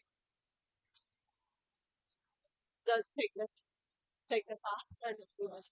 Okay. Okay. Okay.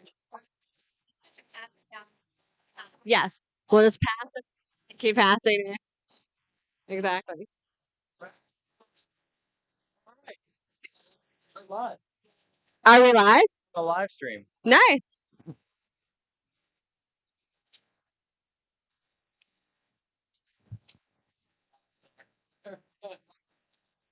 All right, now back to our regularly scheduled program.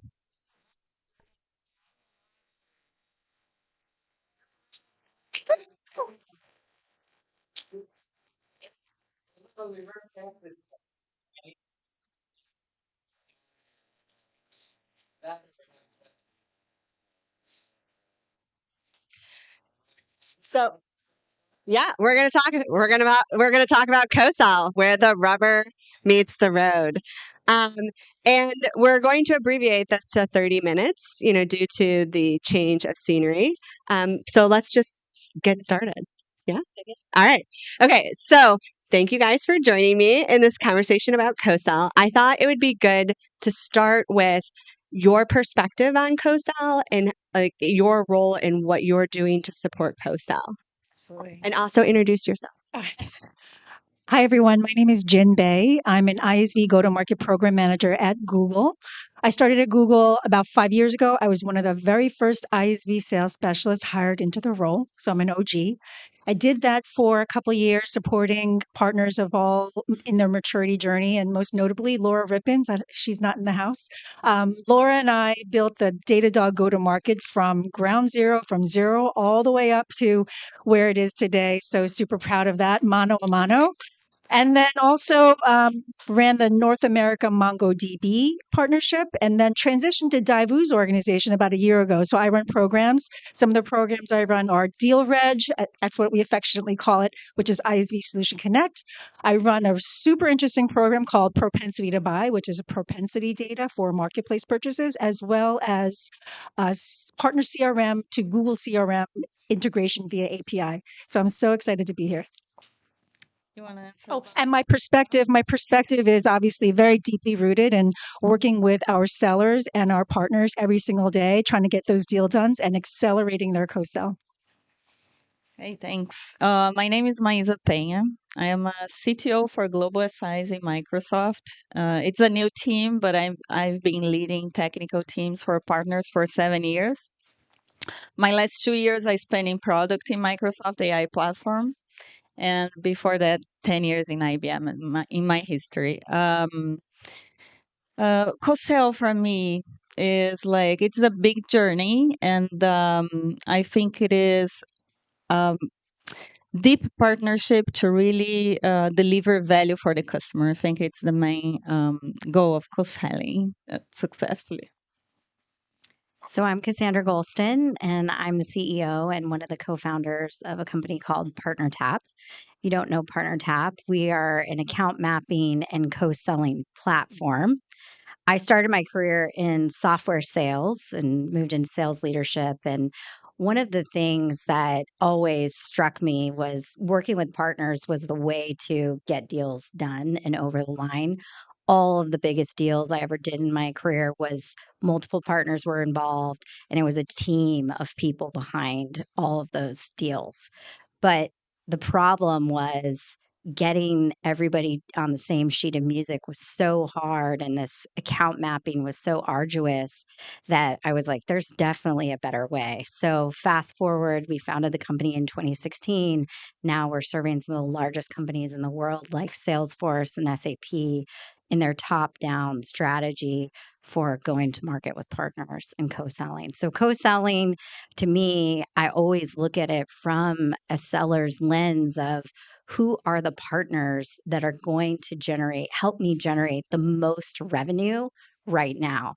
And I think a lot of companies are in Q1 and unfortunately are wandering around meeting with partners and potentially not talking to the right partners right now. And we are aiming to solve that problem. All right, and I'm Erin Feiger. I am the founder of Core Consulting. And 2 years ago, I sold Core to Tackle, and I'm now back out again as Core Consulting. And I have my whole career is around co-sell. I love co-sell. If you guys have heard me talk about co-sell, my perspective on co-sell is it's all encompassing. It's actually that underlining heartbeat to your go-to-market strategy is co-sell. It is a muscle you have to build, and then you have to keep conditioning and keep building and strengthening that muscle. And the minute you stop, the muscle gets weak and things start to fall apart in your strategy. No matter if you're trying to co-sell with Google and Microsoft or you're trying to co-sell in your channel, it's all those things. It's that underlining kind of heartbeat in your go-to-market strategy. So today we're going to talk about that. Before the rubber can hit the road and go fast, there is some preparation that has to go into place. And so I thought each of you have different perspectives and lenses on that. So we're going to spend some time talking about the prep you have to do. One of my favorite phrases is you have to go slow before you can go fast. And so what are some of those things from your perspective working with ISVs that you've learned and want to share with the audience today on preparation they can do so that they can go fast once they're ready to go to market? And we'll start with you, Misa.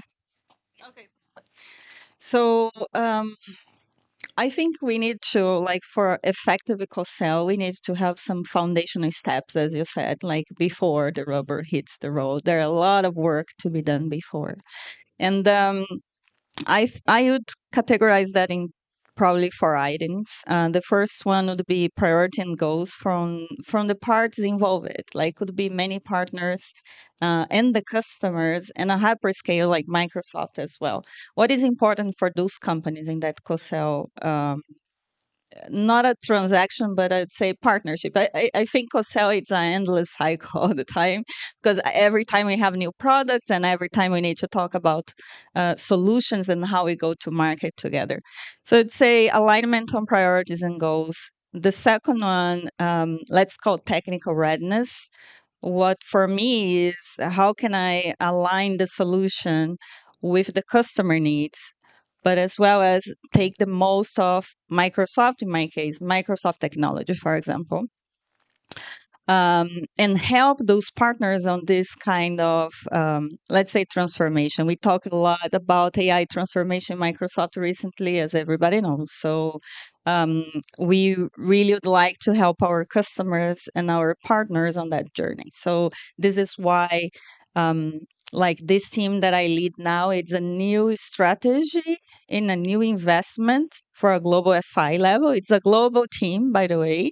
And the idea is connect with the global SIs global teams internally, and how we can create solutions and have a go-to-market together where they can scale internally as well. So it's all about like how I can help them transform as well as scale, more on the technical side. The third one, I'd say is technical. It's enablement. Like Microsoft has a lot of um, paths and investments on sellers enablement as well, because again, when we go together with a solution for a customer, the customer expects everybody to say the same thing about the solution they are trying to buy, right? And not, yeah, they hope, and with the same strategy. And fourth, it's gonna be align the customer strategy. What are the accounts we are looking for to go together? What makes sense for both parties? Because I think co-sell and partnership is where everybody wins. Nobody needs to lose. Microsoft has their goals. For example, Microsoft, and mentioned because I work there. Partners, many different partners, they have different goals. I managed before all type of partners, channels, SIs, and SVs, and they are extremely different. And the way they work, extremely different as well. And their needs, and mainly on the technical side, they are super different.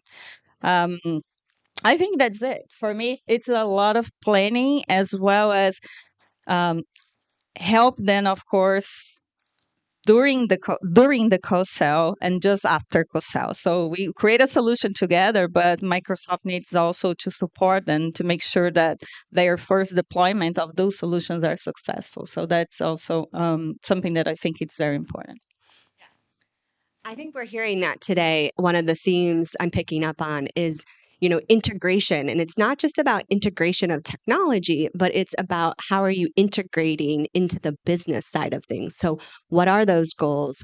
What are the customers? And how are you integrating your strategy into that so that you can co-sell seamlessly and smoothly?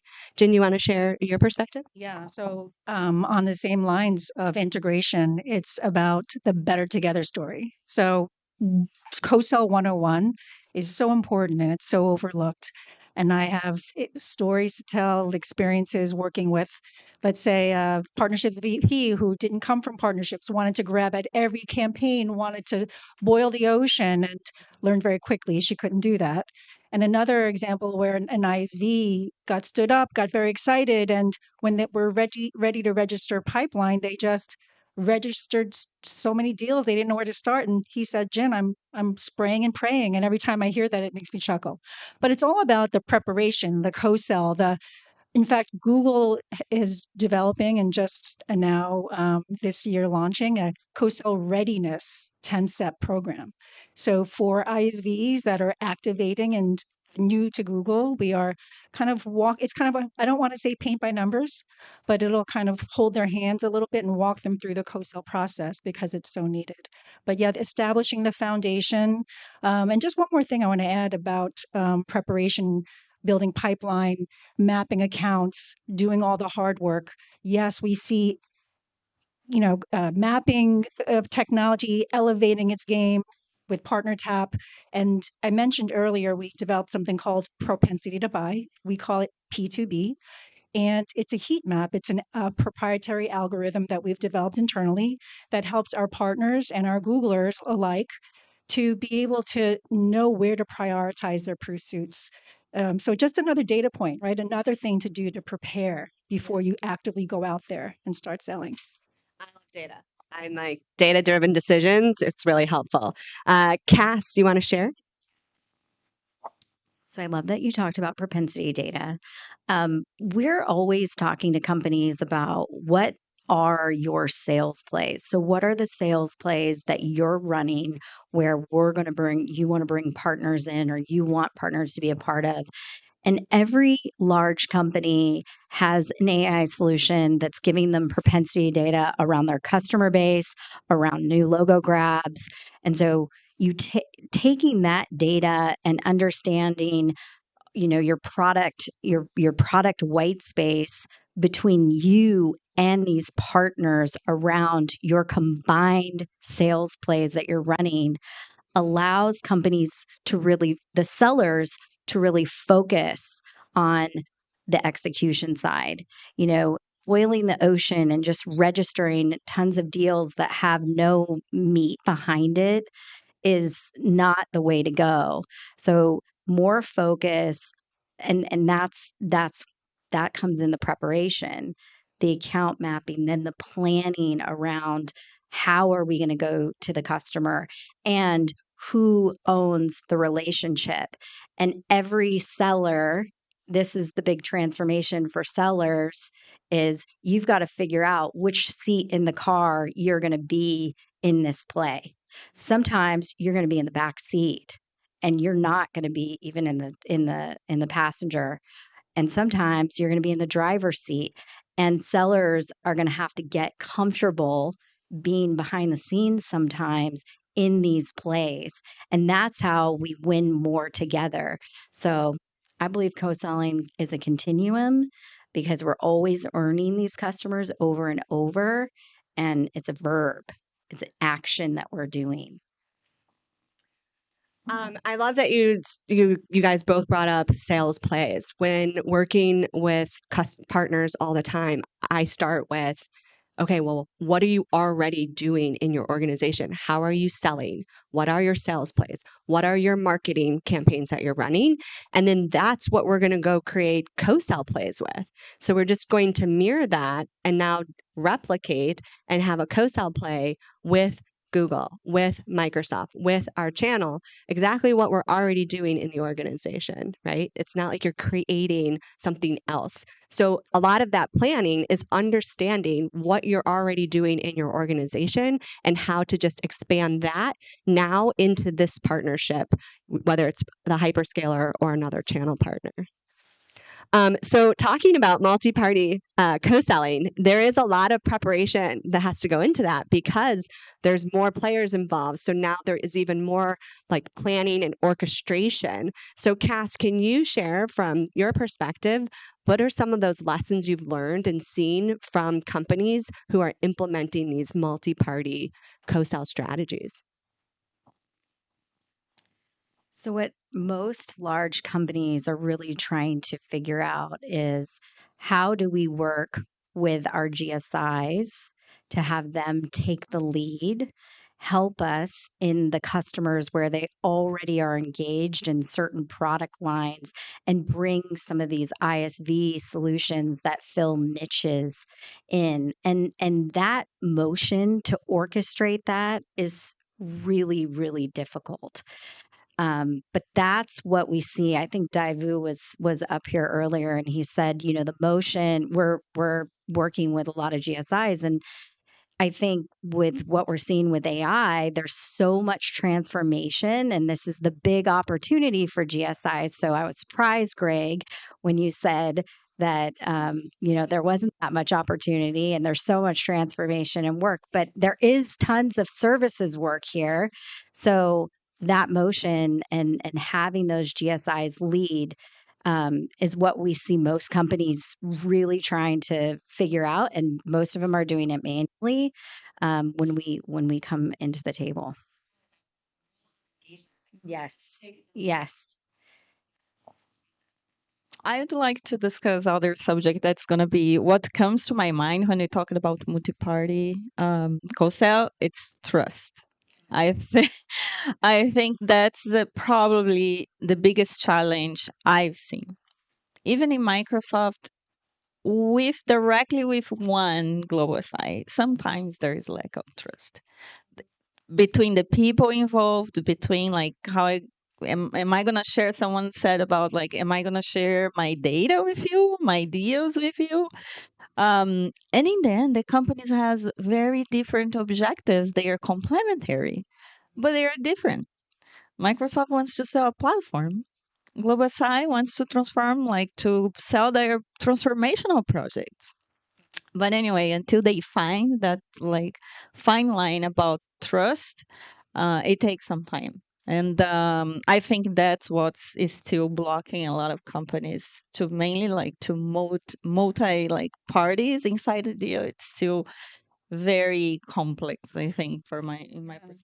Yeah, I would love to add to that. So I agree with you. When I think of multi-party, by the way, Google is at the very early stages of our multi-party co-sell. We're building the pipes out. But I was actually talking to Erin a little bit earlier. When we build it, we hope it will come. We know it will come. But there's the infrastructure or the technology to be able to transact in that way. But then execution is a whole nother story, right? The rules of engagement and how do we all row in the same direction. I love the visual of all the partners being in their own boats with their own technology, their own relationships, their own objectives, their own priorities. But how can we all row together? And how can we constantly keep the communications? And I think one of the best practices I've seen in a deal that's that complex with that many parties, with so many stakeholders, so many economic buyers, so many champions involved, crisscrossing is constant open communication. And I know it sounds so basic, but literally opening that communication line, creating that chat group, creating that daily check-in, and making that cadence even more so as the deal stage progresses. Just that whole relationship and the crisscrossing is so complex, but yeah, I think the whole execution part of it is such a challenge. Go ahead, Cass. One thing that I would add is that with the trust piece. So when you first go to these partners, if you come with a sales play and have a data strategy of what data is required from both sides to actually execute the right accounts and the right motion, I think that's how you can really gauge, do we have trust here or not? Because I'm coming to the table with these types of data sets. You're going to need to come to the table with these types of data sets. We're going to align this, and then we're going to go take action. So if we start with a sales play and the data required for that sales play, it's a much easier lift than share everything to me and we're going to go from there, right? It's about the accounts around the play or the opportunities around a play. So really thinking through what is the data strategy around the play to start. Start small and then build it out, right? I love that. Well, in the interest of time and trying to make this a shorter session, I want to give each of you an opportunity. Is there any parting words of advice you'd love to give both of our people on the live stream as well as our audience on things they should be thinking about as they're really preparing? And even if you've been co-selling for a while, because this is a continuous journey and it's always evolving and changing, there's always a layer of preparation that you're always going to be doing. So what are some of those tips and tricks that you can share with the audience when they're thinking about, okay, how do I keep preparing and keep evolving and being and advancing the way I'm co-selling?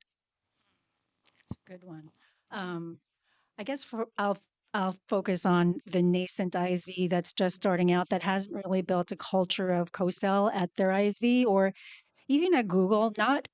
There's only a certain percentage of sellers that are actually transacting marketplace deals, right? They're not bought in on co-selling, and they still haven't developed that muscle. And when you're doing that at the ISV, it's about winning those first wins, promoting those wins, getting the win wires out, having the seller tell that story, and creating that culture of co-sell in your organization and creating that flywheel. No one loves more than to hear a seller talk about their win and how they did it, and describing how they did it with co-sell. So that's one tip and trick I would suggest. I mean, the culture of that's an amazing term. You need to answer my what is co-sell on LinkedIn and say it is culture. Done.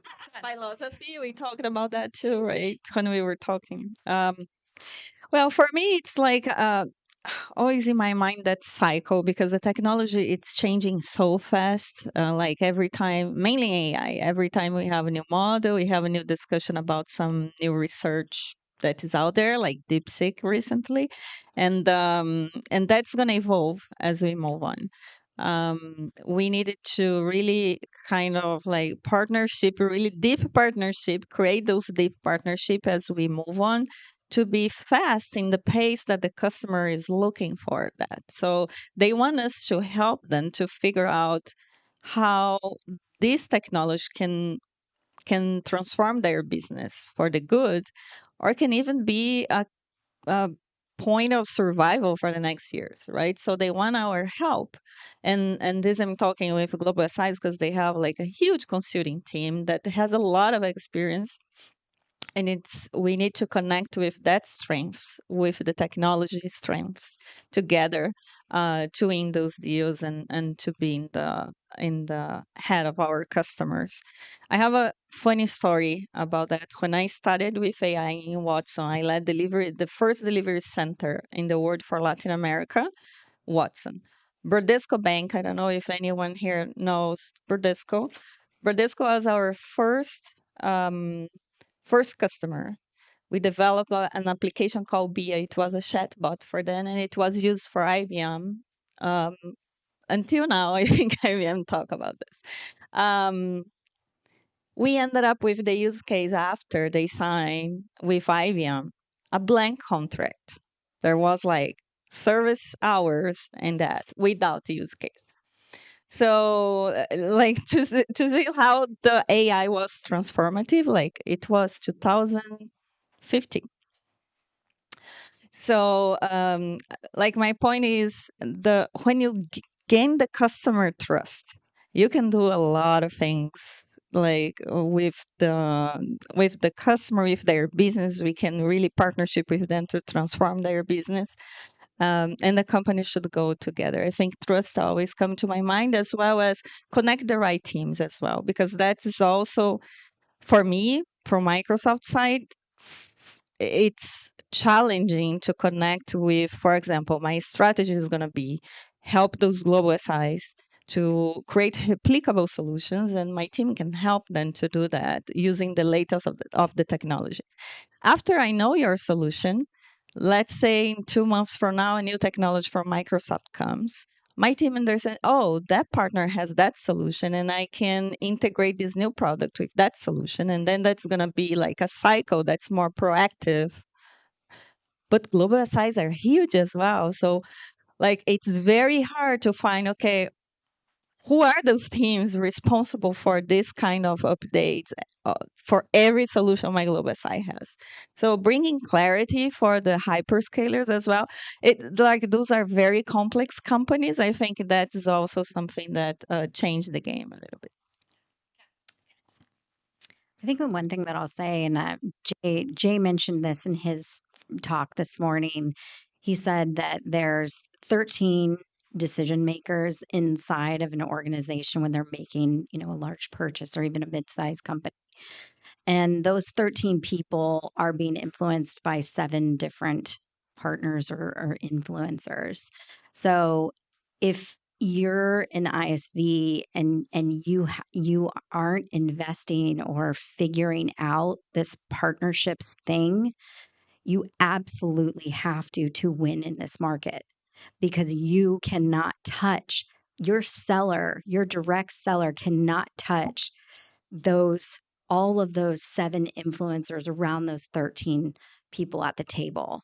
And that's why co-selling really matters. So for us as a company, we started off early partnering, and we made very strategic partnership bets with few consulting firms, and we didn't boil the ocean, but those are deep relationships. And so I just think that's so important.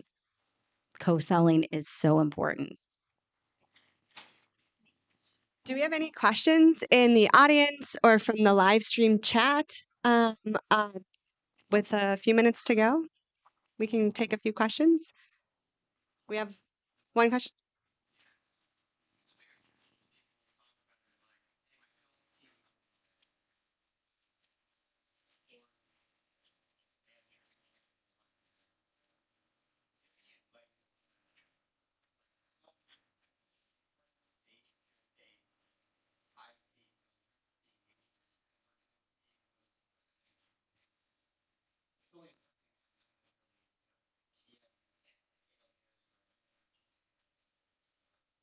Okay, I'm going to repeat the question to make sure I understand it, and also for everyone to hear it on the live stream as well.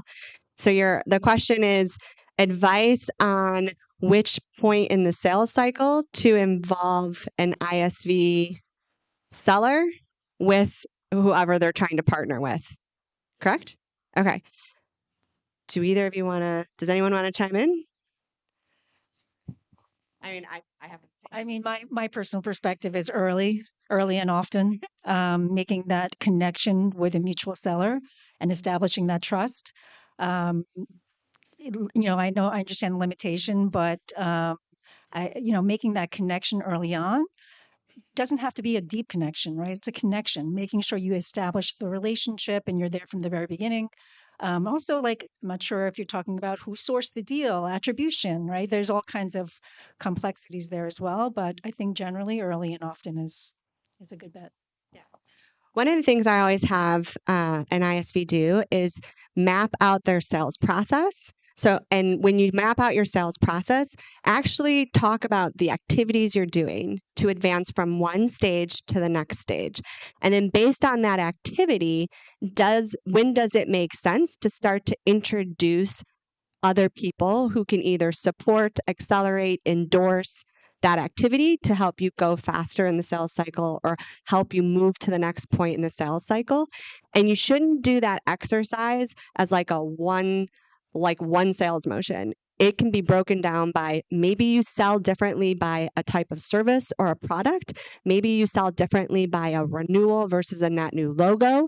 So you should do that sales process for each type of way you're selling. Because there might be different intersection points in your sales process that makes sense to introduce co-sell. And whether that's a hyperscaler or a channel partner, it can be different points in that sales process as well. So I always start with map the process, figure out those intersection points, and then you'll not only see co-sell, but as hyperscalers have amazing investment programs, you'll also start to see, oh, this is how I snap in and align these investment programs naturally into the way I sell versus trying to change the way you sell in order to take advantage of some investment program, right? Okay. Okay.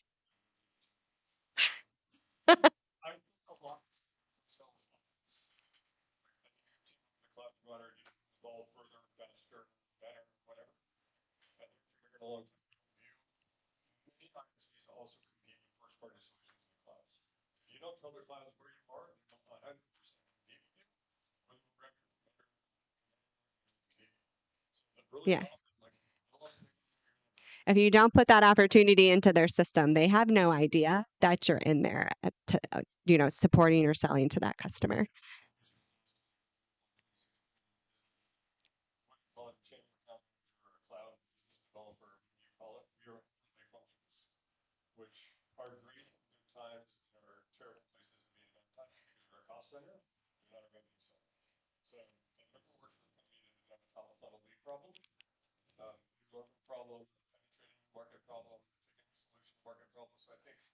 The more you move up the stack, all the way to lead gen, not a cloud send me a lead again. How do I use cloud programs? How do I use circulations? How do I use ML models to find cloud buyers? Like having your channel team do that, I think, is like the next generation. Thank you. Vince, you wanted to say something, and then we'll move.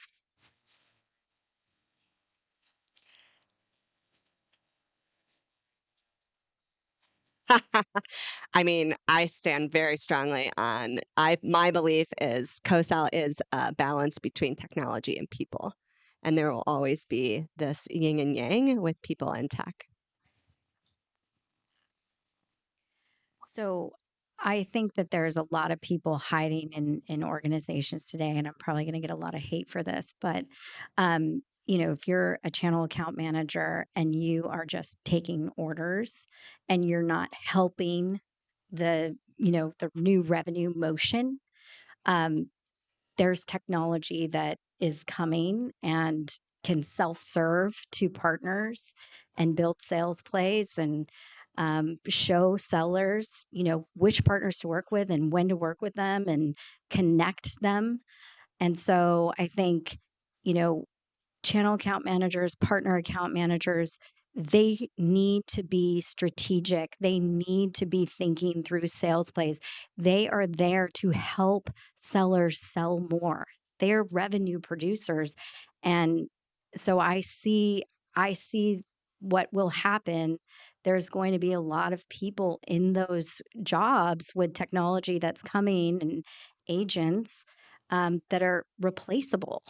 So um, don't hide. Like, help your organizations drive more revenue. I've been on calls, I've seen things where I I mean, it's a lot of fat in some organizations. So I've just, as a channel account manager, as a partner account manager, help the sellers sell more, help your companies be part of that revenue engine. That's what you're there for. And I think there's going to be a lot of fat cut over the next 5 years. Potentially. Potentially. So I agree with Greg on that. And then Needy. And then I think we have to wrap.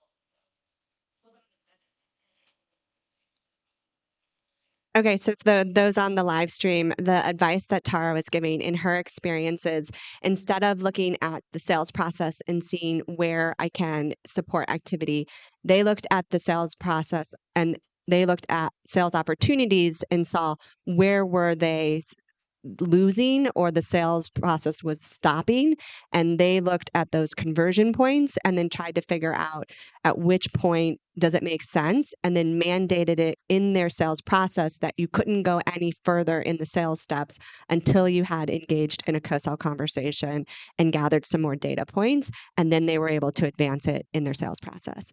Jill.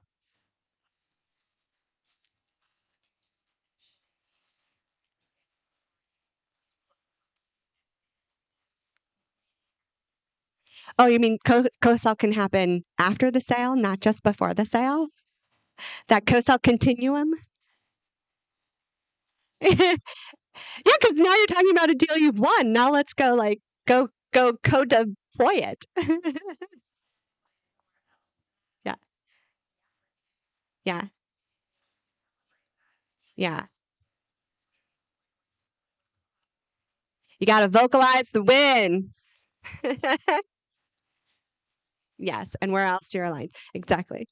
Wait, oh, just one thing. So for those on the live stream, Jill is saying when you win the deal, make sure you go back to your same teams that you've been working with and vocalize that win and see where you have the next opportunity. It might not be within that customer, it might be another customer, or even within the customer, maybe it's a different line of business.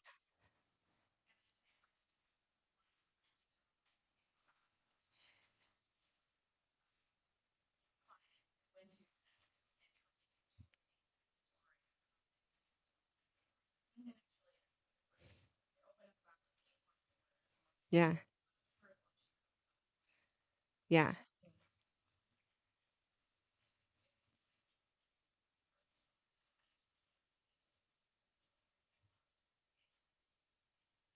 Yeah. Oh, the network effect. I love it. All right. It's all about co-sell. Needy.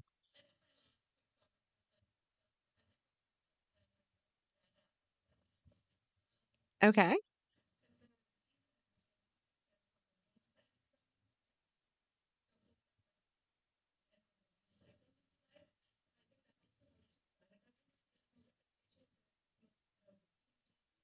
Yeah. Yeah.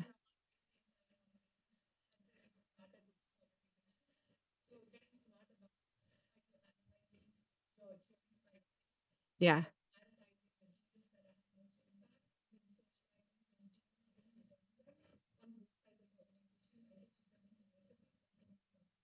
Yeah, that's such great advice. So for those on the live stream, if you didn't hear Needy, she was saying to kind of be a data analyst and look at what's that sweet spot in your sales pipeline around which customer types and which deal sizes to start with, and then win on those, and then take those wins and go build more fans, and then go build out more co-sell motions and support more and more of the pipeline. But don't try and do your entire pipeline. Go find the sweet spot within it and then start there. It's great advice. Thank you. All right. That's a wrap. Thank you. Thank you. You guys did great. By the way, you all look great up there. All right. So our next session, let me move the slides manually. How do I do this? Oh, it's up here. Okay, cool.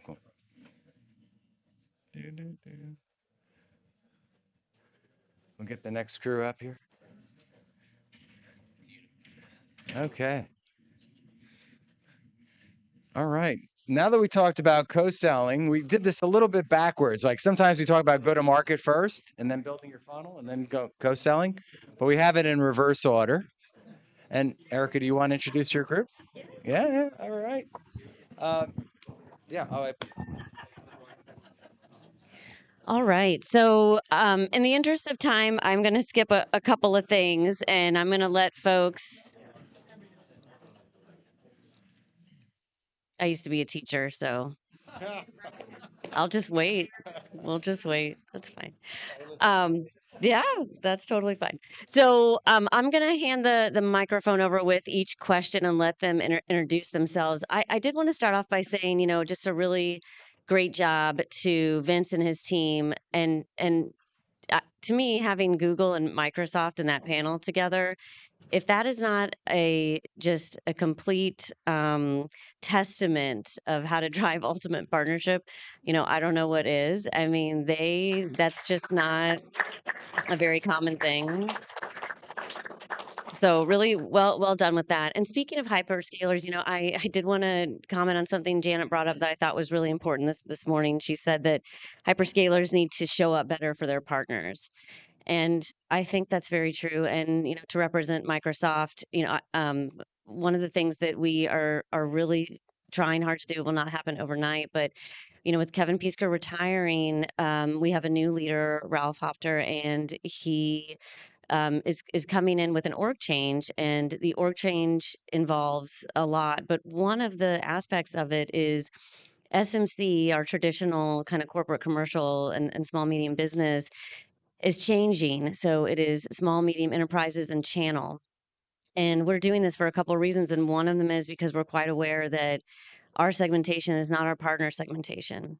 And the other thing that Ralph did on his first all hands was he immediately told us that his new org is leading partner first.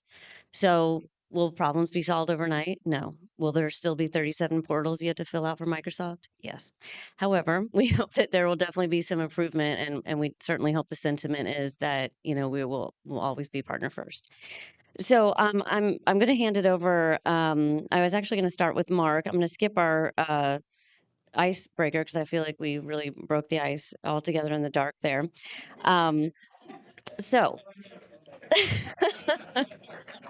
So we're all close here. All right. So Mark, thinking about how rapidly the industry is transforming, we've been talking about this a lot. And I want to talk about how much spend the three major hyperscalers have committed why this is important, and then also what this means for the ecosystem. And of course, give us a little intro. Yeah, so Mark Palumbo, I'm the VP of Sales for Unifier, and we are the old Zip solutions you guys may be familiar with. And I think we talked about New Year's resolutions. So before, I would just say I wanted to make more money this year, and I said I'd never be in a blackout again. So thank you, Vince. No, I'm just kidding. But in all seriousness, I actually, in between jobs last year, I actually was getting into some channel consulting myself, and I work with a lot of startups and scale-ups. So my entire career, I was employee 82 at Citrix here in Boca Raton, and Ed Iacobucci, rest in peace, actually ran the Boca Raton Research Labs. I heard Jay and Vince talking about that and kind of the early days of Microsoft and IBM, so I kind of lived through some of that. And what's interesting is you just see this evolution of where we were. The cloud marketplace has really only been around for, 10, 15 years tops. And so we're still, I think, even though I know I saw the evolution that Jay had talked about, I think we're still somewhat early days, especially for startups and scale-ups. And what I tell these guys, CEOs, heads of channels for these smaller companies, I said, look, guys, if you're not in one of the 3 big stadiums, you are tailgating in the parking lot. Seriously. And what I mean by that is, there are probably tens of thousands of ISVs that are still not transacting in the marketplace. In fact, even I actually work with 3 companies as part of a larger investment company portfolio. And for all 3 businesses, we are not transacting on AWS, which is our primary cloud platform. And it was mind-blowing because the tech folks were dealing with AWS, but they had never had the business conversation to say, what is the co-sell? What is the co-marketing strategy? What is the GTM strategy? In fact, I think I heard Jen talking about propensity to buy. AWS does propensity to buy analysis as well. We're not doing any of that. So we are just now, I'm literally starting from scratch, hitting the reset button of all 3 businesses to get us on the marketplaces. What's cool about Unifier is we actually are the marketplace solution for APN. We have over 500,000 partners in our database today. And when I think about the 70,000 AWS partners working with us and not a single one is transacting in the AWS marketplace, it's mind-blowing. So again, back to the earlier point from Erica, what is the market opportunity? I think Partner Insights, again, some data that Vince shared earlier, $417 billion are committed this year on contracts between all 3 cloud platforms. That's about a 38 to 39% increase in committed spend. That means they are going to spend this money, and they're going to spend it with your competitors or somebody else if you are not transacting in marketplace. And all 3 cloud platforms are pushing, they want everything to be done on a marketplace. So if you are not doing it today, I highly encourage that you get on the ball, work with a consultant, work directly with Microsoft, Google, or AWS, and make it happen, because especially for those in the live stream, I'm assuming most people in the audience today are doing it, but if you're not doing it, don't be the tailgater in the parking lot.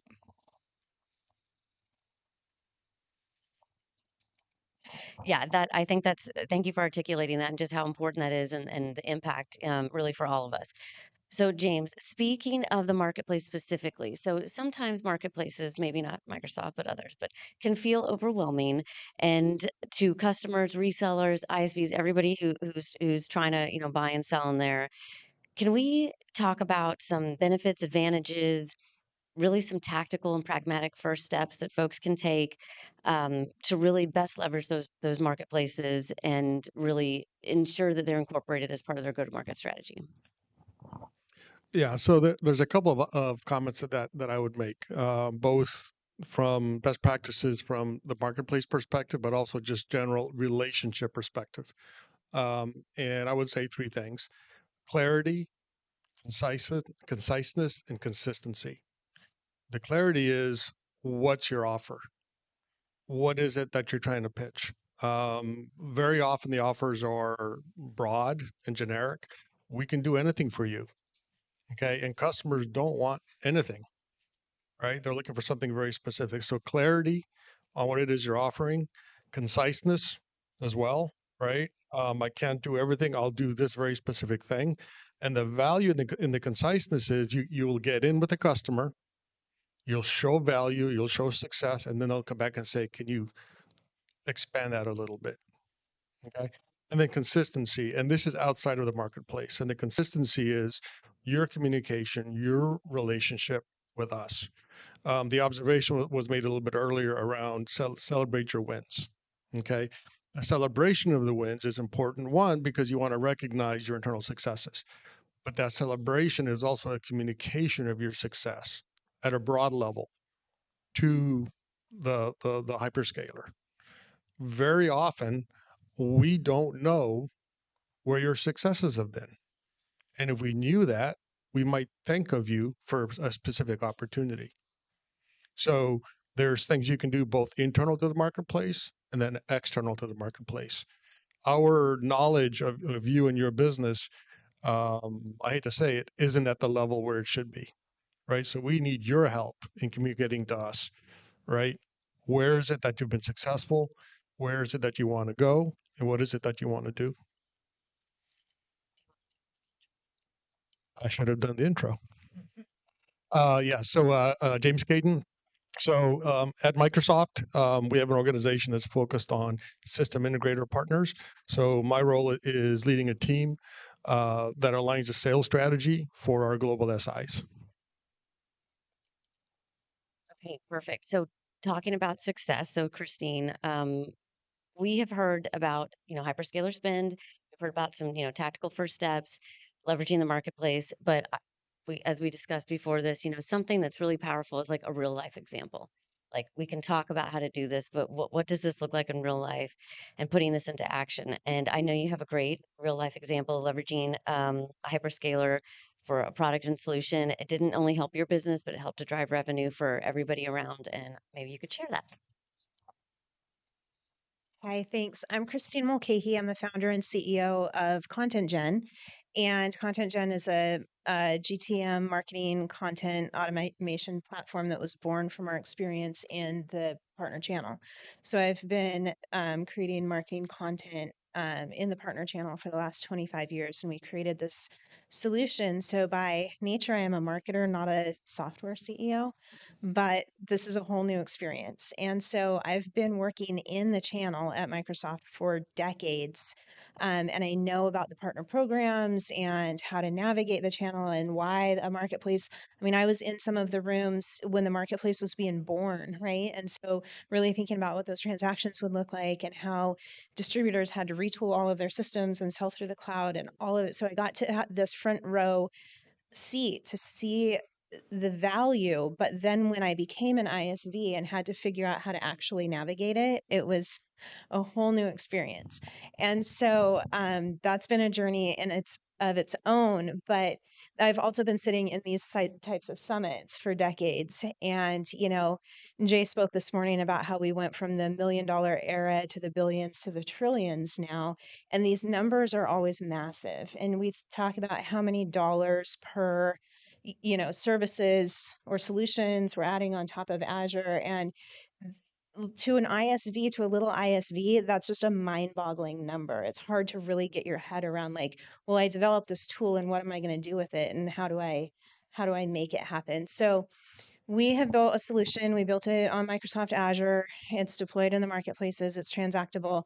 And now we're seeing that for every dollar of Azure that we're spending, we're making about $25 right now. And to be fair, we're not consuming a ton of Azure, but as we turn it into an agent and start building in more features and functionality, that number will come down, but it's still a significant margin, right? So the revenue for us, that would not have been possible had we not had the big P platform partner to build with and now to go to market with, is huge. Because if I was just an ISV out in the world trying to sell my services and didn't have that platform and the trust that you gain, that people, we're having conversations now with enterprises who might like to deploy across their entire enterprise. So not just a single seat, but then they start, having this security conversation. And as soon as I say we're built on Azure and we're leveraging Azure AI and we've got Azure security, that, they're like, okay, great, checks a box. So that's a huge opportunity just in that big P partnership from a platform perspective. And then when it comes to our channel partnerships, now we are able to build solutions in the marketplaces, the multi-partner offers, right? So there's marketing agencies who serve this ecosystem who've never been able to list their services in marketplaces because they're not actually pulling through any Microsoft product or revenue, although they're serving the ecosystem, would love to be searchable in the marketplaces and would love to serve this all of these partners. So now they can build their marketing consulting services or their digital marketing or their unique design or their video production, whatever, on top of our solution that pulls through Azure. So there's it opens a huge partnership opportunity for us. And then because of the tool that we've enabled, which saves a ton of money in the content development process, right? So the content marketing industry is a $600 billion industry because creating content with agencies is so expensive, or hiring all of the resources, writers, designers, project managers in-house is prohibitive to a lot of companies. And so enabling companies to create content, 10 times faster for a fraction of the cost, then enables them to reallocate that spend or those resources. So if marketers don't have to spend their time creating the same campaign 3 different ways, once to partner, once to customer, once through partner, and they can just clone the campaign and duplicate it. And, we're able to leverage the platforms and the AI to massively accelerate this content development process.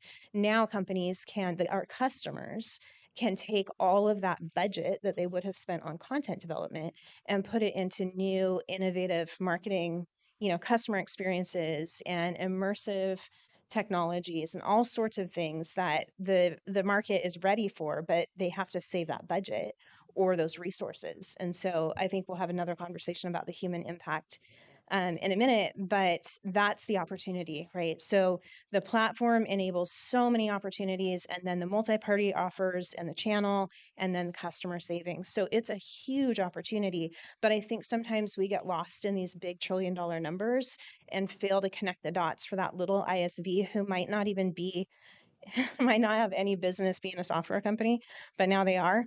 And they don't know how to navigate the ecosystem, and they don't really know the value proposition. And the story that we're telling at this hyperscaler level to all these partners about, like, hey, there's so much money to be made, doesn't tell them, here's how you do it, and here's the opportunity that it opens. And I think there's a huge opportunity for that.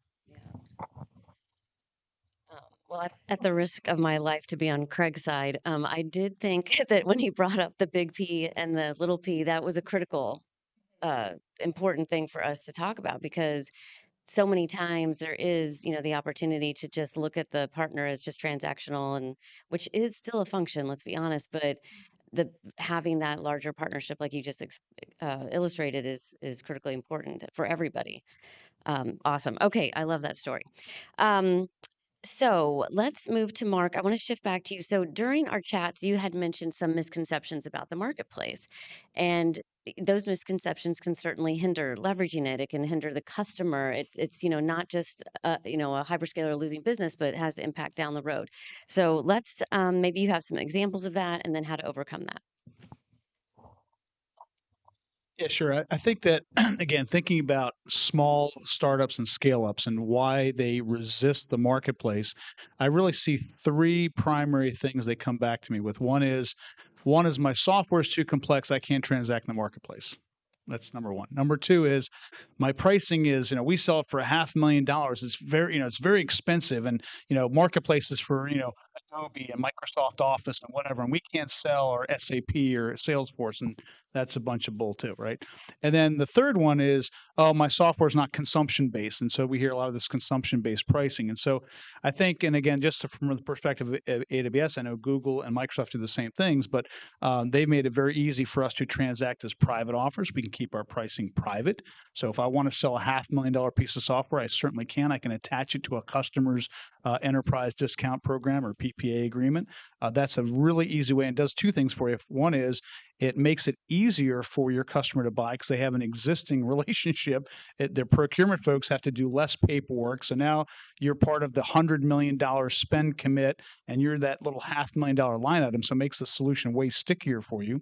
And then on top of that, when you think about your salespeople, it shortens your sales cycle because they have to do less work and trying to selling all these, the 13 people in the room or whatever. It makes it way easier. You've got one of the 3 Ps. You're one of the big platform folks in your corner helping you sell. And so I have done this from experience.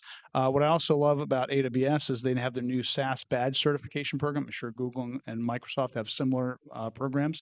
But once you're SaaS badge certified, the reps that are co-selling with you will get 100% commission credit for that deal. So you don't have to be just doing, hey, my solution is only 100K consumption, but it's a 500K deal. They'll get credit for the entire 500K deal.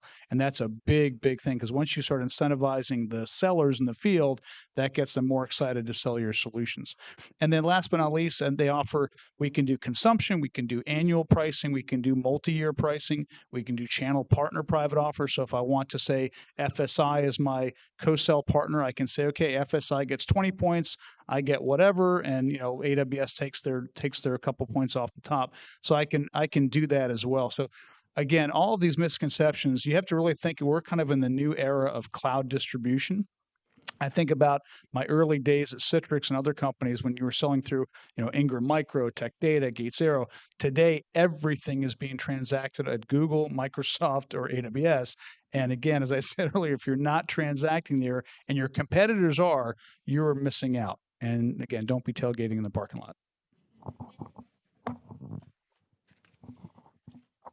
I love that you call Aero Gates Aero, because I call TD SYNNEX Tech Data because that's what their name is, and I just can't let it go. All right, so that's it. I think those are great illustrations of that. And we talked about some tactical things, and let's talk about, like, we have some partners that are super advanced, right? They're leveraging the marketplace, they know what to do, and they want to supercharge, though. They want to expand and they want to level up. So, and maybe explore, generative AI, other things that we've talked about. So, Jason, what is some advice or some guidance that you would have to those partners to really hone their strategy? So, from the perspective of generative AI, what I would offer is on the Microsoft side, I think it may not be fully visible and transparent, but there's a lot more that is happening at Microsoft on the marketplaces than we see on a daily basis. So, for example, our model as a service capability at Microsoft, which is the models that are not the Azure OpenAI, the Llamas, the Mistrals, the Coheres, all of those are being transacted on our marketplaces. Okay, and customers that are deploying those capabilities are doing it through those marketplaces. So the best practices that I would offer, I would go back to the clarity and the conciseness and the consistency, right? Have a very specific agent offer, or software offer, or generative AI offer solves a very specific problem. Okay, and then communicate that to the market clearly and consistently. And that communication to the market should be the same communication that comes to our sellers internally. Okay, and that's what will gain traction internally at Microsoft with our sellers. But then you also have that feedback loop of the customers asking for that. Yeah, awesome. Those are good points. Christine, to your human point. So this is something that I think has come up a lot, and this is a question that we talked about on our chat, and I think it's on the minds of a lot of us. So as we know, AI represents it's an incredible opportunity for everybody in here, partners, vendors. I mean, the writing's on the wall. Literally, there's just money everywhere. And from productivity to automation, efficiency, I mean, there's just these endless benefits. But no doubt there are a fear, there's a fear of some folks. Is this going to take my job? Is this going to make me, less useful? And how is it going to change my role and all these things? What are some ways that we can think about AI in a positive light that not only reflects, its propensity to collectively drive our business, but, to ensure that it takes us along with it? Yeah, that's a great question. And I think most of the people in this room recognize the opportunity of change. Change is always scary to the employee, and especially in marketing right now, everybody thinks AI is going to replace marketers for some reason. And it's certainly going to accelerate the way we do repetitive tasks and the way we create campaigns, for example. But like I said, it's going to open up this huge opportunity to do new, innovative, creative things. And what if you could use your creative resources to actually be creative and not just be project managers trying to chase down a review or a legal approval, right? So I think about that from a marketing perspective, but there was just an article a couple months back about how when McDonald's deployed kiosks and displaced all of its, cashiers, they were afraid that they were going to, everybody was afraid they were going to lose their jobs. And instead, the kiosks upsold so much more that they had to staff up their kitchens and then have some frontline workers providing better customer service. And it changed the entire model. And then McDonald's revenue is up, right? And there's more jobs. And so I think we just really have to reduce that fear factor and get people thinking creatively and outside the box. Like, what would you do with your time if you didn't have to do data entry every day, or if you didn't have to, these things that AI can replace? Then we have all of this human ingenuity, because really AI is at the moment not having original thought, right? So it's not creating the future. It's really just drawing on what's available to it and automating a lot of mundane tasks. And I think that the opportunity for that is so exciting. What could we do with all of this human capital, with all of this human potential, if people could dream and if they had the time and space in their day to really, you find a job because you think you're going to be passionate about it, and then you hate your job because you're just doing all of this like administrative task all day every day. So what if we could minimize that and then really, I think everybody's a little weary of do more with less right now because we're just all exhausted from the last 5 years. But what if really we could automate some tasks and then use that time and space and mental capacity to just innovate? I think there's so much opportunity, and we need to start flipping the narrative on that story and taking the fear out of the AI and talking about how powerful it is for our future and the things that we can now go do and have the time for. So if I could comment on that. So I had a conversation about a month ago with a customer. We have a podcast at Microsoft where we talk to customers about their generative AI stories. And I was speaking with Proximus, a telco in Belgium, and they deployed GitHub Copilot. And I asked the director of IT services, I said, look, you've got these freshers, these kids coming out of college, and they've dreamt their whole lives about being developers, right? And he deployed GitHub Copilot. And I asked him, I said, what are you telling these freshers when they come in and their dream is to be a developer, and you give them an account to GitHub and you tell them this will do 80% of your job? And he said, well, my ambition is that these freshers, these kids coming out of college, will talk to customers and they will learn the customer business and they will develop better requirements for the systems. They will develop better testing procedures, and we will have better quality products coming out at a quicker pace, right? And I told that story to my neighbor. She has a son who's a junior in high school who wants to be a developer. And she said, oh my God, my son's going to have to talk to people. That was her reaction, right? So, to your point, the generative AI will take over the drudgery, right? The repetitive tasks that don't require human ingenuity and human conversation.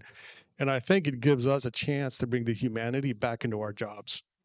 We will be able to go out and talk to people and understand each other better and understand each other's business. And if we do that, we'll be able to provide better value and better solutions to each other. So I see a tremendous, tremendous opportunity. Yeah, I think that is such a critical point. And I'm sitting here thinking about how COVID almost set us behind in that realm so much, because we were not doing that anymore. We were not talking to people. We were behind our screens, and we even got to a point where it was like camera fatigue. So then people like didn't have their camera on. And I remember the first work trip I went on after COVID, I almost was like, oh my God, I gotta talk to people. I don't know. Like you're like terrified, and you gotta like get back in the groove. So that is, and also the teenager thing. I mean, I laughed when you said that because it's so true. I have a 17-year-old and I can't even imagine him having a sales conversation with somebody right now, he would have to text them, you know, and or snap them or something. Yeah. Did you want to comment on that? Also, you're good. Okay, that's a great story. Also, the McDonald's thing. This is totally random, but I live in a very small town where the average age is probably like 72, and we in our McDonald's they put in the automatic things. They had a person whose job it was to help the people of a certain population use those things. But then they had an interaction. And they also had somebody who's then could take coffee to these people because they would sit there and like have 47 coffees, but that was their like social time. And I'm telling you that the impact on that group of people, that McDonald's is thriving because of that. And if that machine had not been there to make it challenging for those people to order, that they would not have had that. So that's such an interesting change mindset, like to think about that. Awesome. Okay. So I know we're here in the interest of time, but I really appreciate everyone. Thank you so much for talking about this technology. I want to close this out. I know we can have time for Q&A, but what is maybe one call to action or one piece of advice that you would like to leave with everybody today? I mean, clearly I've said it 3 times now. This will be the 3rd time I'll say it. You know, don't delay. It takes, you know, if you're just starting out, it takes months sometimes to get your stuff ready, going through well-architected reviews, getting your software solutions ready for the marketplace. So don't delay, make it happen.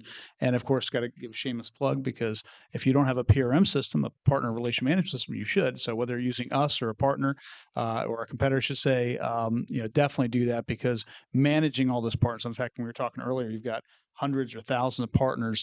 You can't touch them all. And you've got to use things like AI and other things to manage all of them. And we've got tools to help you do that. So. Yeah, I think that's a good point.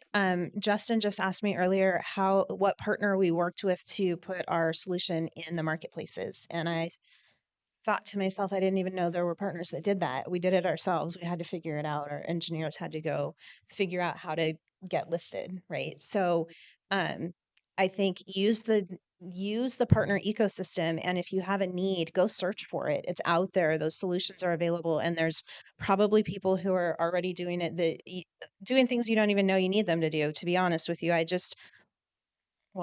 I hate to admit that I just learned that dev and DevOps are different things, and it's been a steep learning curve.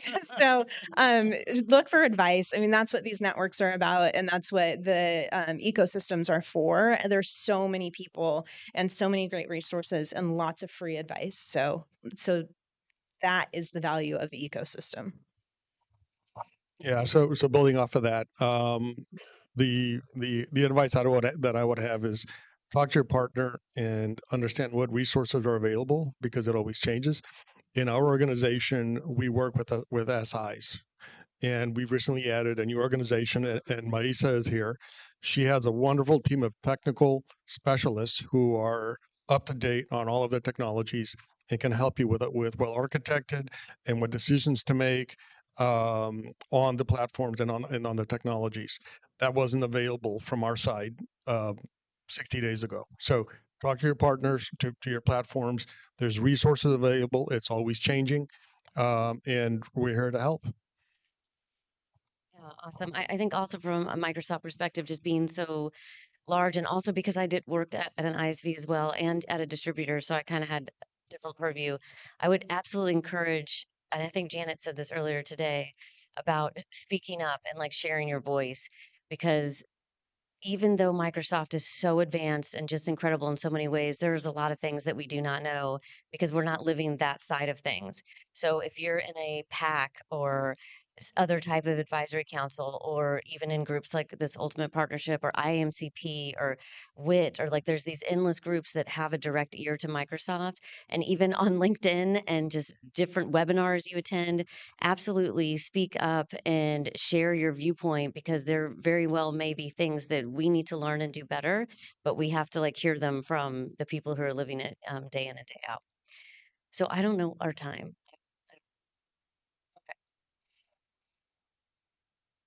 Alrighty, we can wrap it up. Okay. Thank you. What a great job. What a nice panel conversation this was. Thank you so much, Erica.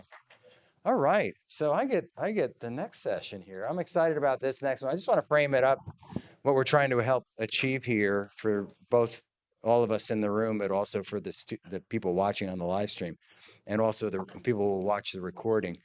This next session is really the voice of the seller, right? So we're trying to get to the level of conversation about like, what is it like from a seller perspective, and how partners need to better engage from a seller perspective. And I've got two people that represent that voice. Steve Cohen, GM for the newly formed SMENC group, and Brian Kane, a good friend.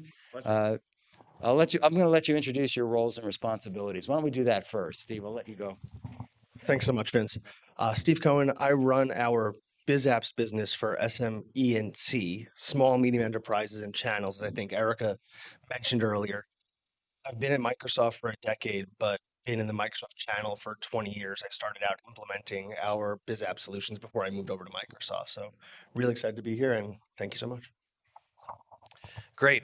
Nice to meet everyone. Brian Kane. I'm a part of our ISV and marketplace team at Google Cloud.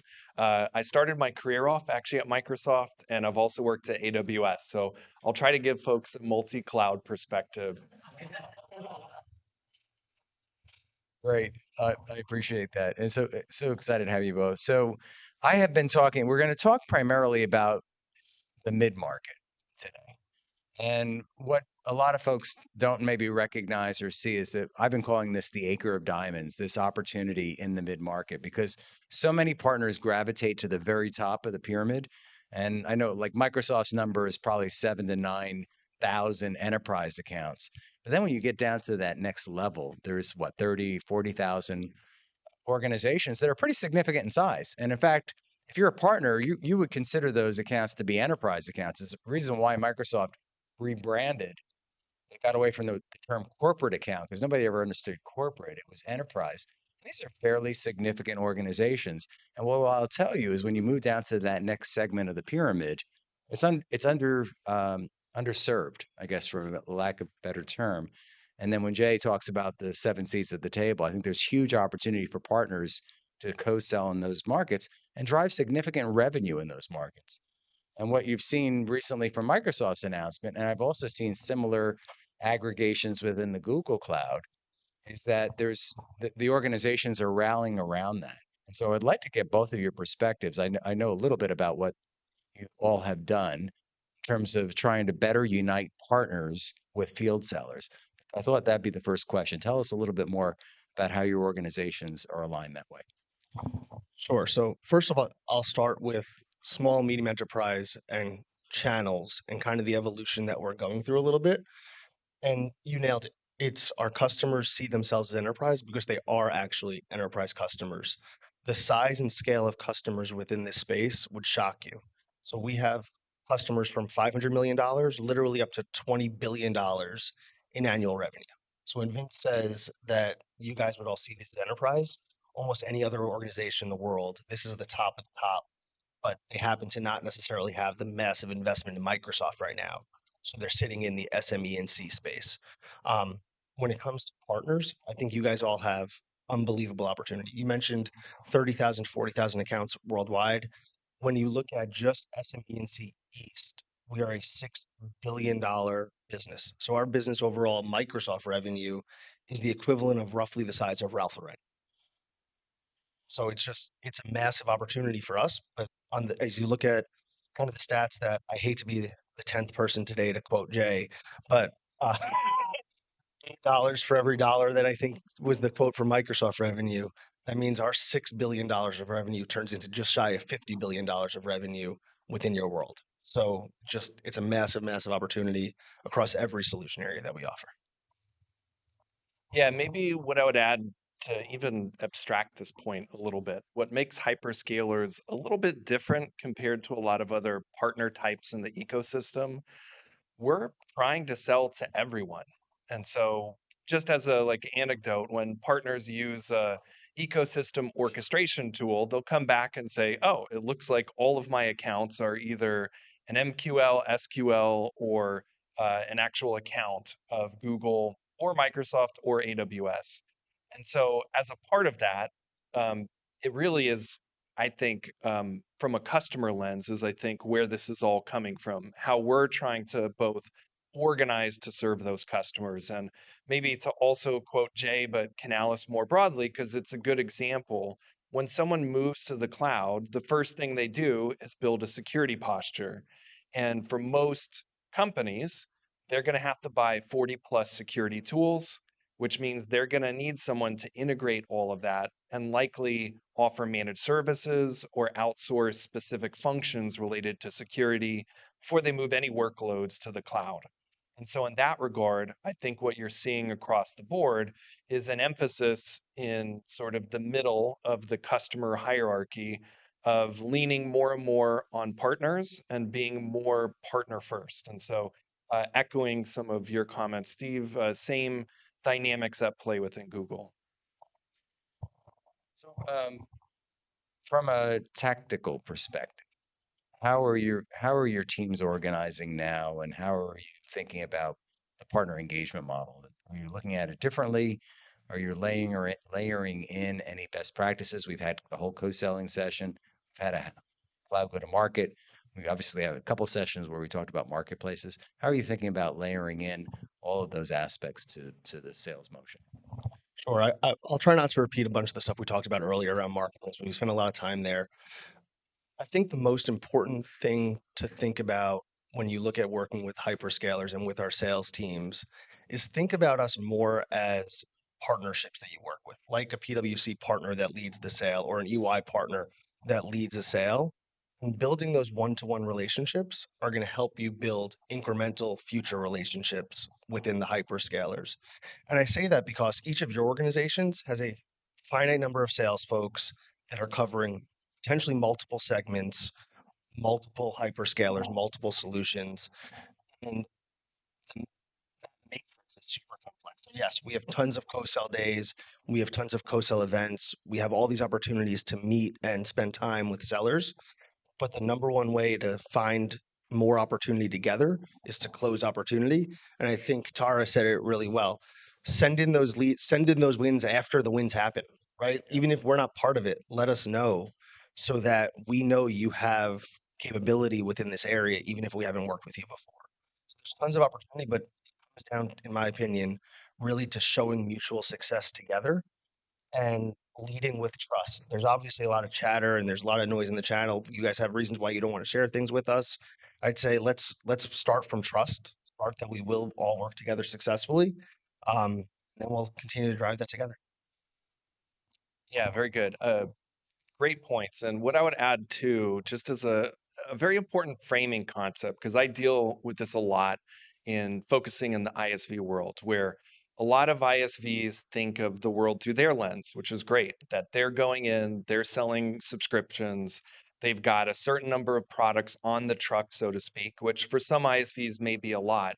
For cloud providers, it's even more. It's so many services that before one of our sellers goes in front of a customer, they actually curate that list down. So if we want to use the classic analogy, they might have 100 things on the truck, but they're only talking to that customer about 10 or 20, maybe 30 of those things as part of their cloud journey. In the case of in the mid-market, side by side with the partner.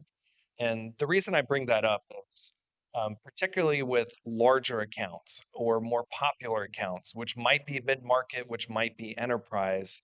I want to maybe filter some comments before of it's great to expose your pipeline, to share deals, to make connections, but also realize that that cloud seller not only has 100 things on their truck, but if they're covering a very popular account, which could be a fast growing account, which could be a top account in a sub industry, they're getting a lot of other partnering requests.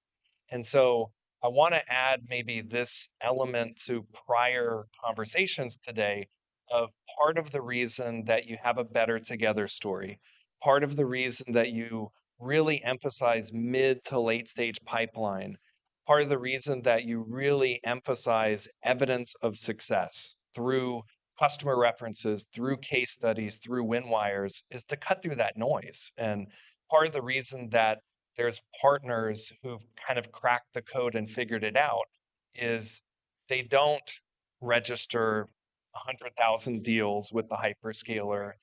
They don't start with their cold list that they haven't cracked the code on for the last few years. They start where they're already strong and they build momentum and they build reciprocity through that approach.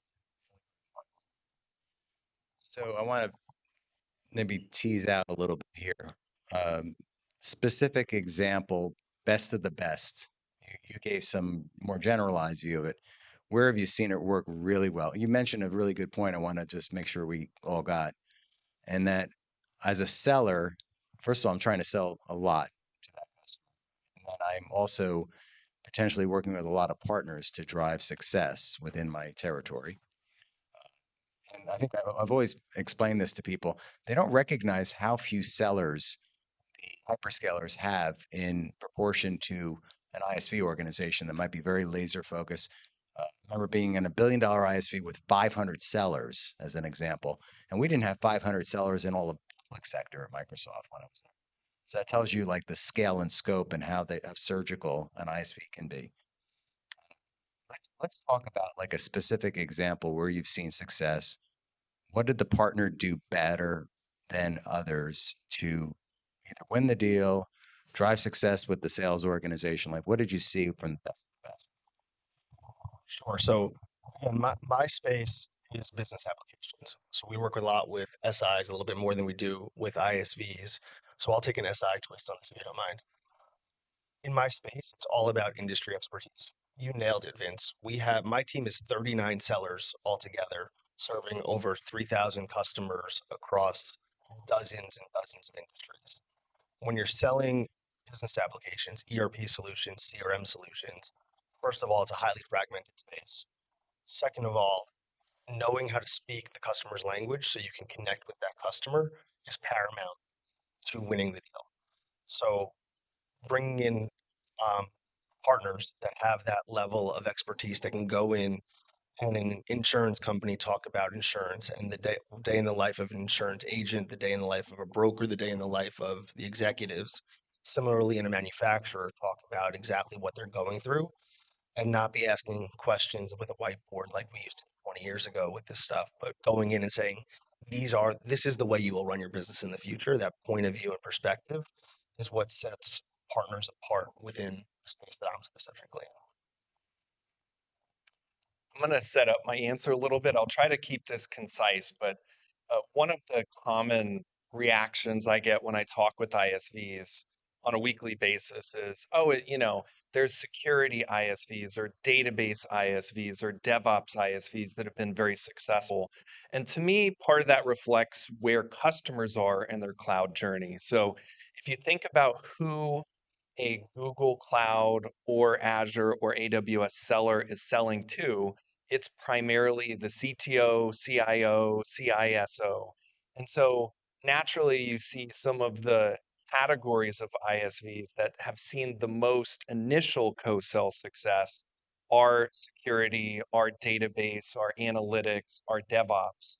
And a lot of that's because there's this very tight buyer center alignment and also very tight alignment to customer journeys. So even if we're not partnering as an ecosystem, when a customer does a data modernization journey, they're using a bunch of ISVs, and they're probably using a bunch of ISVs across 5 or 10 categories, not just within one. And so I'll give you a quick example of an ISV that doesn't fall into that mold, which is Quantimetric.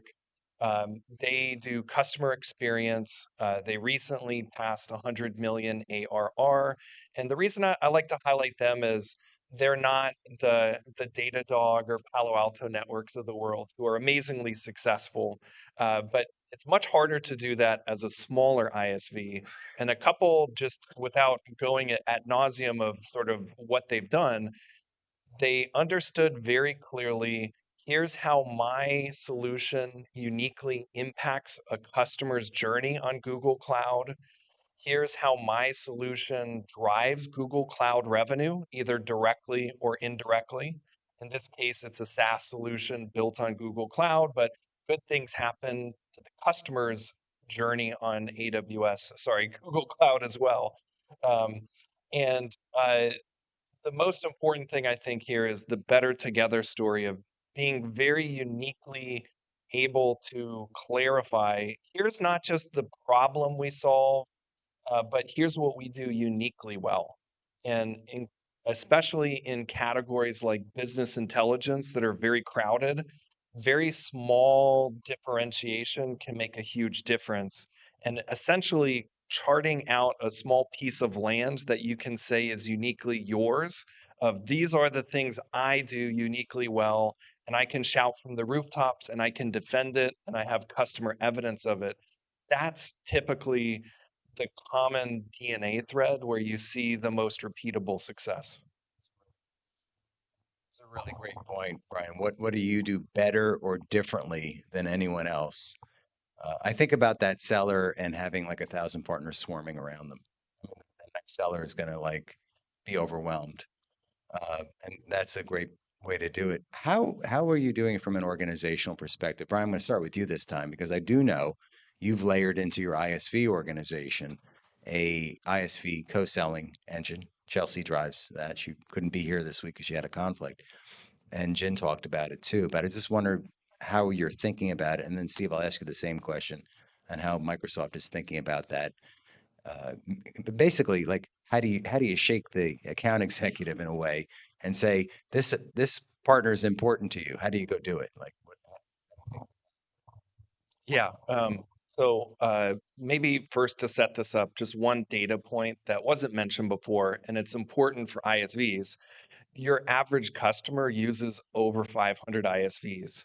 And if you talk to procurement departments, they're often not even aware of how many ISVs are being used. By department, this can be 80 to 100 plus. So the ISV opportunity and challenge is a little unique in that regard. So organizationally, we have overlay resources in the field who help ISVs go to market. And they're aligned both by geography and by industry vertical. Chelsea, who's not here today, who's wonderful, she actually has an integrated team focused in North America where it's both SIs and ISVs by micro region. Now, what I would say today is number one, that three-party motion is still fairly nascent, although we're seeing actually very significant success with Marketplace, especially in security and a couple other categories with resell. We launched last year industry value networks to bring together SIs and ISVs, although I would caution that that's still very early, but with some good momentum. So the short answer is that we have dedicated both global and regional teams that help ISVs go to market. So similarly in the field sales organization, we have a channel sales team that works with SIs, ISVs, all different partners to help really make sure we're running our sales plays with partner, not only alone, and our partners understand those sales plays and can share those opportunities they find inbound with us, and we could share them outbound with them for similar problems that we run into. so, and I want to be respectful of time and everything, all the changes today. So I think what I really want to do is for maybe the last question here is for those watching, for those in the room who are looking to better partner, what is your advice on how they need to optimize for success working with you this year, especially with all the changes going on? Okay, so I'll try to take a different perspective than earlier today, and I'll try to really focus on the seller piece. And so getting like really rubber hits the road. A lot has been talked around, a lot has been talked about around sharing opportunities, around jointly managing pipeline. Very specifically with sellers, a few very important things. Number one, if you're an ISV, you need to start with your own sellers. And what I've consistently found, and I've presented at 20 or 30 ISV sales kickoffs over the last 5 or so years, ISV sellers generally don't understand 4 things. What is cloud computing? Maybe they have the 101, but they need a little bit more. They generally don't understand how their solution is built on the cloud. They don't understand how Google sellers work and how they sell and how they engage with customers. And then they don't understand what are good or bad asks. And so, one more thing just to build on that last point, when you do get your sellers together early on as an alliance person, you need to handhold this and you need to intercept your own sellers before they get in front of a cloud seller. And you need to coach them on what do you need to present to this cloud seller. And the most common thing, you might not believe this, is the ISV seller has no ask at all. So they get in front of the Google Cloud seller after a lot of work, a lot of enablement, a lot of account mapping, a lot of ecosystem orchestration tools, and then they get in front of the Google seller and they don't have a clear ask. The second sort of penalty is having a bad ask. So Google Cloud sellers are not going to sell your solution for you. They're not going to influence pricing. That's between you and the the customer. And they're not going to give you proprietary information. What they are good at doing is 3 categories. One is help you understand the account better. The slam dunk for a cloud seller is they generally go very deep into an account. So if you want to expand, that is something cloud sellers do all day, every day. Another department, another subsidiary, another business unit. And even if they can't directly influence that deal, they can at least give you account intelligence. The next piece is around deal acceleration. So they're great at making stakeholder introductions. Maybe you did a land and now you want to expand and you want to get in front of the CTO or get in front of a decision maker. They're great at making those introductions. And in cloud sales are also a very technical sale. So don't forget about the customer engineer or the sales engineer. They can help you with the POC. They can help you build out the architecture. And then finally, today where cloud marketplaces live is procurement. Getting that deal over the finish line, maybe even pulling it in or expanding it. And then again, with the technical resources, driving the post-technical win integrations and making sure this is deployed properly. So I know that was maybe a little bit long, but I wanted to add something that wasn't really covered earlier. Great. I'm going to try to keep a super simple answer in the interest of time. Thumbs up in the back of the room. I'm going to keep it really, really simple. I'd break it down to 2 or 3 things. One, as sellers, you need to understand how the sellers at Microsoft and other hyperscalers get compensated. Because if you're not aligning with their compensation in any way, shape, or form, then they're not going to be picking up the phone to call you. And that changes literally every year, everywhere. So step 1, understand how they get paid. Step 2, all the tools that we have to share opportunities, inbound, outbound, left and right, are fantastic. But the number 1 tool we still have is picking up the phone. Like, regardless of the tools that we have to share things, pick up the phone and talk to that person. Build that relationship between your seller and the seller at hyperscalers, because that relationship and that understanding of what's motivating that seller at Microsoft or at Google or at AWS is not going to be derived asynchronously through email. It's going to be determined based on you talking to them, understanding where they're at, understanding what their account list looks like, and where they want to go this year and what their initiatives are. And you can't do that over email. I love that. Although Jay said that 75% want to get to end a job without getting on the phone with anybody. So, all right. So we'll open up to any questions. This is a very insightful conversation. We've got Mark in the back. This might be easier so people. Yeah, so that really insightful. And I think one of the gaps you pointed out, both of you, and I think this is an issue across all 3 cloud platforms. I know AWS has a gap here too. But you mentioned your contacts are mostly IT, right? So I've been in fintech, I was in legal tech. So if I'm trying to get to the CFO or the chief legal officer, right? Which has really amazed me because I was actually worked for an AP automation provider that Dynamics integration. We were big on Azure, and I went all the way up to like Kate Johnson before she went over to Lumen. And it was funny because I was like, how can you guys not have all these connections to the finance folks, as a Dynamics, partner, right? So I just was curious, have you guys done anything to fix the gaps to help get to the other business leaders, not just the IT folks? Who wants to take that first? Steve, you look eager. I think it's a great question. Thank you so much. Yes, getting to line of business is absolutely where we all want to get to. It's where we want to spend our time. Interestingly, I think we're going to get there one way or another. When it comes to generative AI, the generative AI is changing the way customers are looking at folks like Microsoft and like potentially like Google and AWS as well. But those chief legal officers, COOs, CEOs, CFOs have technology on the brain a lot more than they ever did. And the role of the CIO is massively evolving and revolving really rapidly. And I think we're going to get invited into those conversations. But from my space specifically in Dynamics, if you worked for an AP automation partner, then you understand we are speaking to the COO and the CFO and the different rooms of the house, as we like to call it. And I think those doors are going to continue to be opened as we speak the customer's language more and more, which again is a massive opportunity from the partner side, which you guys all definitely speak that language. So that helps open those doors for us and builds more relationships. I'll just quickly add from a seller engagement perspective, it will vary quite a bit by account. Really good cloud sellers are trying to engage at the C-suite level, are trying to engage within departments.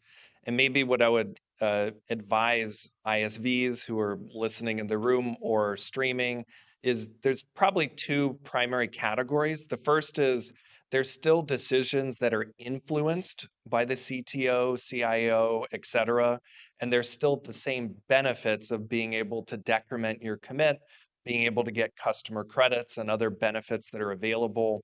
And then in the category where that's not the case, maybe this is a smaller purchase being made by the head of supply chain or the CMO. In that case, the angle that you go about co-selling looks a little bit different. So that seller may not be able to introduce you to the CMO, but may still be able to provide thought leadership, be able to provide an endorsement, overall account intelligence. So a lot of it depends actually at the account level of what each bring to the table and how deep each are engaged. Any questions?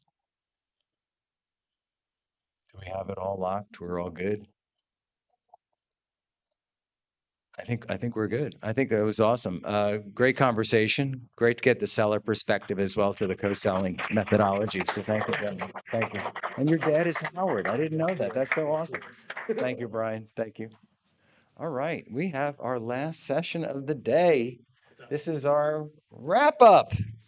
We're going to talk about Pinnacle Partner win formulas and really kind of a wrap up session for the day. And we have actually three amazing friends joining us. Leanne, I've known Leanne Campbell when we showed the slide for the first mastermind that we did back 2.5 years ago. Leanne was on the team. We did that all together. And I actually know Leanne from her previous life because Erin and I did a co-sell workshop for you back. And I'll let you tell your story. And then Nidhi Gupta has also been a great friend on the podcast. And Jen is an incredible leader and part of the Ultimate Partner team. So great to have you here today. So thank you. Thank you.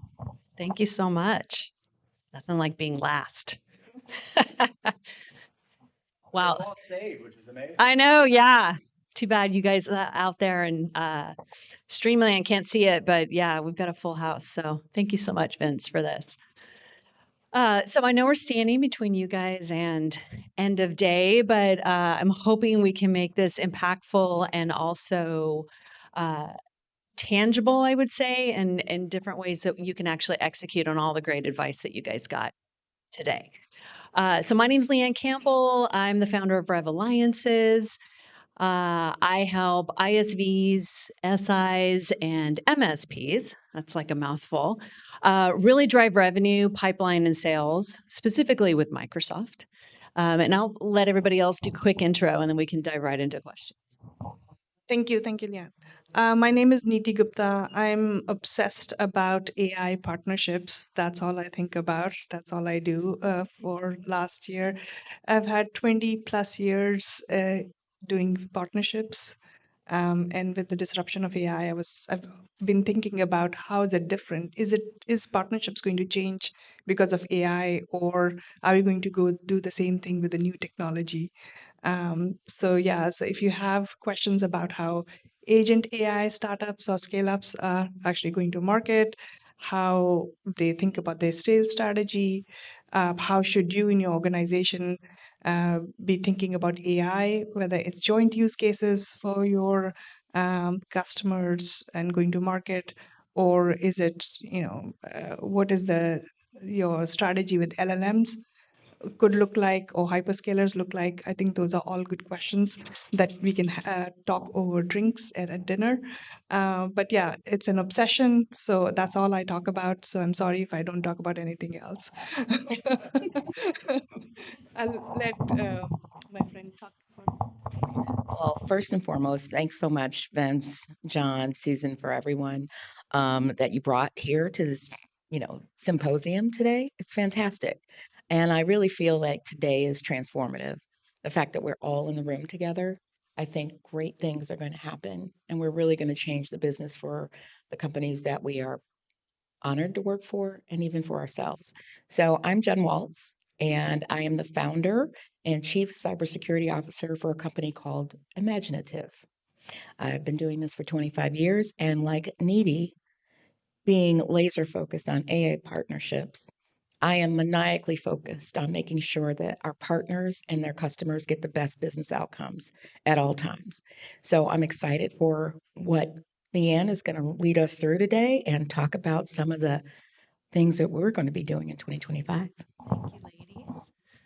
Okay, so I think it's safe to say the three of us up here, right? We've been practitioners for large companies, and now we have the opportunity to work across multiple companies, multiple clients, and see best practices, what's working great, as well as I think there's a lot of similarities and challenges that a lot of our clients and partners in general are still having as well.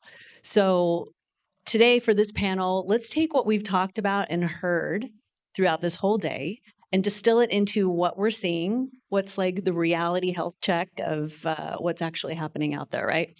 So we'll start with marketplaces. We heard Jay and Vince at the beginning talk about big trends, making big bets, right? So my first question is, okay, in the real world, just us, what are you guys actually seeing with your clients? Maybe it's like a big bet that they're making or a best practice that they're making around marketplaces specifically. Yeah, I'll start. I've been doing some research with agent AI CEOs, and I've been talking to them about how do they use marketplace, because recently all the hyperscalers have announced agent AI marketplaces, and so what the heck is what they're saying is, are they same? Are these the same as their cloud marketplaces? Is this going to be different? Is it going to be a different veneer? So I think that still is being figured out from a hyperscaler perspective, but those are kind of questions. Also, what I have found is that there's a disconnect between the startup founders programs that the hyperscalers have and their marketplaces right now, because they're sitting in different organizations in the hyperscalers. So there is definitely that chasm that needs to be connected, which a lot of us are doing for them, is saying, okay, now you've built your agent AI solution on offer. Now you're ready to go to market. And now your credits have run out, and now you're going to incur the costs of the platform. How do you go from that to now actually building a strategy, a go-to-market strategy, and be a viable business? So that 0 to 1 or 1 to 10 and that 10 to 100, that journey, that's because of the new technologies these companies are on. I'm definitely seeing that. There's definitely help that's needed on listing your solution on marketplaces, telling the value proposition story, because a lot of these agent AI solutions are being built by startups founded by founders who have technical skills, unlike what Christine was saying. She's a marketing guru who's turned into now a product person. So I'm seeing the opposite. They are data scientists, really good AI experts, but haven't figured out go to market. So that, how do you kind of build that connection? So I've been looking at it from that lens, that there is an opportunity to do something similar that we had to do with all our partners, on helping them craft the value proposition story, making sure the listings show up, making sure there's pricing. I think a lot of was talked about this morning about pricing strategies, and they're all over the map. Like nobody has really figured out how to do pricing well. So there's huge opportunity if you're a consultant or if you are working in your organization to kind of have impact there. So I'll leave with that, and maybe you'll have some other stories to tell. Well, so Nidhi, you really sharpen the pin on that. What I see is that people think once they've put something out on the marketplace, that's their story. They're not understanding all the other growth that's necessary in terms of enablement. There's confusion about whose paper, right? If you're doing multi-partner opportunities, who's driving level 1, level 2, those concerns. And I think that there's a huge opportunity also for someone, and I think there are companies in this room that can do this, that can blueprint how easy it is on one form. And I know Microsoft says they do this, but there is confusion. And so with that, I just see that there's a ton of growth opportunities in terms of being a trusted advisor with this marketplace to make sure that people, when they do put their product out there, that they understand how to consume, how to activate, how to deploy, and then how to integrate it, right? And so I see a huge opportunity for people who can create APIs that are analogous and are connectors. That's a huge opportunity. That's what I'm seeing. Thank you. And I'll just wrap up the marketplace topic by saying I'm seeing a couple of things with my clients. So number one, there's this maybe misunderstanding that, okay, if I am transactable on the marketplace, like I can just sit back and the purchase orders are going to come flying in. And unfortunately, that hasn't happened yet. Raise your hand if it has. I'd love to chat with you after. But so I think, just helping set the mindset, especially if you're an ISV, right? That yes, like for example, if you want to participate in co-sell with Microsoft, you do need to be transactable on the marketplace, right? Yes, that doesn't mean that floodgates will open like we just talked about, right? There's still a lot of work that has to happen. So I would say like just be aware of that as you're building out your go-to-market strategy. Like don't put all of your eggs in one basket. It's not to say that basket's not going to, reap full giant gold eggs someday, but right now I think it should be part of an overall strategy and not like your only strategy. I would say the other interesting thing about marketplace, we were just talking about it out in the hallway, right, is there's still a lot of questions about partner to partner. And I think Microsoft's been talking about partner to partner, for a long time. And I actually think marketplace is actually finally driving that motion forward, which is great to see, right? There's a lot of ISVs out there we've talked about, all with pretty unique or niche areas of expertise, as well as SIs, right? And so I do think marketplace marketplaces, not just Microsoft's, Google, AWS, they are bringing together partners in this ecosystem to work together. So I do think that's a very good thing that marketplaces are doing. Okay, so let's shift gears and let's talk about partner mindset. There's been a ton of talk about partner mindset. I mean, Vince lives and breathes it through this ecosystem that we have here.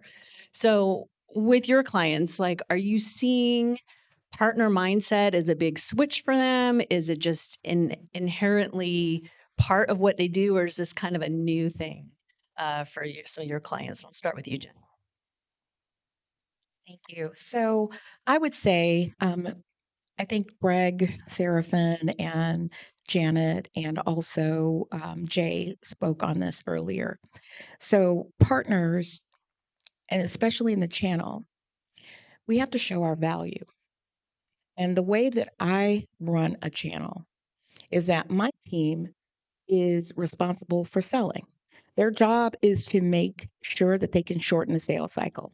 So if we're working with a partner, we're in there qualifying opportunities, right, with the partner. And we're making sure that we know the procurement process. And if not, getting to know that process. And then really just doing the discovery to find out who is actually responsible for making sure this potential technology sale actually gets sold and then implemented, right? Because we're talking about at least 6 different people who are going to touch that sale.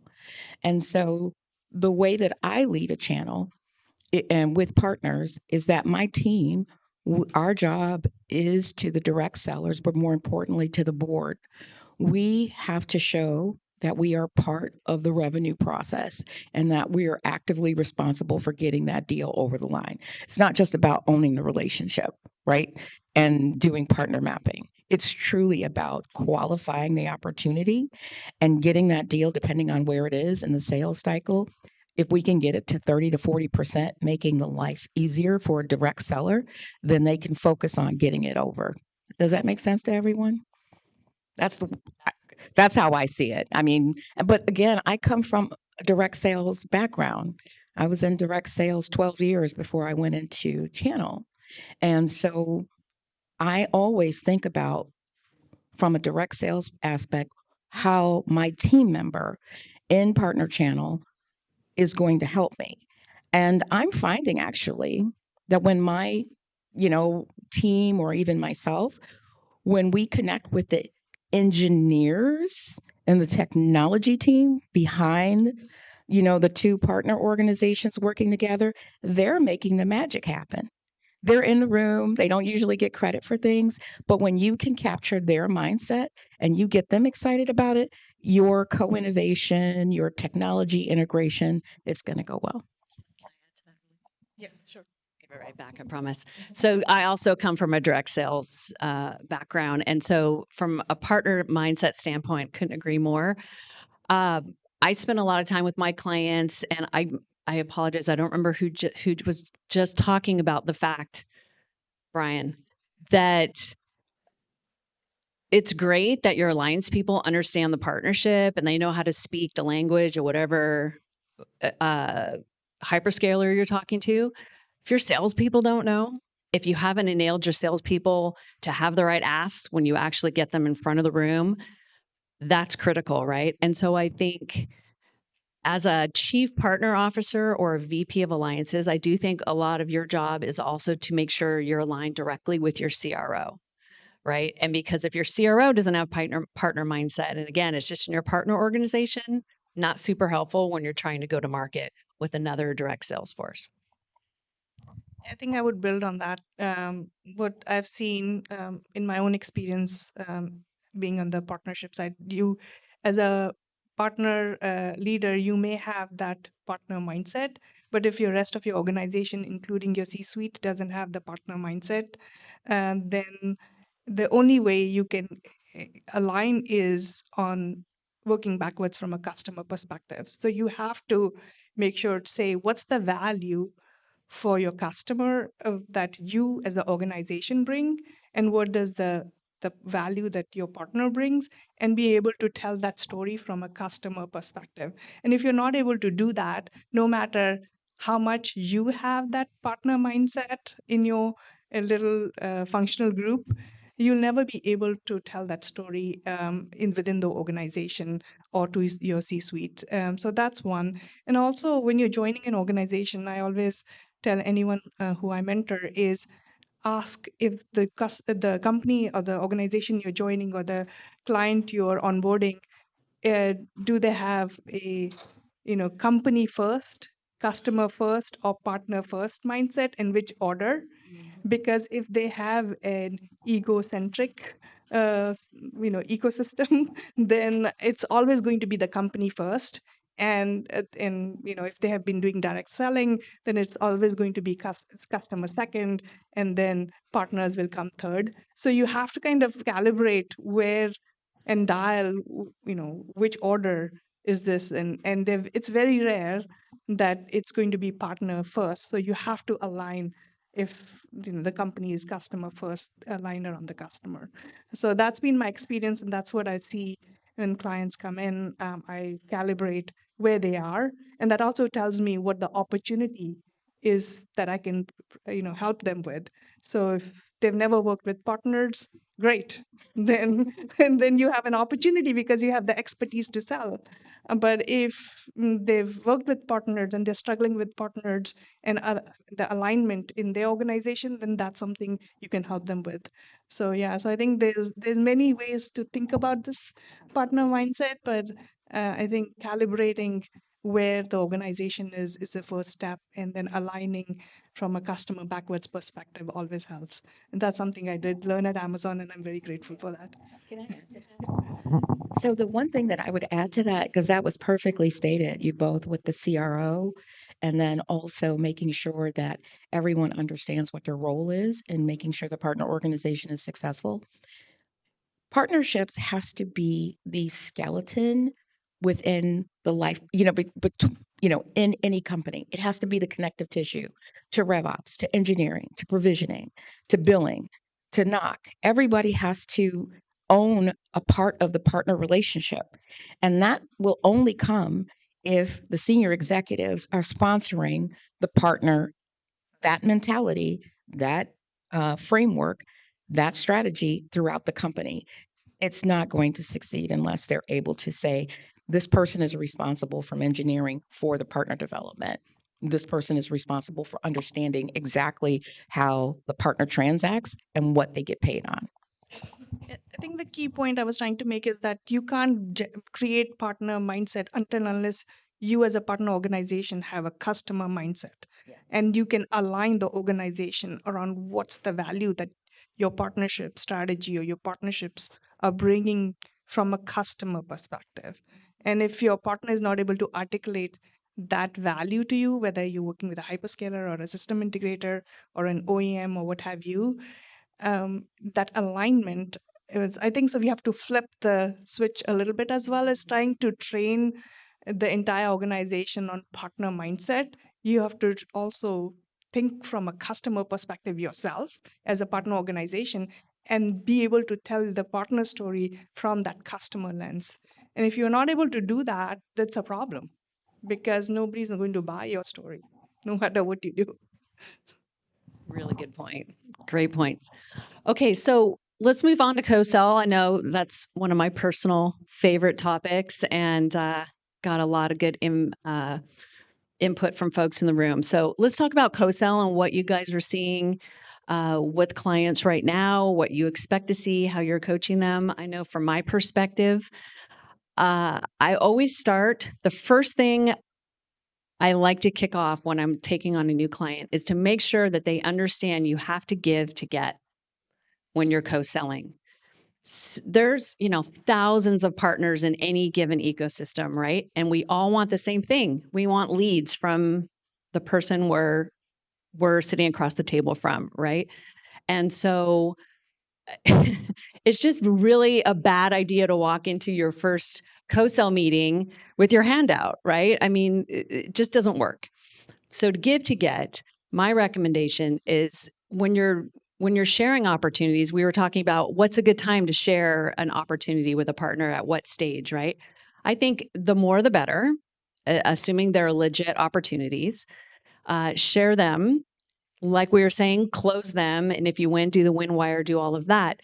When you go and have that first sit down with that account rep in that account that you really, really are trying to break into, or maybe you've dabbled in, but you want to do more, you can go to them and say, look what I've done for you. Look what I've already done with this customer or a customer just like them in the same industry.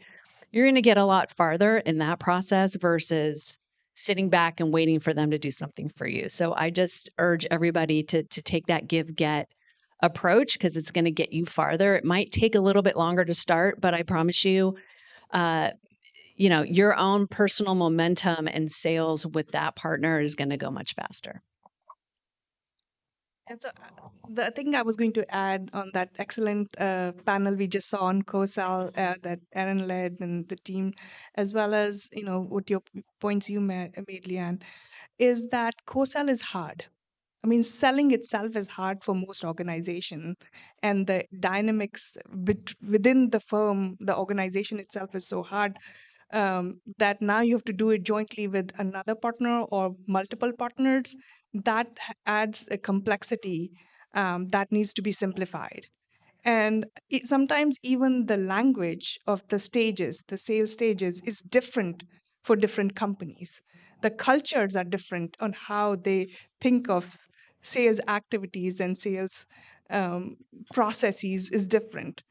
Sales leaders are different. Even from one territory to another, you'll find those differences. And at the end of the day, they are all human and they're people. So I think alignment is not a bad word. It's a good word in our vocabulary as partnership leaders. And I think that's the first step is when I work with organizations now, I ask them, how are things going for you? What is working? What's not working? Where are the challenges? And some people have been humble and said our sales strategy doesn't work internally, and that's a problem when you're trying to do alignment with a large hyperscaler because the expectations are also flawed, right? To your point, that if you're going in and just saying, well, I'm working with Microsoft or Google and they're going to give me all the leads, well, not happening. That aren't happening. They are not there sitting to sell your product, right? And if you can't sell your own product and you can't articulate what the value proposition to the customer for your own product is, oh my God, like nobody can save you. And hyperscalers definitely are not, the AEs and the SEs are not going to be there trying to figure that out for you. And I mean, I'm also seeing just being able to pitch your own product is hard for companies, right? And so if you can't articulate the value proposition, you can't do the pitch and you can't go tell the story. And I think, Brian and Steven said that.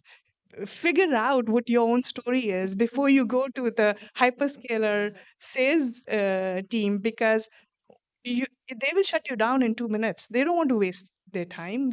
If you don't have any success stories to tell them, they'll say go away, or they'll be nice about it. They'll just say, thank you so much, but they will not take your next call.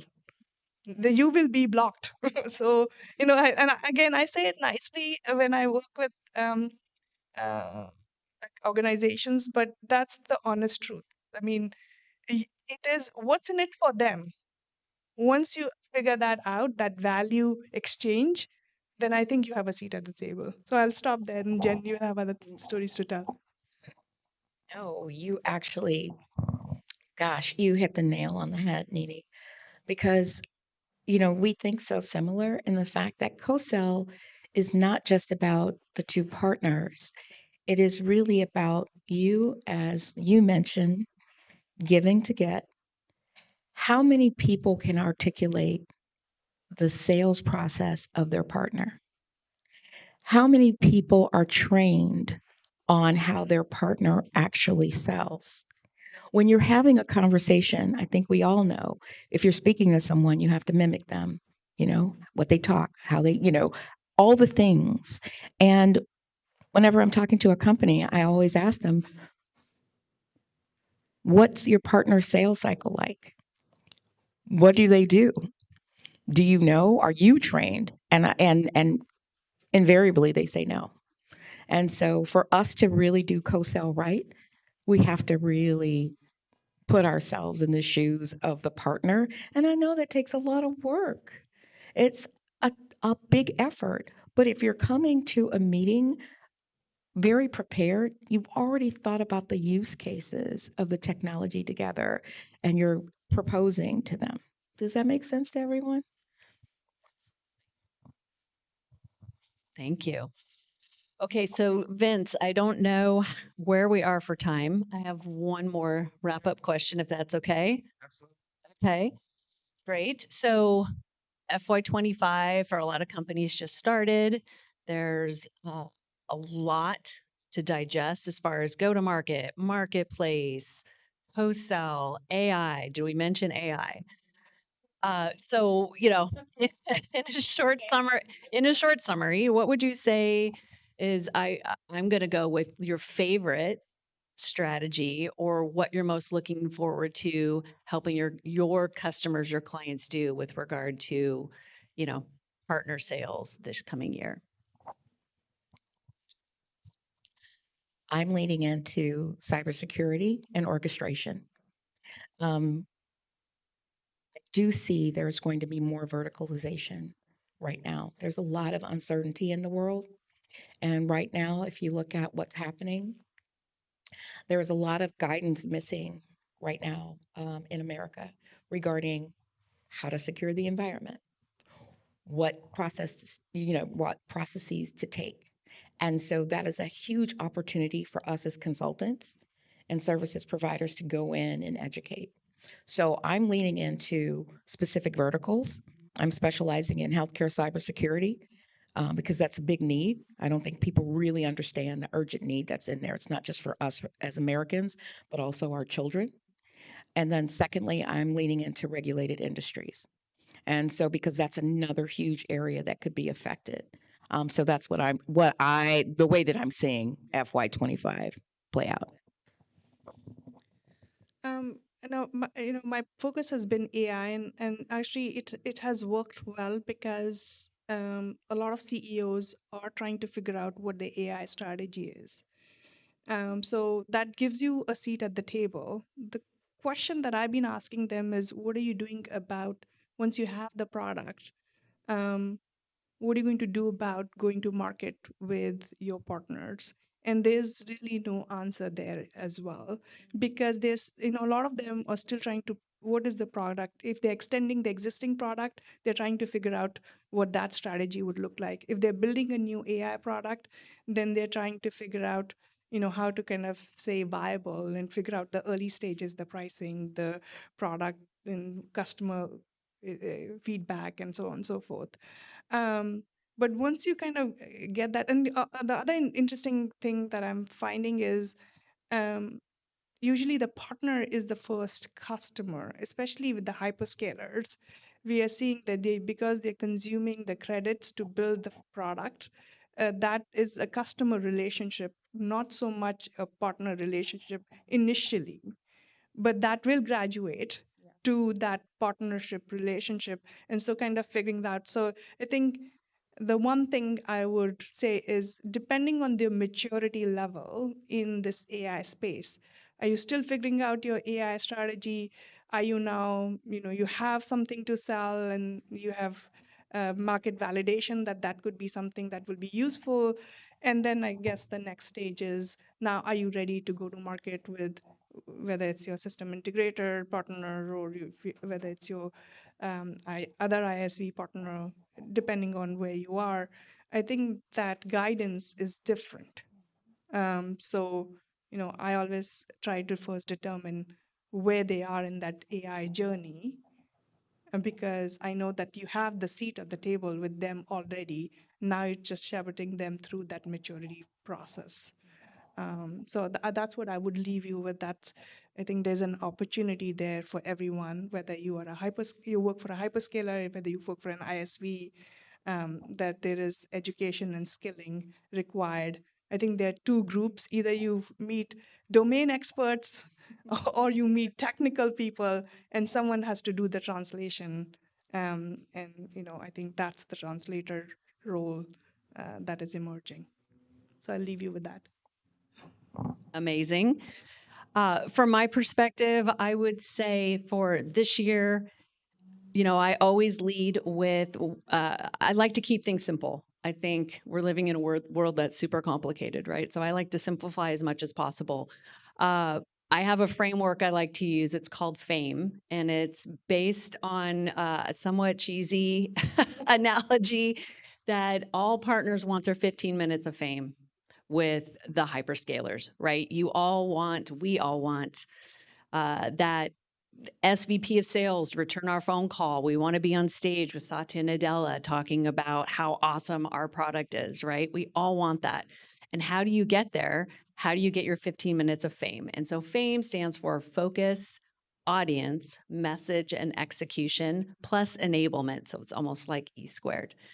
So I'd be happy to share more about that. I talk about it all the time, but I do feel like more than ever, focus is definitely going to be the sweet spot for everyone from a co-sell perspective, from a AI design perspective, from a security standpoint as well. So I'll leave you guys with that. So Vince, thank you so much. Thank you.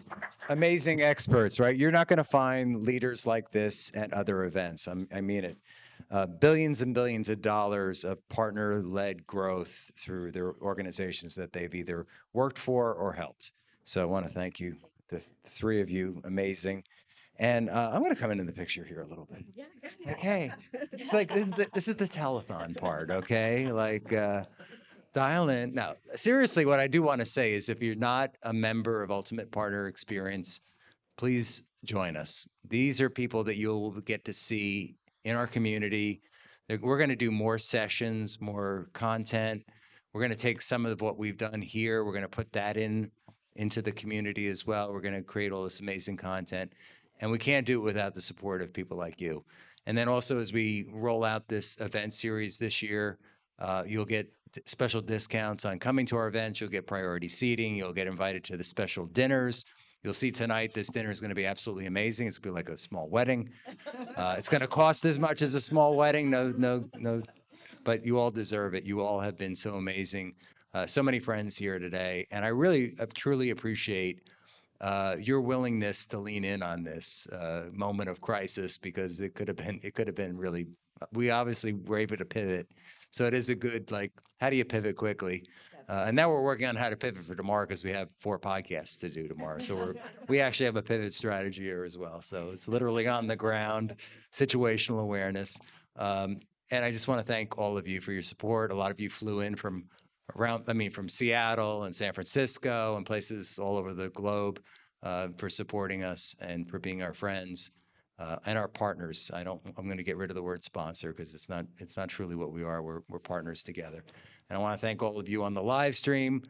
People have been in and out. They're going, why did the scene change? Like, what happened to the digital wall and and everything? But I think this actually turned out really nice. It was very intimate today.